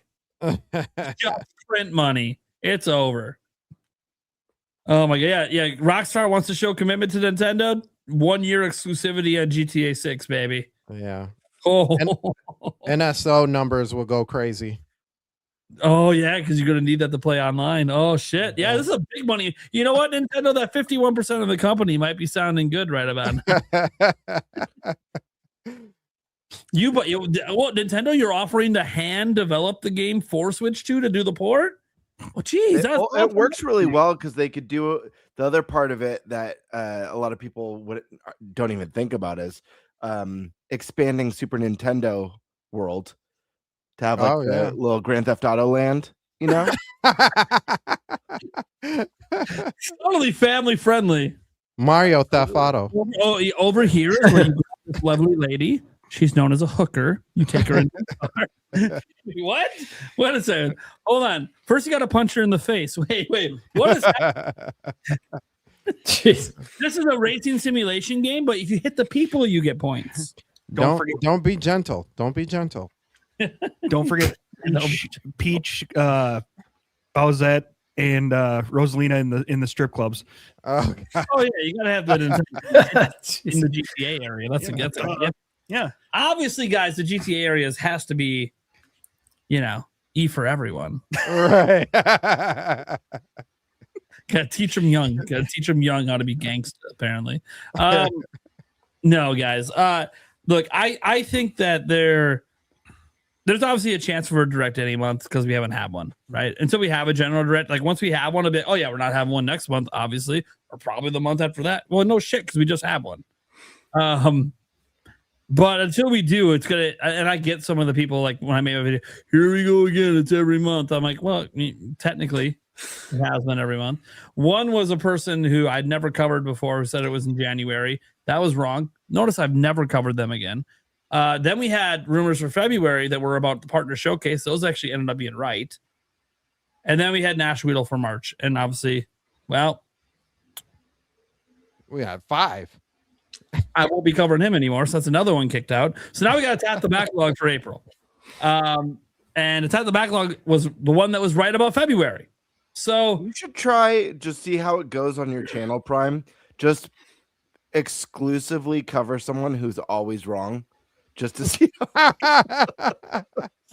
just for like a month. Again. So like, beg Samus to make a comeback. Yeah. Gotta hit it. Yeah, I gotta hit it now because I had to say it. Damn it, where is it? Here she comes to wreck the day. Anyways, no. So I really enjoy directs, and I hope we get one next month. A general would be sweet. I don't know if we will. I trust it had the backlog. We're getting some sort of event, I'm sure. What it ends up becoming, anyone's guess. Yeah. Eric, you got any thoughts on this topic? It's yours. Yeah, I mean, you and Gamebird hit it. I really think there is something happening this month, and it's down between a general and a single game, whether it's Duskbloods or Splatoon Raiders. Okay, that's what I'm kind of thinking. All right, we'll call that topic there. My bonus topic, I'm going to make this a quick one. One we've been trying to get to. Let's get the Fantasy Critic. Yeah. Come on, guys. Let's just get this out of the way. We don't spend a lot of time on it, but it's just giving some updates. By the way, guys, if you're interested, please follow us on Fantasy Critic. I don't know if we're on page 1 yet, but I know we've been stupidly close. I'm going to get on there right now and follow you guys. Yeah, you just have to sign up for an account that's free. Yeah. I'll drop it in the chat here. But we'll go over and update the Fantasy Critic here that we have. So you can obviously see the scores don't really matter as much yet. They're not going to matter until way later in the year. However, you'll notice some trends. Like I'm not doing too hot. I need a lot of reviews to go my way to come back and reviews to go other ways for other people. But remember that this is looks like a 5-person league. So it's the 4 of us plus one of Gamebird's friends that's GMing and running the league. He's been, I always forget his name until I have to email him. Colin, that's what it is. Yeah. So you see Spice Lords here. This is his team. He's actually off to a pretty good start this year. He's got the 89 for Requiem, so he gets 19 points for that. Even Crimson Desert is an 80 on Open Critic, so he's lucky that Open Critic's what counts and not meta. So he gets 10 points there. Monster Hunter Stories 3, 85, got him 15. You're seeing Demon Tides at 85, 15. And the one that's getting them right now is there doesn't seem to be enough reviews for DLC. There's no page for it. So yeah, I don't understand why it's on here if it's not going to have. So doesn't make sense. So I drafted Ghost of Yote for 0 a few weeks back. Yeah, and then I made a critical mistake because I realized, oh snap, the legends from the original game only got 2 review scores. A game, so it's a free update. So unfortunately, when I realized that, I was like, oh yeah, this first one does not, like the first one only got 2 scores. It's not going to have enough to generate a score. I dropped it like the same day. Yeah, it was a waste of a draft, waste of a drop for me. And then I saw you picked it up, and I was like, oh no, felt really bad. Yeah. But yeah, it may. I mean, it may. The first one didn't get a score, but it may over time. So. Well, I'm sitting with 2 without scores. I mean, I have Caves of Cub without scores too, so this is what it is.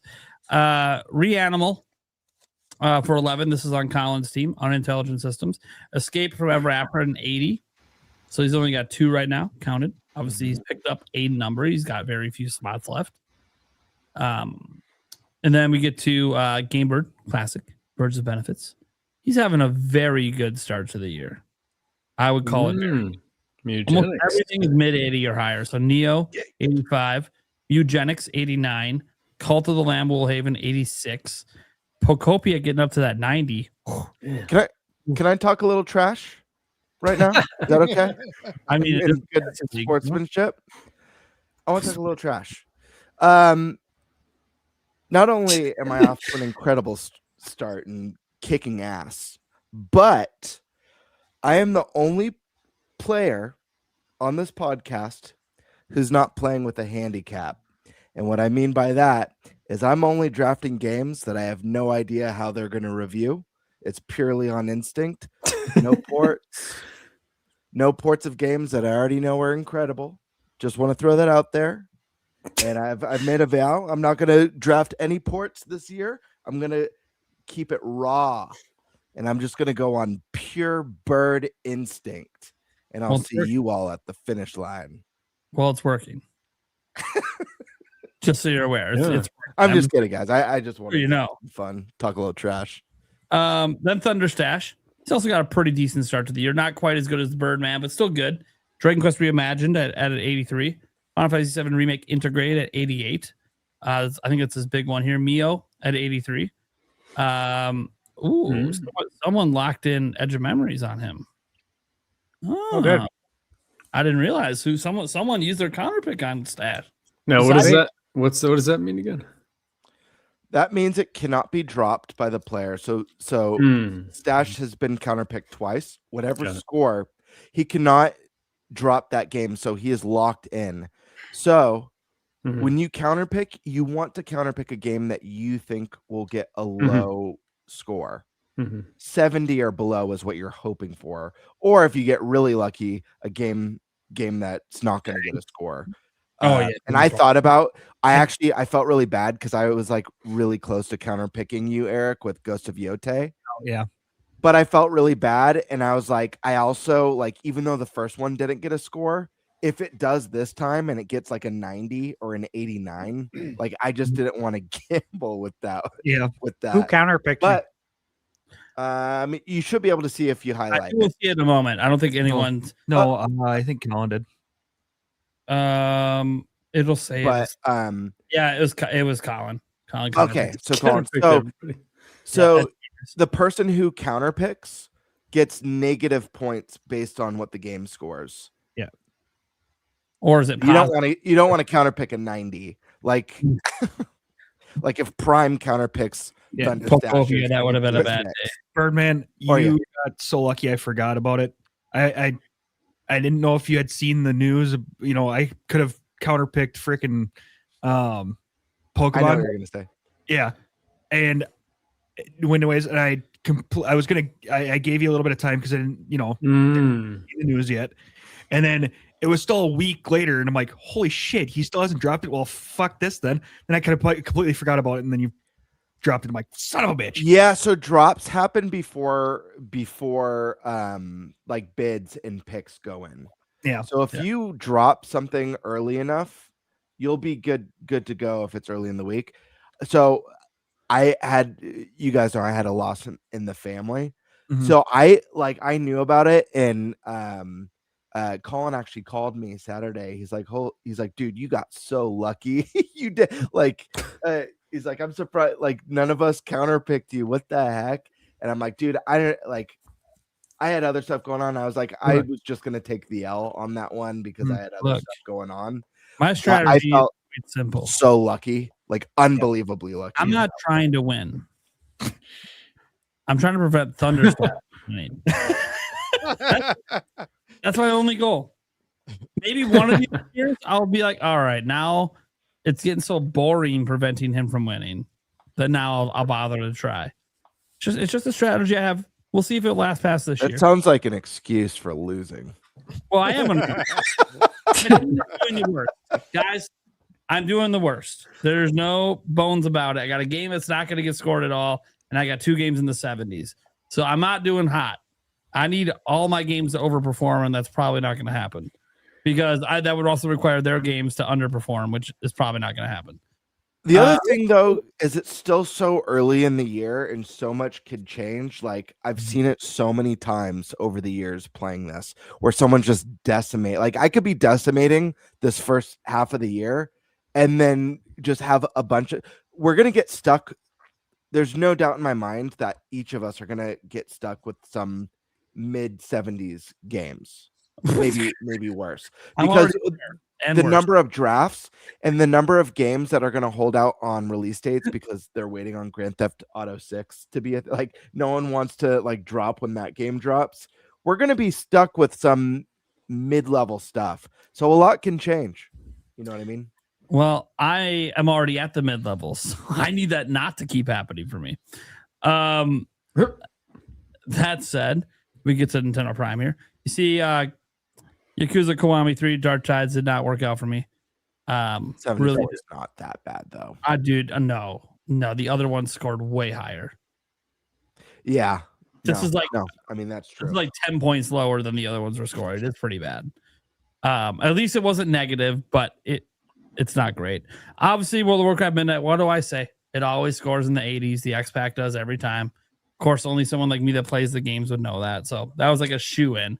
But here's the one that got me. This one disappointed me. I looked at every review in this franchise in the history of Open Critic. All of them are in the 80s until this year. MLB The Show. Oh yeah, that's right. I didn't see this I was yet. when you were looking it up. Was it like a technical performance? Or? Like, from what I read on the reviews, they're all like, it's the same game we know and love. They did some iterative updates, which, by the way, that's what sports games always are, right? So I'm like, why does it matter? Why is this the year it's being held against it, and not all the other years? Because I picked it. Because you picked it. Because we debated sports titles a couple weeks ago. Yeah, it's exactly why. It So always funny. scored in the 80s. Then because the one year I'm like, all right, I'm gonna pick MLB The Show. It seems like a shoe-in because it's a shoe. Yeah. Literally every version of it's always been in the 80s. It's never been below. Yeah. And now it's the worst rated MLB Show game of all time. It And just goes to show. read the reviews, they can't even come up with anything negative to say. The negative to say is that, well, they're just doing the same thing every year. No shit. It's a sports. It's a sports game. Yeah. Roster update, baby. Now you can never pick it again because now maybe finally the reviewers have caught on that it's the same game every fucking year. So I'm never picking the sports game again. I was never going to pick Madden or any of the other ones, but this one I was like, oh, look, it's 80s every year. no, Why would I not? Like I said, I was there when you were looking it up. I'm like, that is. Should have went with WWE. Right. That one scored in the 80s. You know, it's like 83 every year. I was like, what? I didn't know. Yeah. That's random. I should have went with that instead of MLB The Show. I do have some ones on here that I'm pretty excited about. Obviously, Dustbloods and Mina, I think, are going to be really big.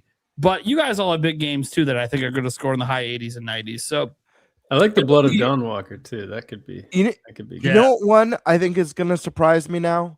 And I was, Eric, when you picked... I did get Rebirth, though. I'm happy I got Rebirth. When you picked Mouse PI... That was a good grab. If you remember on draft day, I was like, I don't know about that one. I'm worried it's style over substance. I've been hearing some really great things from the previews of that now. Yep. Coming up. Hands-on. Yeah, the previews. You may have actually got yourself a kick-ass game there. And I'm hoping Expedition 33 gets announced for Switch 2, but, you know. We need those directs. Need to find out. Now, Resynced finally has been technically announced, but still don't know if it's this year. And God knows, because I went heavy. You can see heavy with the re-release and remake route that I'm the one that's going to get boned. Like Caves of Cud, that's a port. Didn't get enough reviews, so like I get nothing for this one. Yep. Sucks. It's just a dead spot. Now, I technically have a lot of spots left to pick. Every week I go through the list and I'm like, okay, I've been hearing about this, I've been hearing about that, but I'm like, I'm just not ready to commit to some of the ones that are out there, which is probably going to bone me, or maybe it's a good idea. maybe we get a bunch of summer announcements that are coming later this year. And I'm like, oh yeah. Like, don't be surprised, guys, if we're in the middle of a Nintendo Direct coming up and I just have Fantasy Critic open ready. Do you guys have a waiver list, or is it just first person who picks one up? There's a you go up here at the top Bid system, and you can bid on Okay, players. yep. You can bid 0, and if no one else bids on it, you get it. Yep. But you start the year with a $100 limit, and you can see this is what we have left. you know, and that's another kind of gripe that I had. I read online that, it does the next dollar. So if you bet like up to 10 or something like that, it would, and somebody bets 5, it would give you 6. It would take it at $6. No, apparently not, unless somebody bid 9 on both of the other ones that I did. But, well, maybe I bid. You outbid me on a game, Eric. That I got so pissed. Yeah, which one was it? I've only bid money on 2. Yeah, I think you've only done Dench Attack. I bid like 6 or 7 on it, and I was like, no one's gonna bid this much on this game. 10. I put 10 because I read that know you did. it would go to the next like dollar up, and it's like, and then I looked at my budget and went, it didn't do that. Fuck you. Yeah. Oh, yeah. well, whatever. And Stash has the biggest budget, Yeah. which pretty much means any game he really wants, he could just really have. Yeah, if we get Ocarina of Time full blown modern remake, Full-blown remake coming this year, Stash is probably blowing the load to round out his list if he's got room left. Or he'll just end the year not having only spent $3 that he probably didn't even need to spend, and then he'll just win anyways. Invest it. But yeah, no. So my team's not doing too well. I don't have a lot of trash talking because how can I when my team is doing pathetic at the moment? That said, I got some belief in some comebacks, and I will say, if this mainline Half-Life game works out for me, I think if it even comes out, That'd be wild. I'm like the people's champ. I think just straight up. I don't think there's an argument there. If that game even just comes out, I'm the people's champ. That would be sweet. Which game? Unannounced mainline Half-Life game. So Half-Life 3, basically. Which people think might be coming out with the Steam machine, which maybe it is, maybe it's not. We don't know. Maybe. That'd be so sweet. It's Half-Life. That'd So be like the time it would come betting out, anything on Half-Life is always just throwing shit away. Betting I'm anything, surprised nobody's counterpicked me on it. betting Just- anything. Don't worry. The number 3. You know why is- no one counterpicks me? Because they can't figure out which one of my games they should counterpick because they all are going to score bad. So it's like, why counterpick a guy when, dude, look at his list. He's screwed either way. What if Half-Life if Half-Life is a thing that's coming out this year? What if it has the Metroid Prime 4 effect where it like wildly underperforms, It's one of those ones where it's been anticipated for so long. I'm the people's champ. I don't even care what it reviews. You I got know what you wanted. Here's the thing. I have such a bad start to the year. Unless I have a second wind, I'm just going to stick with I just want to take games for the rest of the year that'll piss other people off. I guarantee Do you Stash think one. Mine. You think there'll be a reviewer who thinks GTA 6 is a 7, but gives it a high score because they're too scared to be the reviewer who gave it a 7? Yeah, there will be both. Yeah. There'll be people that'll be just because I want people to remember me. I'm going to give it a 4. Yeah, that'll get them clicks. It will, because they'll be like the only one that low, and it's like, yep, we got to see why it's that low. And then it just turns out it's someone like me who just doesn't like GTA at all. Dude, it's like when I used to see them the review. I used to see old because I grew up loving the Dynasty Warriors. Or it's like someone who hates violence, and like 2 seconds into the game, there was a fuck you and a bullet through the head. You're lucky I didn't give it a 0. I grew up loving the Dynasty Warriors games, and I remember way back in the day because I had played. I think I started on 2 or 3 on the PlayStation 2, but I remember seeing a review years later on IGN. That was like the reviewer was saying like, I've never liked the Dynasty Warriors games. Like, well, why are you reviewing this? Like, if you already know this is like a series that you don't enjoy at all, why are you reviewing this game? Hey, dude, this goes back to what I always say though about these outlets, the review outlets, when they assign someone a game to review that hates the genre. You're doing a disservice to everybody, to them, to your company, to the fans. to the developer, the publisher. You're literally fucking everybody when you do that. But they do it. And I try not to get mad at the reviewer if it's at a big outlet because I'm like, well, you might not have had a choice, man. Yeah, no, it's Exactly. not the reviewer's fault. It's just a company thing. It's like weird. It's like NBA refs. They're horrible. I don't get mad at them. I don't get mad at them though. Very accurate. I get mad at their bosses because they allow it. They allow them to be shit. There's no consequences. Yeah, it's just like the NFL with their refs and like they're not full time. What the fuck are we doing? Yeah. Like now. Yeah. The people in charge need to do better. Well, it's like getting mad at the person at Walmart because of some company policy. Like, come on, dude. Have some sense. You work here? Yeah. Do you know what the CEO did? I'm like, dude, I'm barely making my rent. Can you just shut the fuck Yeah. up? Hire shit, Or get out. yelling at the Exactly. teenager in box office because movie theater tickets have gone up so much. As if the Yeah. teenager in box People office do makes that. the prices. I've seen people do that. I'm like, why are you yelling at this kid? He has no control They're over like any of 15 it. years old and get Making paid minimum a fucking shitty wage. wage. You're thinking of when can I get the fuck out of here? Exactly. I want to go to the movie that you're going to. This is bullshit.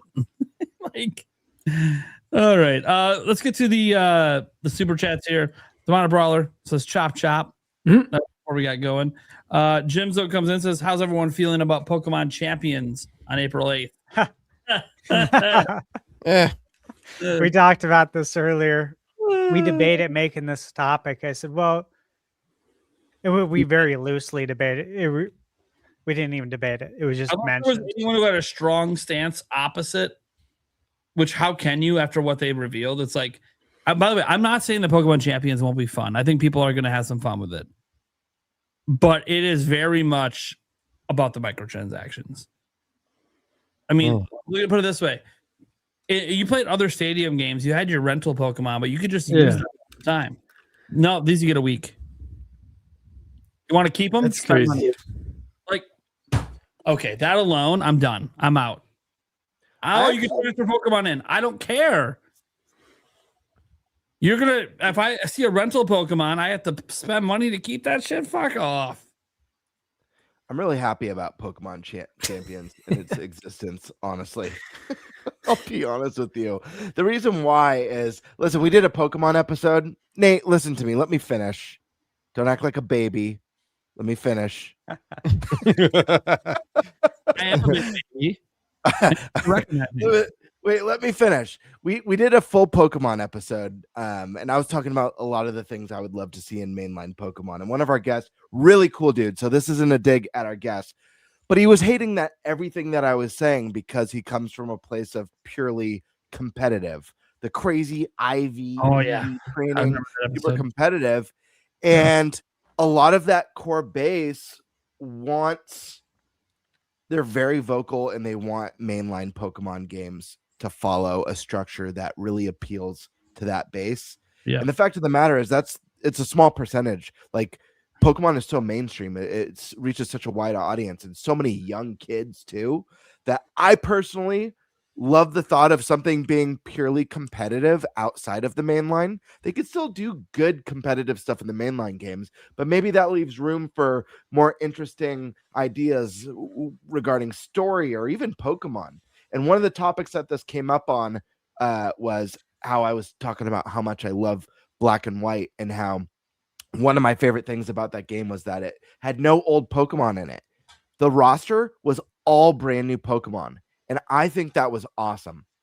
But the competitive scene hated that. Like they hated that. So I don't know if this means that we could get a experiment and try some new things in mainline Pokemon. I'm all for it. They now have a space where they can go pure competitive. And people who are interested have a more entry-level way of getting into that universe, and that community could grow. Yeah, I just don't care because it's microtransactions. There you go. Yep. I want to say the same thing. Look, I don't like microtransactions at all. I don't like it in any games. I've seen over the years what it did to NBA 2K. Mm-hmm. It's the only basketball game, right? It's the only game we can play for hoops with NBA rosters, right? And dude, it's so bad what they did to it. It's so bad. And it's the same template here with this Pokemon. Sure. So yeah, I'm not a fan of it. I think it's gonna do well. Let me be really clear. I think it's gonna do really, really good. Yeah, it's gonna do really well. Doesn't mean I like it. Which first, it's gonna be on mobile later. To the game's credit, you can't the number one thing that would have sucked is you can't buy victory points. So that is like how their system works for ranking up and everything. So like you do have to rank up by being good. So for competitive people, that's great. You can't buy. I mean, I understand that you guys could think you can buy the rental Pokemon. Maybe it gives you an advantage, but usually the rental Pokemon, especially in older stadium games, they're not better than the ones you could bring in. Yeah, but I think first off, just to be clear, I 100% agree with both of you. I hate microtransactions. I think I've complained about it enough in games of service. I don't even need to defend my stance on that. I don't like it at all. I think it's gross, and I dread the day we knock on wood that we ever see that in the main menu of a Zelda or Mario. Part of me will die inside. That being said, I do think it's nice that, again, this is not a game for me. This is a game for the competitive scene. I do think it's nice that it is compatible with Pokemon Home, which I think most of the people coming from competitive are probably using that already anyways, and will be able to bring in their Pokemon without having to buy them with victory points. Yeah, it also uses the battle pass structure, guys. So yeah, look, microtransactions, home subscription. If you don't have one, you got to get one. The battle pass, a day one starter pack, and a separate champion subscription. Holy shit. That's a lot of subscriptions and a lot of microtransactions. It's no longer micro. It's just transaction. It's major. I mean, you got to think about it like this too, guys, because, I play another game that has a ton of microtransactions and battle passes, Fortnite. I don't got to pay a fucking dime to have fun with that game. And they give you plenty of stuff just for free. All the stuff that you pay for is all cosmetic anyways. And they just give you some of that for free. So that's the difference between this and Champions. Champions is requiring me, I have to spend money continuously. I'm not subscribed to Pokemon Home right now. Me either. I'm not serious enough about Pokemon to need the extra space to put my Pokemon in. So everything about this game, I was so excited when they initially announced it. Then I was a little tepid when I heard it was going to be on mobile. And I was like, well, it can maybe be okay. That's on mobile too. It's fine. Maybe transfer some Pokemon from Pokemon Go or something. It's fine. And then the more I hear about it, the more I'm like, no. This is a money grabbing scheme. That's all it is. I'm not saying it's not good. I'm not saying the competitive scene won't love it. They probably will. But nothing about this screams, oh, that sounds exciting to me the way the old games did. I mean, hell, even the old games had mini games. The fuck are my mini games? Those are fun. Yeah, Stadium was great. There's no denying that. Yeah, so it just isn't what I wanted. I wanted it to come back, but not like this. And if this exists forever and the competitive scene loves it, hey, more power to you guys. You guys already, probably buy both copies of Pokemon every time and subscribe to Home, obviously. Yeah. This is just more money to throw on the pile. You're probably the same one showing up day one. The new card pack drops at TCG. It's going to get eaten up. It's going to get eaten up. This game's going to do really well. Hot. It's going to make a ton of money. So I like it. I'm not even begrudging them for doing it because the Pokemon company has started to realize that in mobile, there's a way to have an infinite money glitch with Pokemon. You've figured it out with Go. Now you just keep figuring it out. So I'm not even surprised. I'm just. Anyone here going to try it out? I was excited, and now I'm not. You will? Yeah. Sandstorm? Yeah. I mean, am I excited about it? No. Do I think it's going to be successful? Yes. And do you think you'll have fun with it? I mean, do you play competitive Pokemon? No, I don't. No, and that's part of the reason why I'm picking it up is because I'm not a competitive like player like that to that level. I'm just more curious as to like how this is going to work. Can I enjoy this with like my closer friends? But like it's I'm gonna be honest with you. I'll probably pick it up and play it heavy for like 3 months, and then like go cold turkey Never and be touch it like, again. I'm good. Yeah. Yeah. So I'm gonna try it because it's free to start. Yeah. But that's the problem. It's even being labeled as free to start, which means I'm going to hit a microtransaction wall. Yeah. Yeah. And the moment that happens, I'm out. I'm done. Yeah. now. I think I'm in the same pool. People spend money. I'm like, no. It's interesting, Stash. You made the analogy to 2K, and that's like why I actively like don't play the newer 2Ks is for all the microtransactions. I think it's disgusting. It's disgusting, dude. They take advantage of their player base. They ruined the single player in 2K. It's I don't play it anymore. It's ruined. It's terrible, man. And It used to be good. And my son plays it like all the time, and I just like watching him play, and I'm like, bro, like, why are you driving around in a go-kart? Like, I thought this was basketball, and he's like, yeah, the "Oh, single player open area. It's so stupid. Yeah. I'm like, this is supposed to be basketball. Like, why are you on a go-kart? He was like, oh, I just want to get the best times. You get VC real quick this way. And I'm like, yeah, so dumb. They're Everything gamifying getting virtual currency by not playing basketball. Yeah, everything but playing ball. I know, dude. It sucks, man. My cousin bought WWE. He bought 2K and he asked me, he said, is there like anything that you know of that you can like grind for in the game to unlock? Like, you know, they complete this mode and unlock these characters.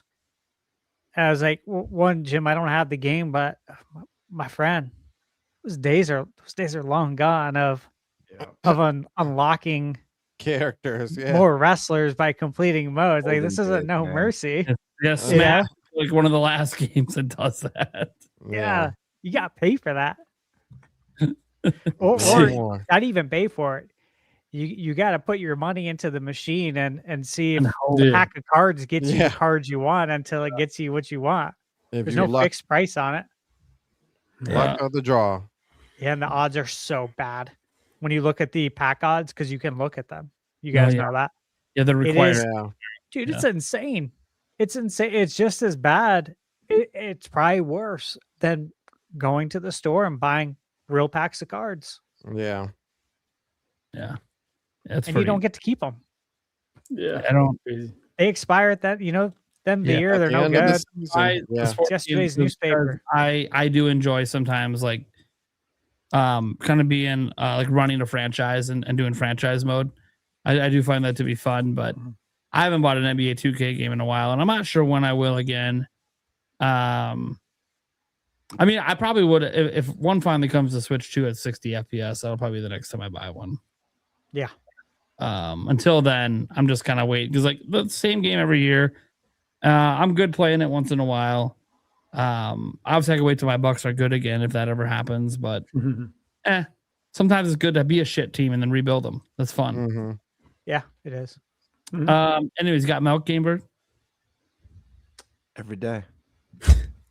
The irony is that he hates milk, but it's so great. This joke has to run forever. The Minor Brawler gifted a membership as well. The Gamer, he did it to Stash as well. In fact, he likes Stash so much he did it twice. Whoa! Damn! Nice. Hey, thank you. Dusty. Don't worry, he didn't forget me. He threw me in there too. There you go. There you go. At first, I thought, wait, did he not do me and did Stash twice? Well, damn, twice is nice.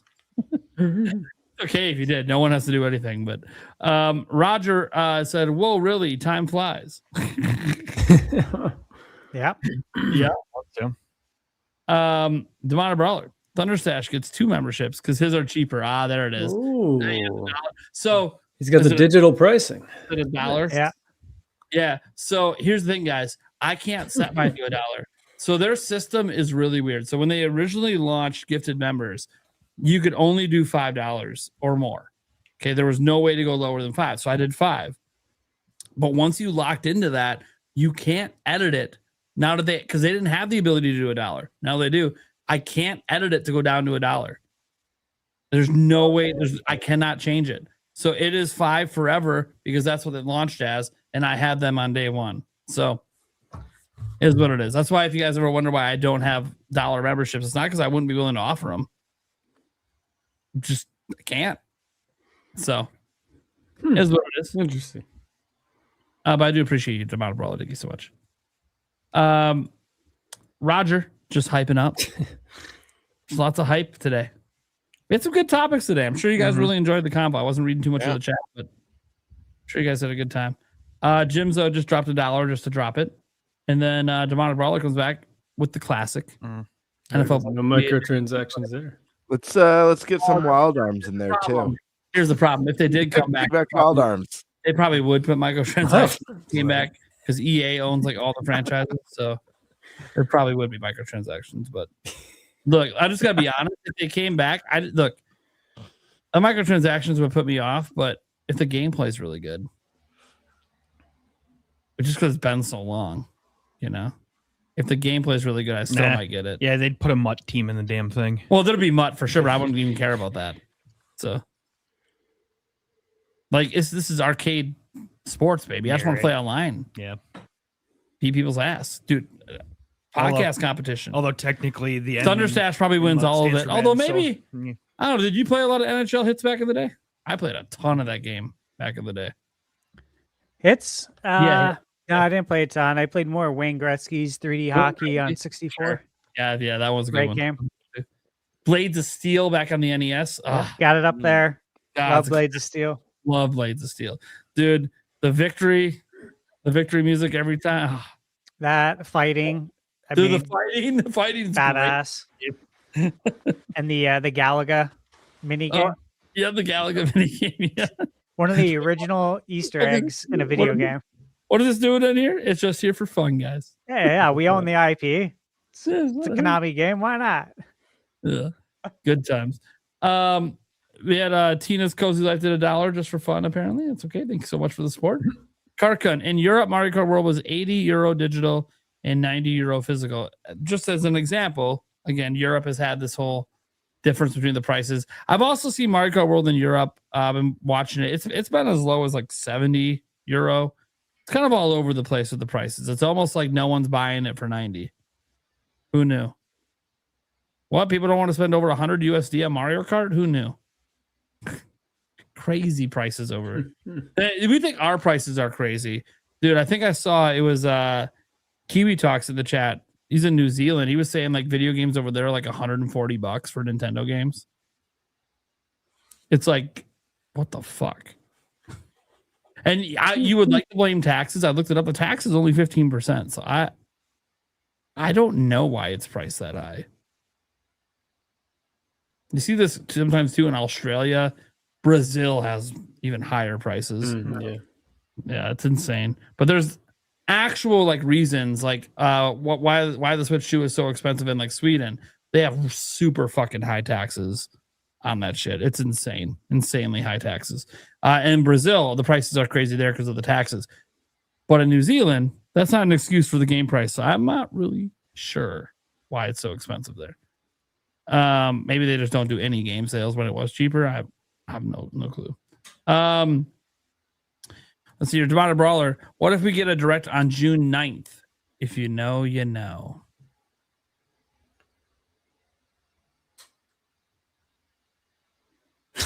I don't know. So does anyone know? I don't know. I was like, to be honest, I don't know. Silence from the crowd. Nobody knows. June 9th. It's familiar. What happens on June 9th? Yeah. Everyone's Googling right now. I have no clue. What happens on June 9th?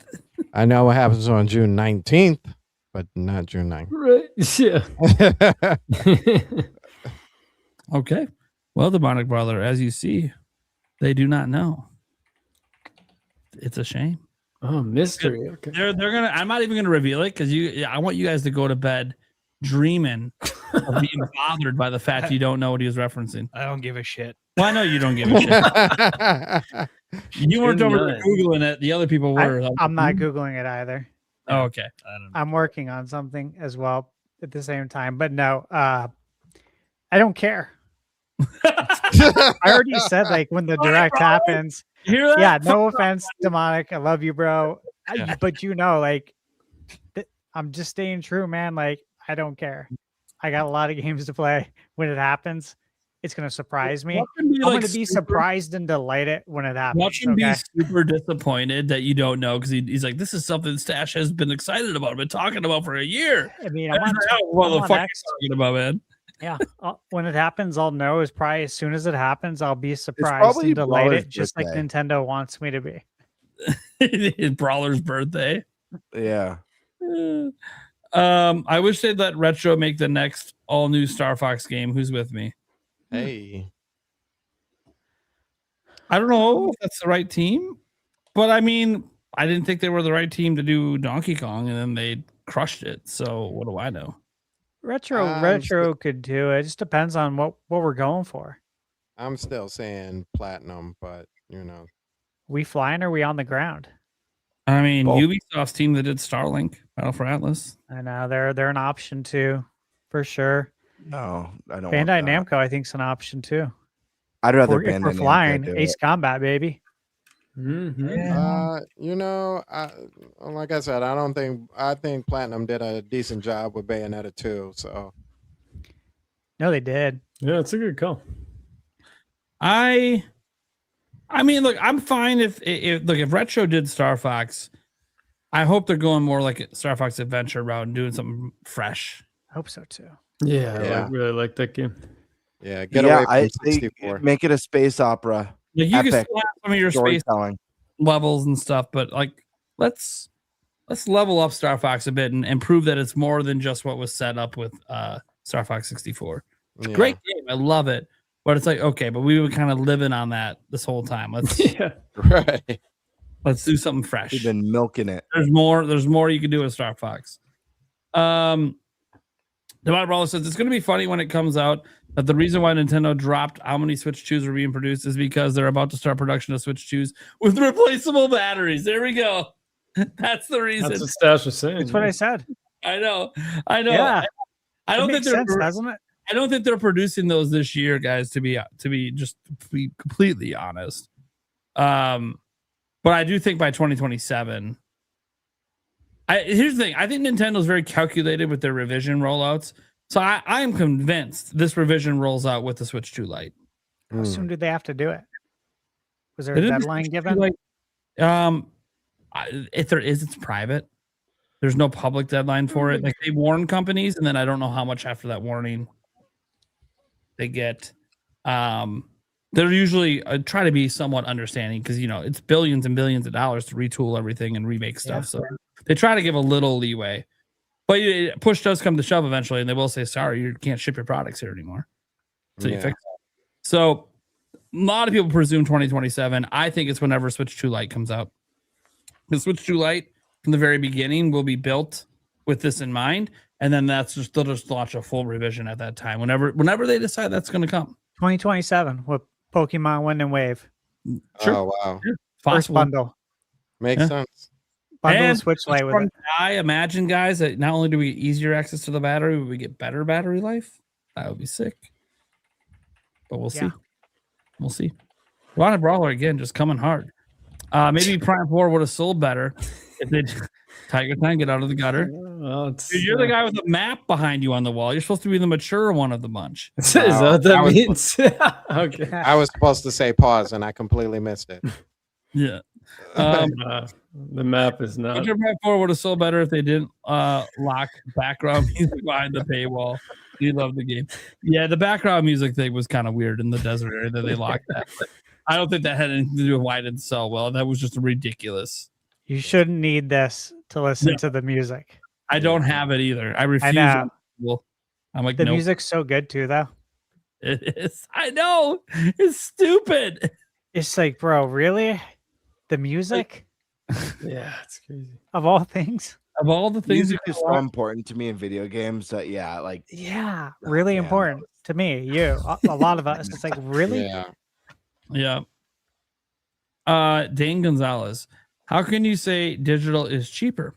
We only have Yoshi to look at. If physicals of the big first-party games cap out at $70 to $80, then I agree. But if they're 80 to 90 physical, that's an increase. Well, two things. One, digital will still be cheaper. Yeah, we had the additional update from Nintendo saying that this does not mean physical prices are getting more expensive at all. So they said that. And again, that's just more from Nintendo. And if you want to think they're lying, okay. Well, the only game that we know for sure is Yoshi. And so if we just base it off what we know, yeah, it's cheaper.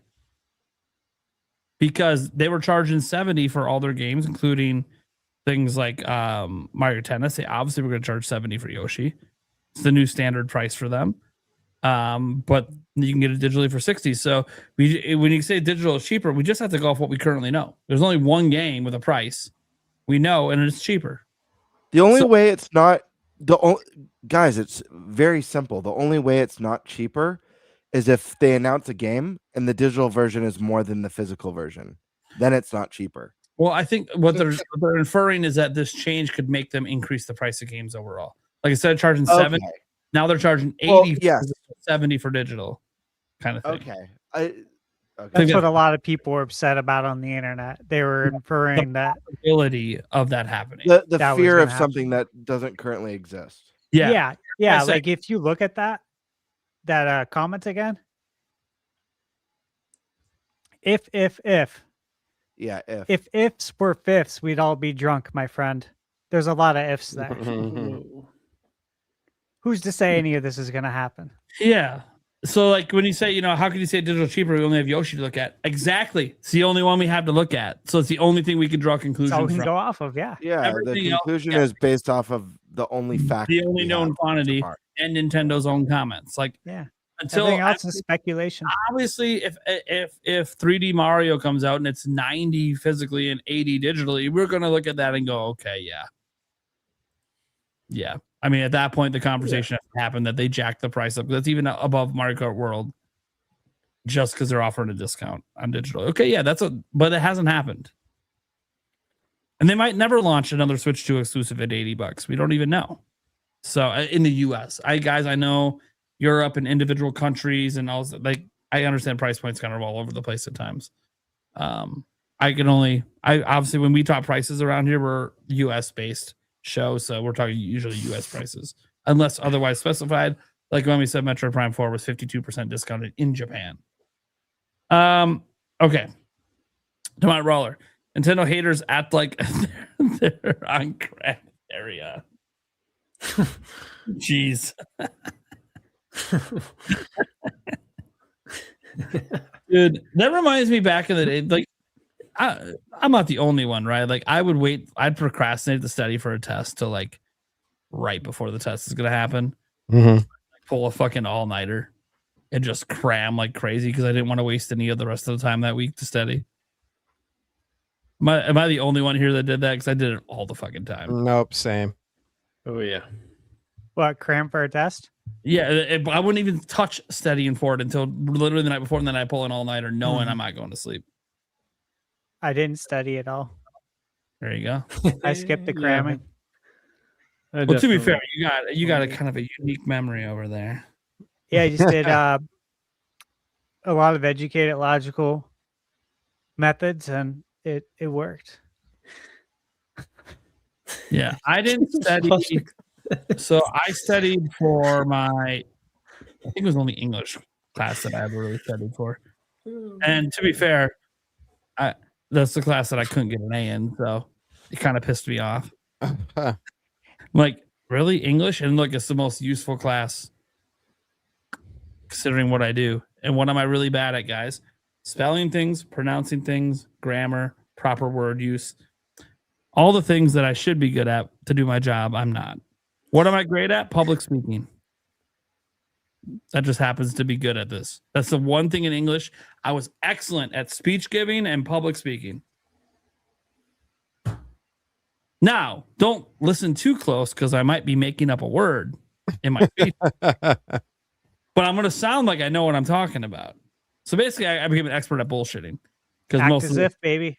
Most of those speeches were complete bullshit. But it didn't matter. I got A's on them.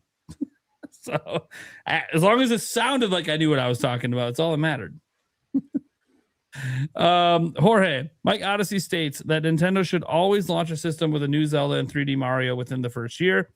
Is that reasonable for future consoles? I mean, look, to me, the best case scenario in a perfect world would be to do that. Mm-hmm. Is it feasible? Is it reasonable? I mean, who am I to say? Who are any of us to say? We don't work at Nintendo. It's all about dev cycles and if it lines up. Yeah. This would be the best case scenario, though, because look, when did we not get a Mario or Zelda at launch? GameCube. And look, people look back fondly on Luigi's Mansion. Let me tell you, if I recall, IGN gave it a 7 out of 10, and this is when they were still highly respected. Okay? Dude, that shot him in the foot was Luigi's Mansion not getting great reviews and it not being Mario. Mm-hmm. Because prior to that, we always had Mario at launch. We had it on Nintendo, Super Nintendo, Game Boy, Nintendo 64. This was the first time Mario wasn't there, and that shit hurt bad for Nintendo. And there was no Zelda either. No. So, yeah, this is the best scenario. But this is... When did Adventures come out for? This is very logical assessment that, this is the best scenario. Yeah, but, it's the best scenario, but I also don't think it's necessary. Like, I don't think they have to. I mean, the fact of the matter is that Switch 2 is the fastest selling Nintendo console of all time without a Mario, Zelda, or a holiday game for that matter. There was no holiday game, and it's still the fastest selling one. So there are other great games that could fill in those slates. Like, guys, if we had gotten, can you imagine if the November game for Switch 2 was a brand new from the ground up Smash Brothers? Like how huge that would have been for Christmas. So yeah, listen, I Stash, you and Prime, you guys nailed it. It's the most ideal scenario. It's not the most necessary, and I think it really comes down to if that's how the stars align with development. And you don't want to sit on a new console that's ready for too long when you have your previous console kind of phasing out.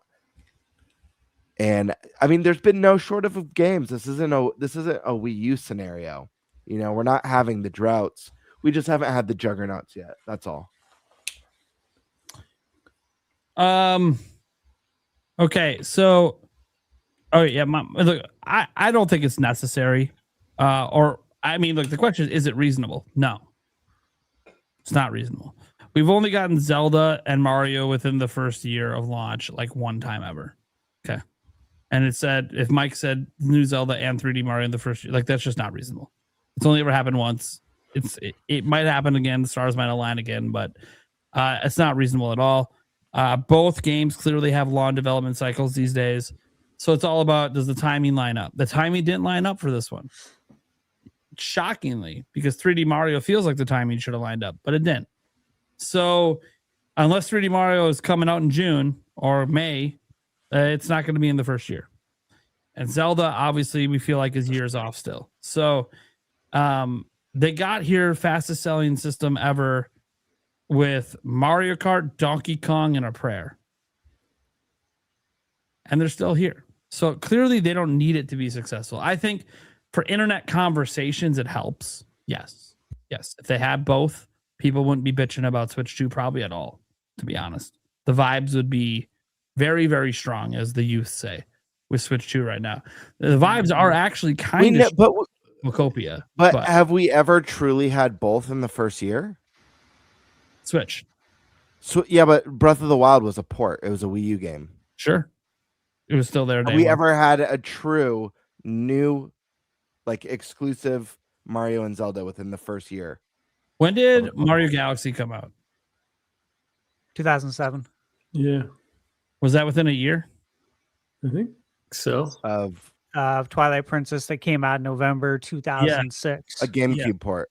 But GameCube it port. didn't launch on GameCube day one. It I'm wasn't just available on saying, GameCube. But Game Bird, it wasn't available on GameCube day one. That's true. That You is could true. only That play is it on fair. Wii at launch. Okay, I stand corrected. That is a fair point. So it's been since the GameCube.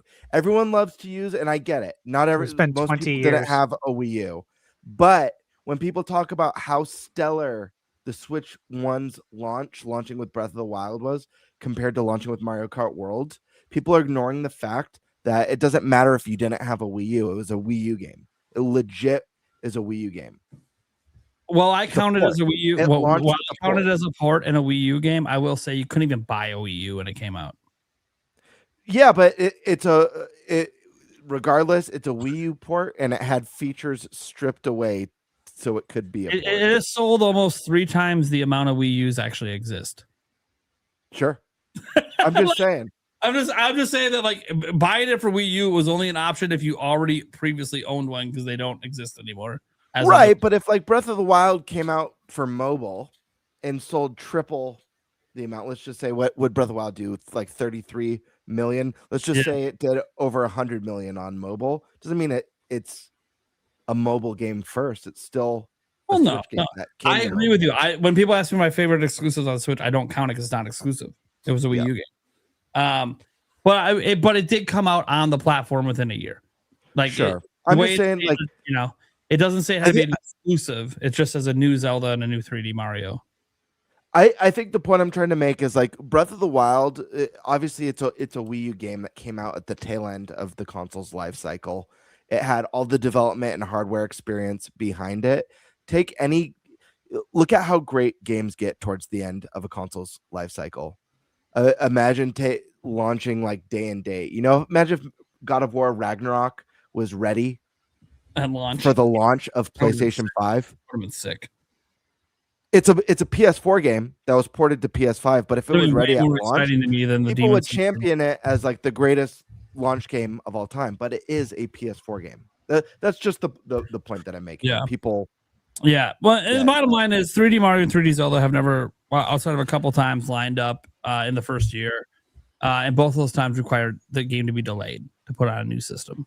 Otherwise, they would not have released within a year of each other. So it's very rare that it even happens that they release within a year of each other, let alone at the beginning, barring delays. So to me, I don't really think that it needs to happen. It hasn't usually happened. If you want to say one or the other, then yes, that is a very common occurrence. One or the other usually within the first year. Not always. Didn't get it with Wii U. Didn't necessarily work out for Wii U. Didn't get it with GameCube. Didn't necessarily work out for GameCube. There is a pattern that until Switch 2, you kind of needed a Mario or a Zelda in the first year. I can fully cop to that. But Switch 2 kind of showed that even then, sure, Mario, it could be a kart game. Didn't have to be the tentpole 3D game. So, yeah, I think that I think that it's not likely or reasonable to think this is going to happen again. It can, and it doesn't need it as long as it has other bangers that come out, which some people don't think Switch 2 has other bangers that came out, but I'm just going to say, even if Mario Kart World was a disappointment to you, even though it's an 86, which that is just objectively a good review score. Guys, we had a GOTY contender last year, score a 91 in Donkey Kong Bonanza. That's exclusive. Hokopia might be a GOTY contender this year. It's a 90 at the moment. Like, we're talking in less than a year, 2 exclusive games dropped that are 90 or above on Switch 2. At some point, we just have to recognize that, yeah, maybe they're not going the traditional route, but they got some bangers this first year. They might not be your cup of tea, but they're bangers. Like, objectively, even high user review scores on these games, they're bangers.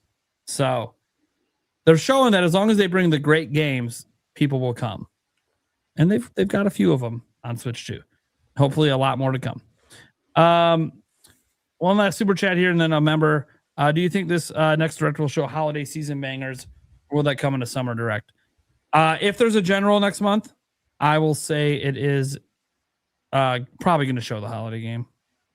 They're not going to wait The summer is literally like a month and a half after it, so it would be kind of weird to wait at that point. If you're already going to delay it 2 months from February to April, you're kind of doing a timing that would suggest you need to show the rest of the year. But that's a guess. That's what Nintendo plans. They might not show any new games. It might just be all third parties and then like release dates for Fire Emblem or something. I don't know. I could see them waiting.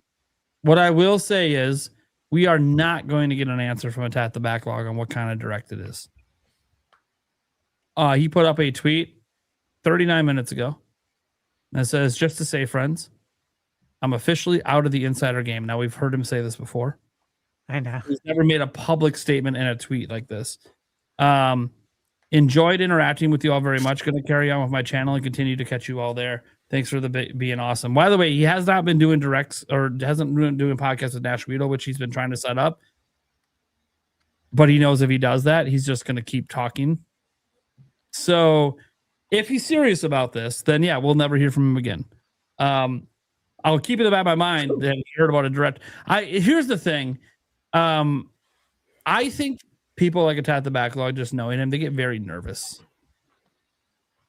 when they put something out there and they don't know 100%. Like in this case, he put those a direct coming out there, which he told me about this like 3 weeks ago. And he said he wasn't going to say anything publicly. So I was so shocked that he even said anything publicly. And I asked him, like, what happened? He's like, oh, I couldn't help myself. I'm like, well, then how are you ever going to stop if you couldn't help yourself with something like this? Like, you don't know what type it is. You don't know what day it is. You don't even know what game is in it. Like, this is the most obvious don't say anything because you don't know enough information, but you did anyways. And I know that he did it because he is confident. And he's heard it enough times that it's going to happen. But I just to the battle. I hope with the podcast here that add any extra pressure. But besides that, man, dude, do your thing.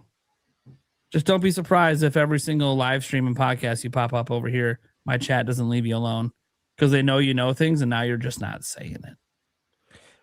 You know, I'm sure he'll have a lot more peace and enjoyment doing this in the long run. If he gets away from it, he doesn't do any more shows with Nash and kind of finally separates himself. Like, guys, bottom line is if he's having mental anguish, he should stop doing shows with Nash Weedle and he should stop talking about this kind of stuff publicly ever. And I think it's hard for him to get away from it because he's been doing it now for like 6 months.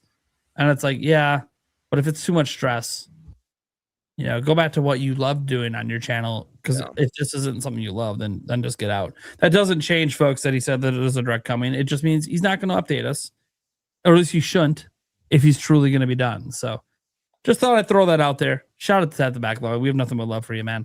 Yeah, love him. We'll see you on a future episode. I know you're on the schedule, so. And who knows? Even then, we could just ask him directly why he retired from leaks. If he actually sticks to it, doesn't do anything, I'll be like, all right, man. What if he's not talking about directs? How can we ask him directly? I mean, he said he's out of the insider game, so I would suggest he's not talking about anything that he knows. Yeah, but you said directly. So how can we talk to him about directs? Well, see, people get this confused. I'm Nintendo Prime. I don't actually work for Nintendo directly. So this is like a third-party outlet. I think he can get away with a direct conversation. Well, yeah, but you said direct. I know what I said. Gamebird got gifted a membership by Stake. Shout legendary, dude. Absolute legends. All right, guys. That's going to do it for this week's episode. Let's go around the room, let people know what we got going on, where they can find us. Let's start with Tiger Time. And I'm telling you guys, by the time this guy comes on again, he better be ready to 1,000 subscribers. Wow. That's, hey, that'd be awesome. Yeah. Like 100 something. Dude, come on. What are we doing? I love that. Yeah. I had my first 10,000 view video. So that was pretty crazy. Yeah. Congrats. That was awesome. Thanks. Yeah. Big moment. Awesome. Viral moment, man. Yeah, no, it was insane. I went to bed and then woke up and it had 7,000 and I was like, whoa, this is crazy. But yeah, so that was sweet. Yeah, no, 1,000 would be awesome. But yeah, keep an eye out for my next video. It's gonna be titled something like why or playing games is more fun without the internet, basically. Ooh, I love that. So It's a good take. keep an eye out for that one. Yeah, it's been a lot of fun to record, so I'm editing that now. But yeah, guys, I just talk about pretty much everything and just kind of like conversational style videos, Nintendo, everything. So yeah, always glad to be on here. It's a blast chatting with you guys. Tiger, do you ever do collabs? I've done one with N64 Josh. We did a little like a collab video, but yeah, he's a great guy. Yeah, as you guys know. Dude, if you're ever down, I love the conversation. $50. So Yeah, not to pitch myself. Great guy, but don't let him refer up pizza pizza. places to you. Yeah. I mean, I'm gonna prefer any places. I wasn't even a fan of the ramen place, but Stash and I were doing shots, so that just the sake bombers. If we're doing sake bombs, I can have fun anywhere. It doesn't matter if I like the food or not. There is that one character flaw with him. Yeah, that's a good point. But no, but yeah, Game Bird. I'd love to do one though, man. That'd be a blast. Oh yeah. Yeah. There we go. Sandstorm. All right. I am Sandstorm McDowell, as you guys all well know. Deacon in the front. So channel is the Sandstorm Show, as you can see in the back. Rebirth. Get him to 500, guys. Come on, 500. Yeah, 500, please. Appreciate it. We, talk get a little with the Christian stuff, but mostly gaming. Talk about gaming with the whole crew. Shout outs to the whole crew. My co-host Trey Vito, Geronimo, Nintendo Cisco, Action Jack, who has also been on the channel as well. Yep. And then the Winging It Podcast, Shadow Fox, the rest of them. Yeah. This Saturday we do podcasts every Saturday at 7:00, unless I got life, because life sometimes, so you got to move it to 9:00. But we'll have Angry Vigilante on after. I want to say the last time he was on was when we did the debate. Now that I think about it, so we watched that. Michaela and I. We watched it on the big screen. She's like, "What are we watching?" All right, just watch. Like, it's gonna be good. She was entertained. And she's seen you on the podcast before. We're having a really good time watching that shit. That was entertaining. Might be my favorite episode. Yeah, it took a while for him to finally get back on. I'm like, dude, you got to get on. Which ironic, we talk all the time. Like, me and Vigilante actually talk behind the scenes all the time. So he's in my DMs a few times a month. Yeah, overall, he's a good guy. We talk about this and that. I'm a bad person. Yeah. Either. Disagree with content. Oh yeah. Yeah, absolutely. 1,000%. But if he's from video games in your channel, man. All right, I can have a beer with you. We're all right. Yeah.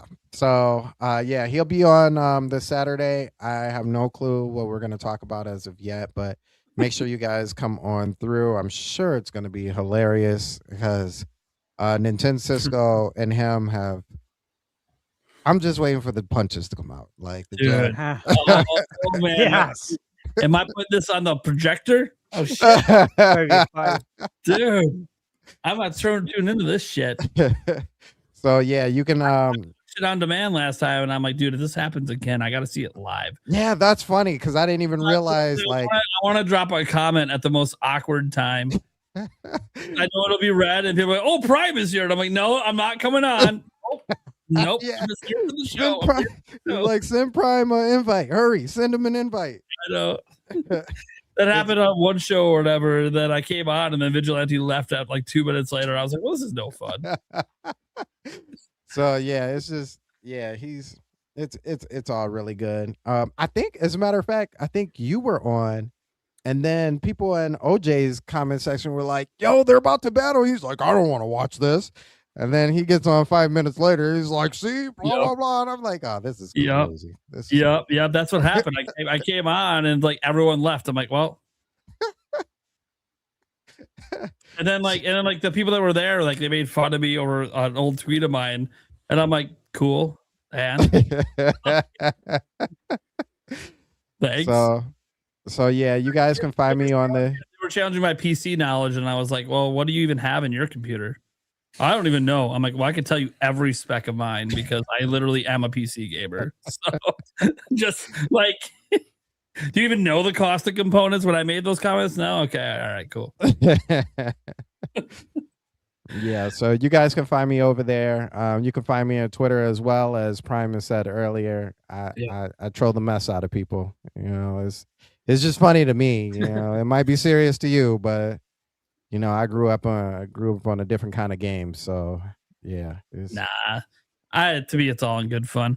People, I was like, "Why do you respond to Tripster or this person?" I mean, because it's hilarious. Yeah, it's funny. This is pure entertainment. Yeah. I'm just waiting for them to crash out at this point. Like, this is the thing.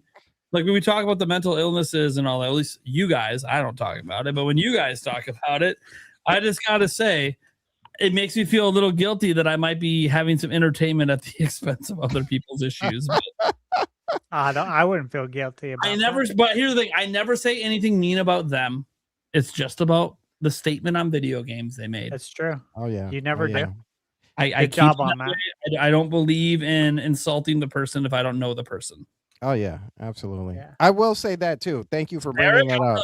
Fuck off all day. I mean, Stash, when he makes a comeback and wins the Fantasy Critic League, and I totally failed, not just got last place, but Stash won. Yeah, I'm gonna tell Stash to fuck off too. That's what it is. Yep. Yeah, I forgot the strangers that I don't know.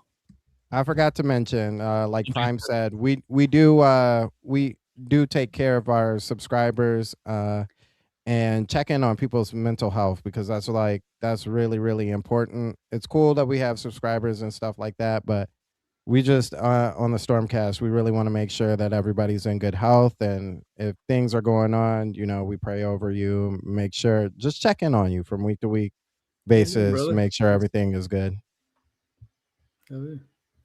Yeah. I know there were a lot of people back in December that were doing that for my son, and I was like, I tried watching a couple shows doing it, and I'm like, dude, I can't. This is too much for me, man. Yeah. I just really appreciate that everyone was doing that. It's always nice when that happens. Yeah, guys, you go check out his channel. Obviously, you can tell. You can tell by his username. Religious. Nothing wrong with that. Just because we don't do that here don't mean you can't do that over there. So go have your fun. Go check out his channel.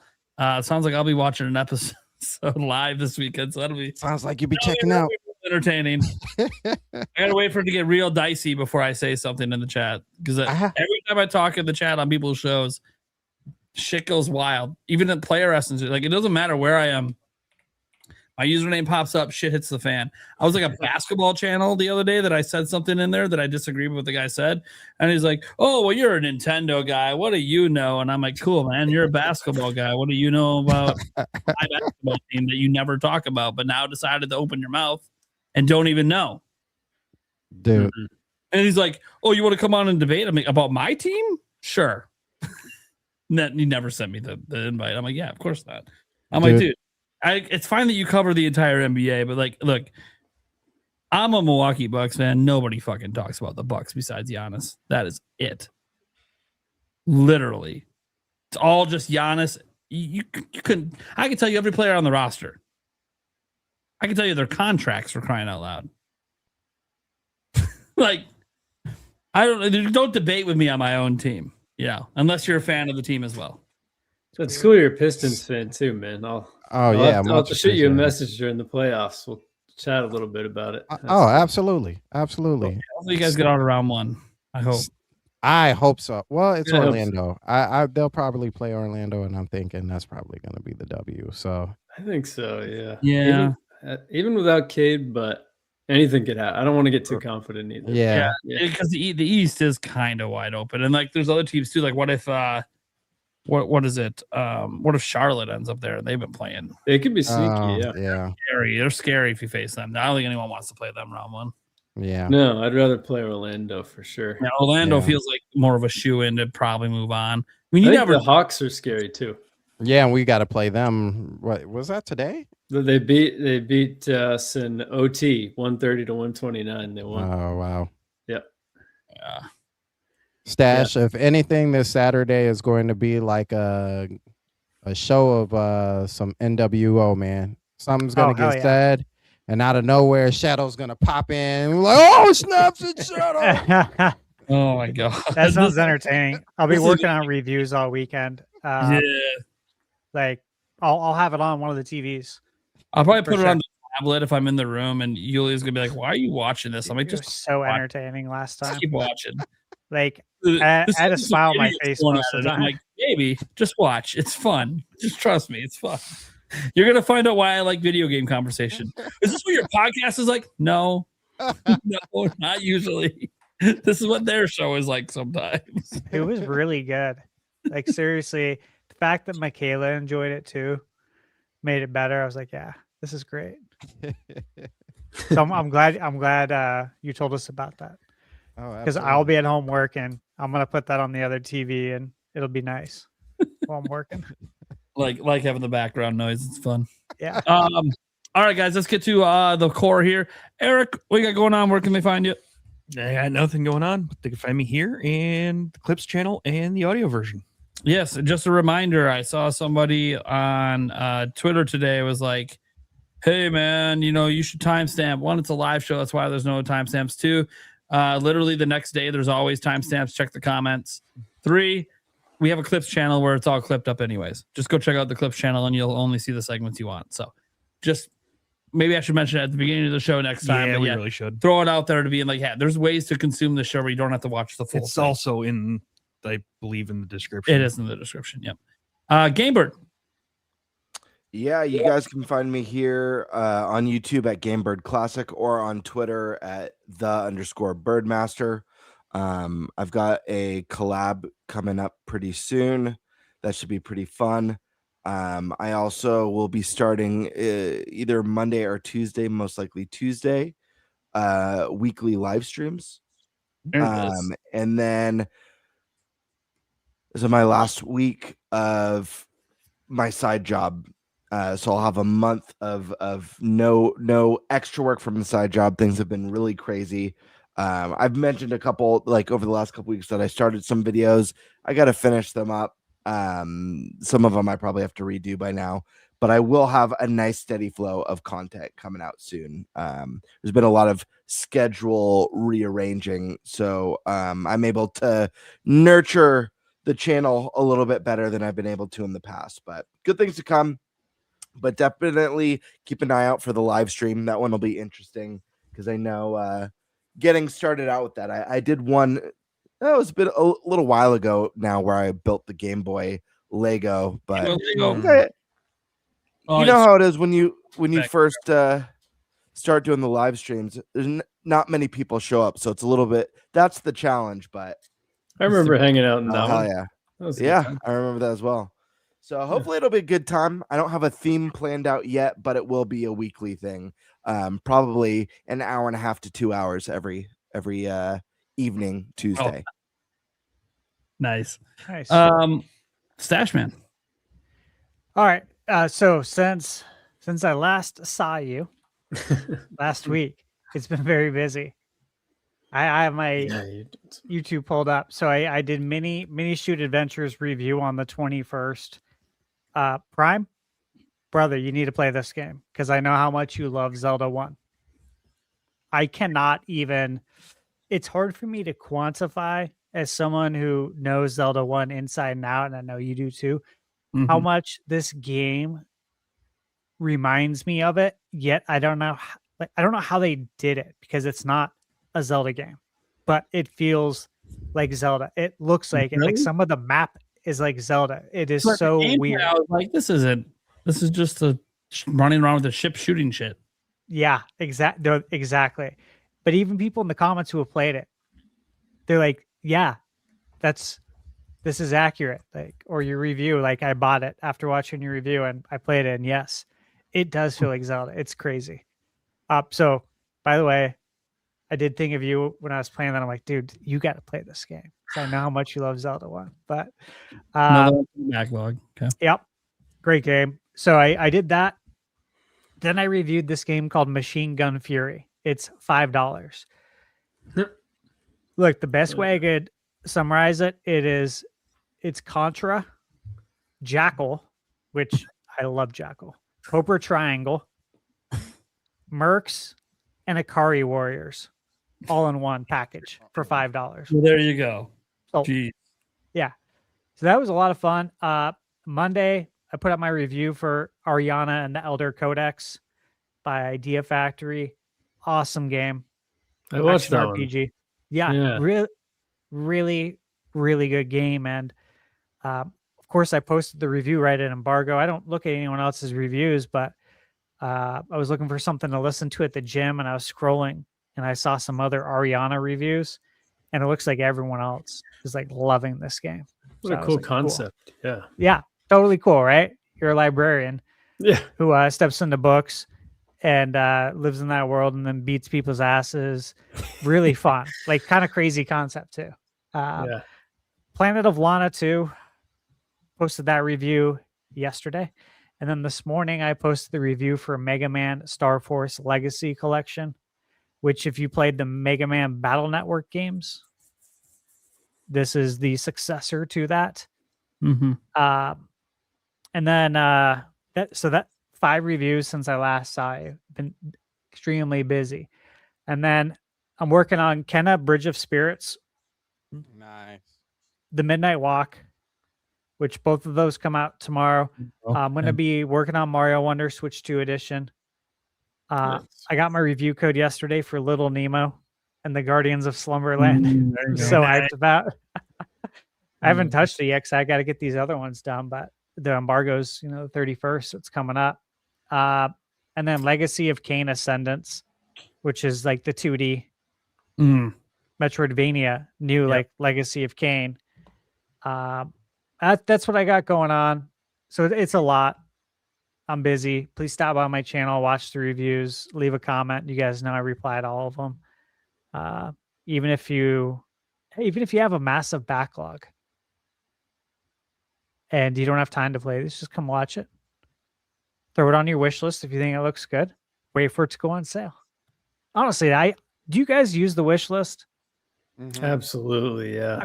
I love it when I get an email that says your game is on sale, and it's like something I forgot about, and then it's like it's like $5 or something. Yeah, it's like 85% off. Like, oh, all right, twist of my arm. It's great when you go to your wish list on the Switch 2 eShop. You could check a little box that wish list games on sale. So good. And you click the box, and then it just lists everyone that's on sale. It's awesome. So nice. I do it like probably daily. Yeah, me too. I think. Yeah. I also check the eShop too for coming soon because they add games so often, and I don't want to miss anything. And sometimes stuff like just doesn't hit the news wave. Nobody covers it. Yeah. I go to Games Press. I have a press membership, not membership, but I don't know, account there. And they post about all the games. So there's even stuff there that misses the radar. And yeah, so I've been like going to the coming soon. I used to do this on Best Buy. Did you guys ever do this? Did you go to like bestbuy.com and go to the games and then go filter it for what's coming soon and like thumb through it? I can't do that anymore. You want to know why? They added third parties to it. Third party sellers. And they'll put in games that released 5-10 years ago. Oh wow. As a new game. Oh dude, it's anarchy. There's no rules whatsoever.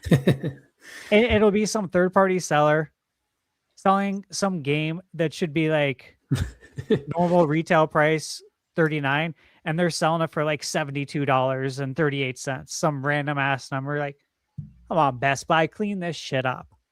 Because now I'm not looking through your stuff because you can't filter it out. Right. There's no way to filter out the third parties, and you can't filter it to only Best Buy. So now I go to the eShop and look at the coming soon. That's my only way to see what's coming soon now. All right. It's nice though. It is. Good All right. Well, guys, I'm a Nintendo Prime. I post daily Nintendo news content, so you can know there'll be another news video tomorrow, or a rumor, or some shit. Probably won't be about a direct, I don't think. I don't control when those rumors come, but cover them when they do happen. Obviously, Nate the Hate's got his podcast Friday, so probably I assume there'll probably be at least a game or something he mentions in there that I might put in a video. We'll see. Otherwise, I do my live streams as well, usually at around 8 p.m. at night. I do Q&As a lot of nights. And if Gamebird does consistently do that one stream a week, we'll be sending everyone over to his channel before I dip out. I know his stream doesn't last too much longer after I do that, but at least lets you know, hey, if that night you'd rather watch him, now you know. Because the Birdman is fine. He's awesome. Deserves the support. Yeah. Otherwise, just subscribe to the channel if you like what I do. If you don't like what I do and you just like the podcast, cool. I'm glad that you're here. I hope you enjoy it. Check out our audio podcast as well. Everywhere audio podcasts are heard. Eric's done an excellent job keeping that up to date and keeping that going out the next day. He's been doing great with the clips as well. I know the clips channel has been doing pretty decent since we started doing the sharing it with all the channels as like a collab. So I know the clips channel has been doing better. I'm really excited about this show, guys. It just keeps getting better. It keeps growing. We got some exciting guests as well. Unfortunately, some people might recall last week we said that Special Nick was supposed to be here this week. He actually had to bail due to some family stuff, which happens, right? You know, people are volunteering to be here. We don't pay our guests to be here, so it is just their time that they're volunteering. So he's not rescheduled yet. But next week we do have N64 Josh. Let's just say my handle down here below Nintendo Prime is going to say something a little different when Josh is here. Make his little subtext under his name next week, Prime. Change it to the Pizza Man. And then X-Tix and Leeches, who's a newcomer, a first timer. So he's walking into a show with Josh and the boys. I hope he's ready. Because when it's a show with Josh and the boys, That's been fun. It's a fun, wild show. I'll just say that. That was my first show. Was with Josh. It only gets better if we happen to have Jake Randall sneak in as well on that episode. Then it'd be like, oh shit, this is not the episode a newcomer should be on with those two here. But it's all right. It'll be fun. It'll be good. It's always fun to have him on. Josh is like the long lost member of the crew. Like he should have been a co-host of the show, but he's not. Yeah. That's kind of what it is, like a long lost member. He's an awesome dude. Yeah. Yeah, he's awesome. He runs his own podcast as well. So it's going to be fun, guys. After that, we have another new person with Tubular Johnson coming on the following week. Someone that Stash has met. And then Say Iran and Sky Sort of coming back on. And then you have an episode with nobody, just the core four. It's going to be fun. It also might not be till 1 a.m. Who are we kidding? Who are we kidding? We say it every time, and then it happens. I know. All right, guys. Thanks for tuning in. We'll catch you same time next week. Peace out, everyone. Good night, friends. Peace.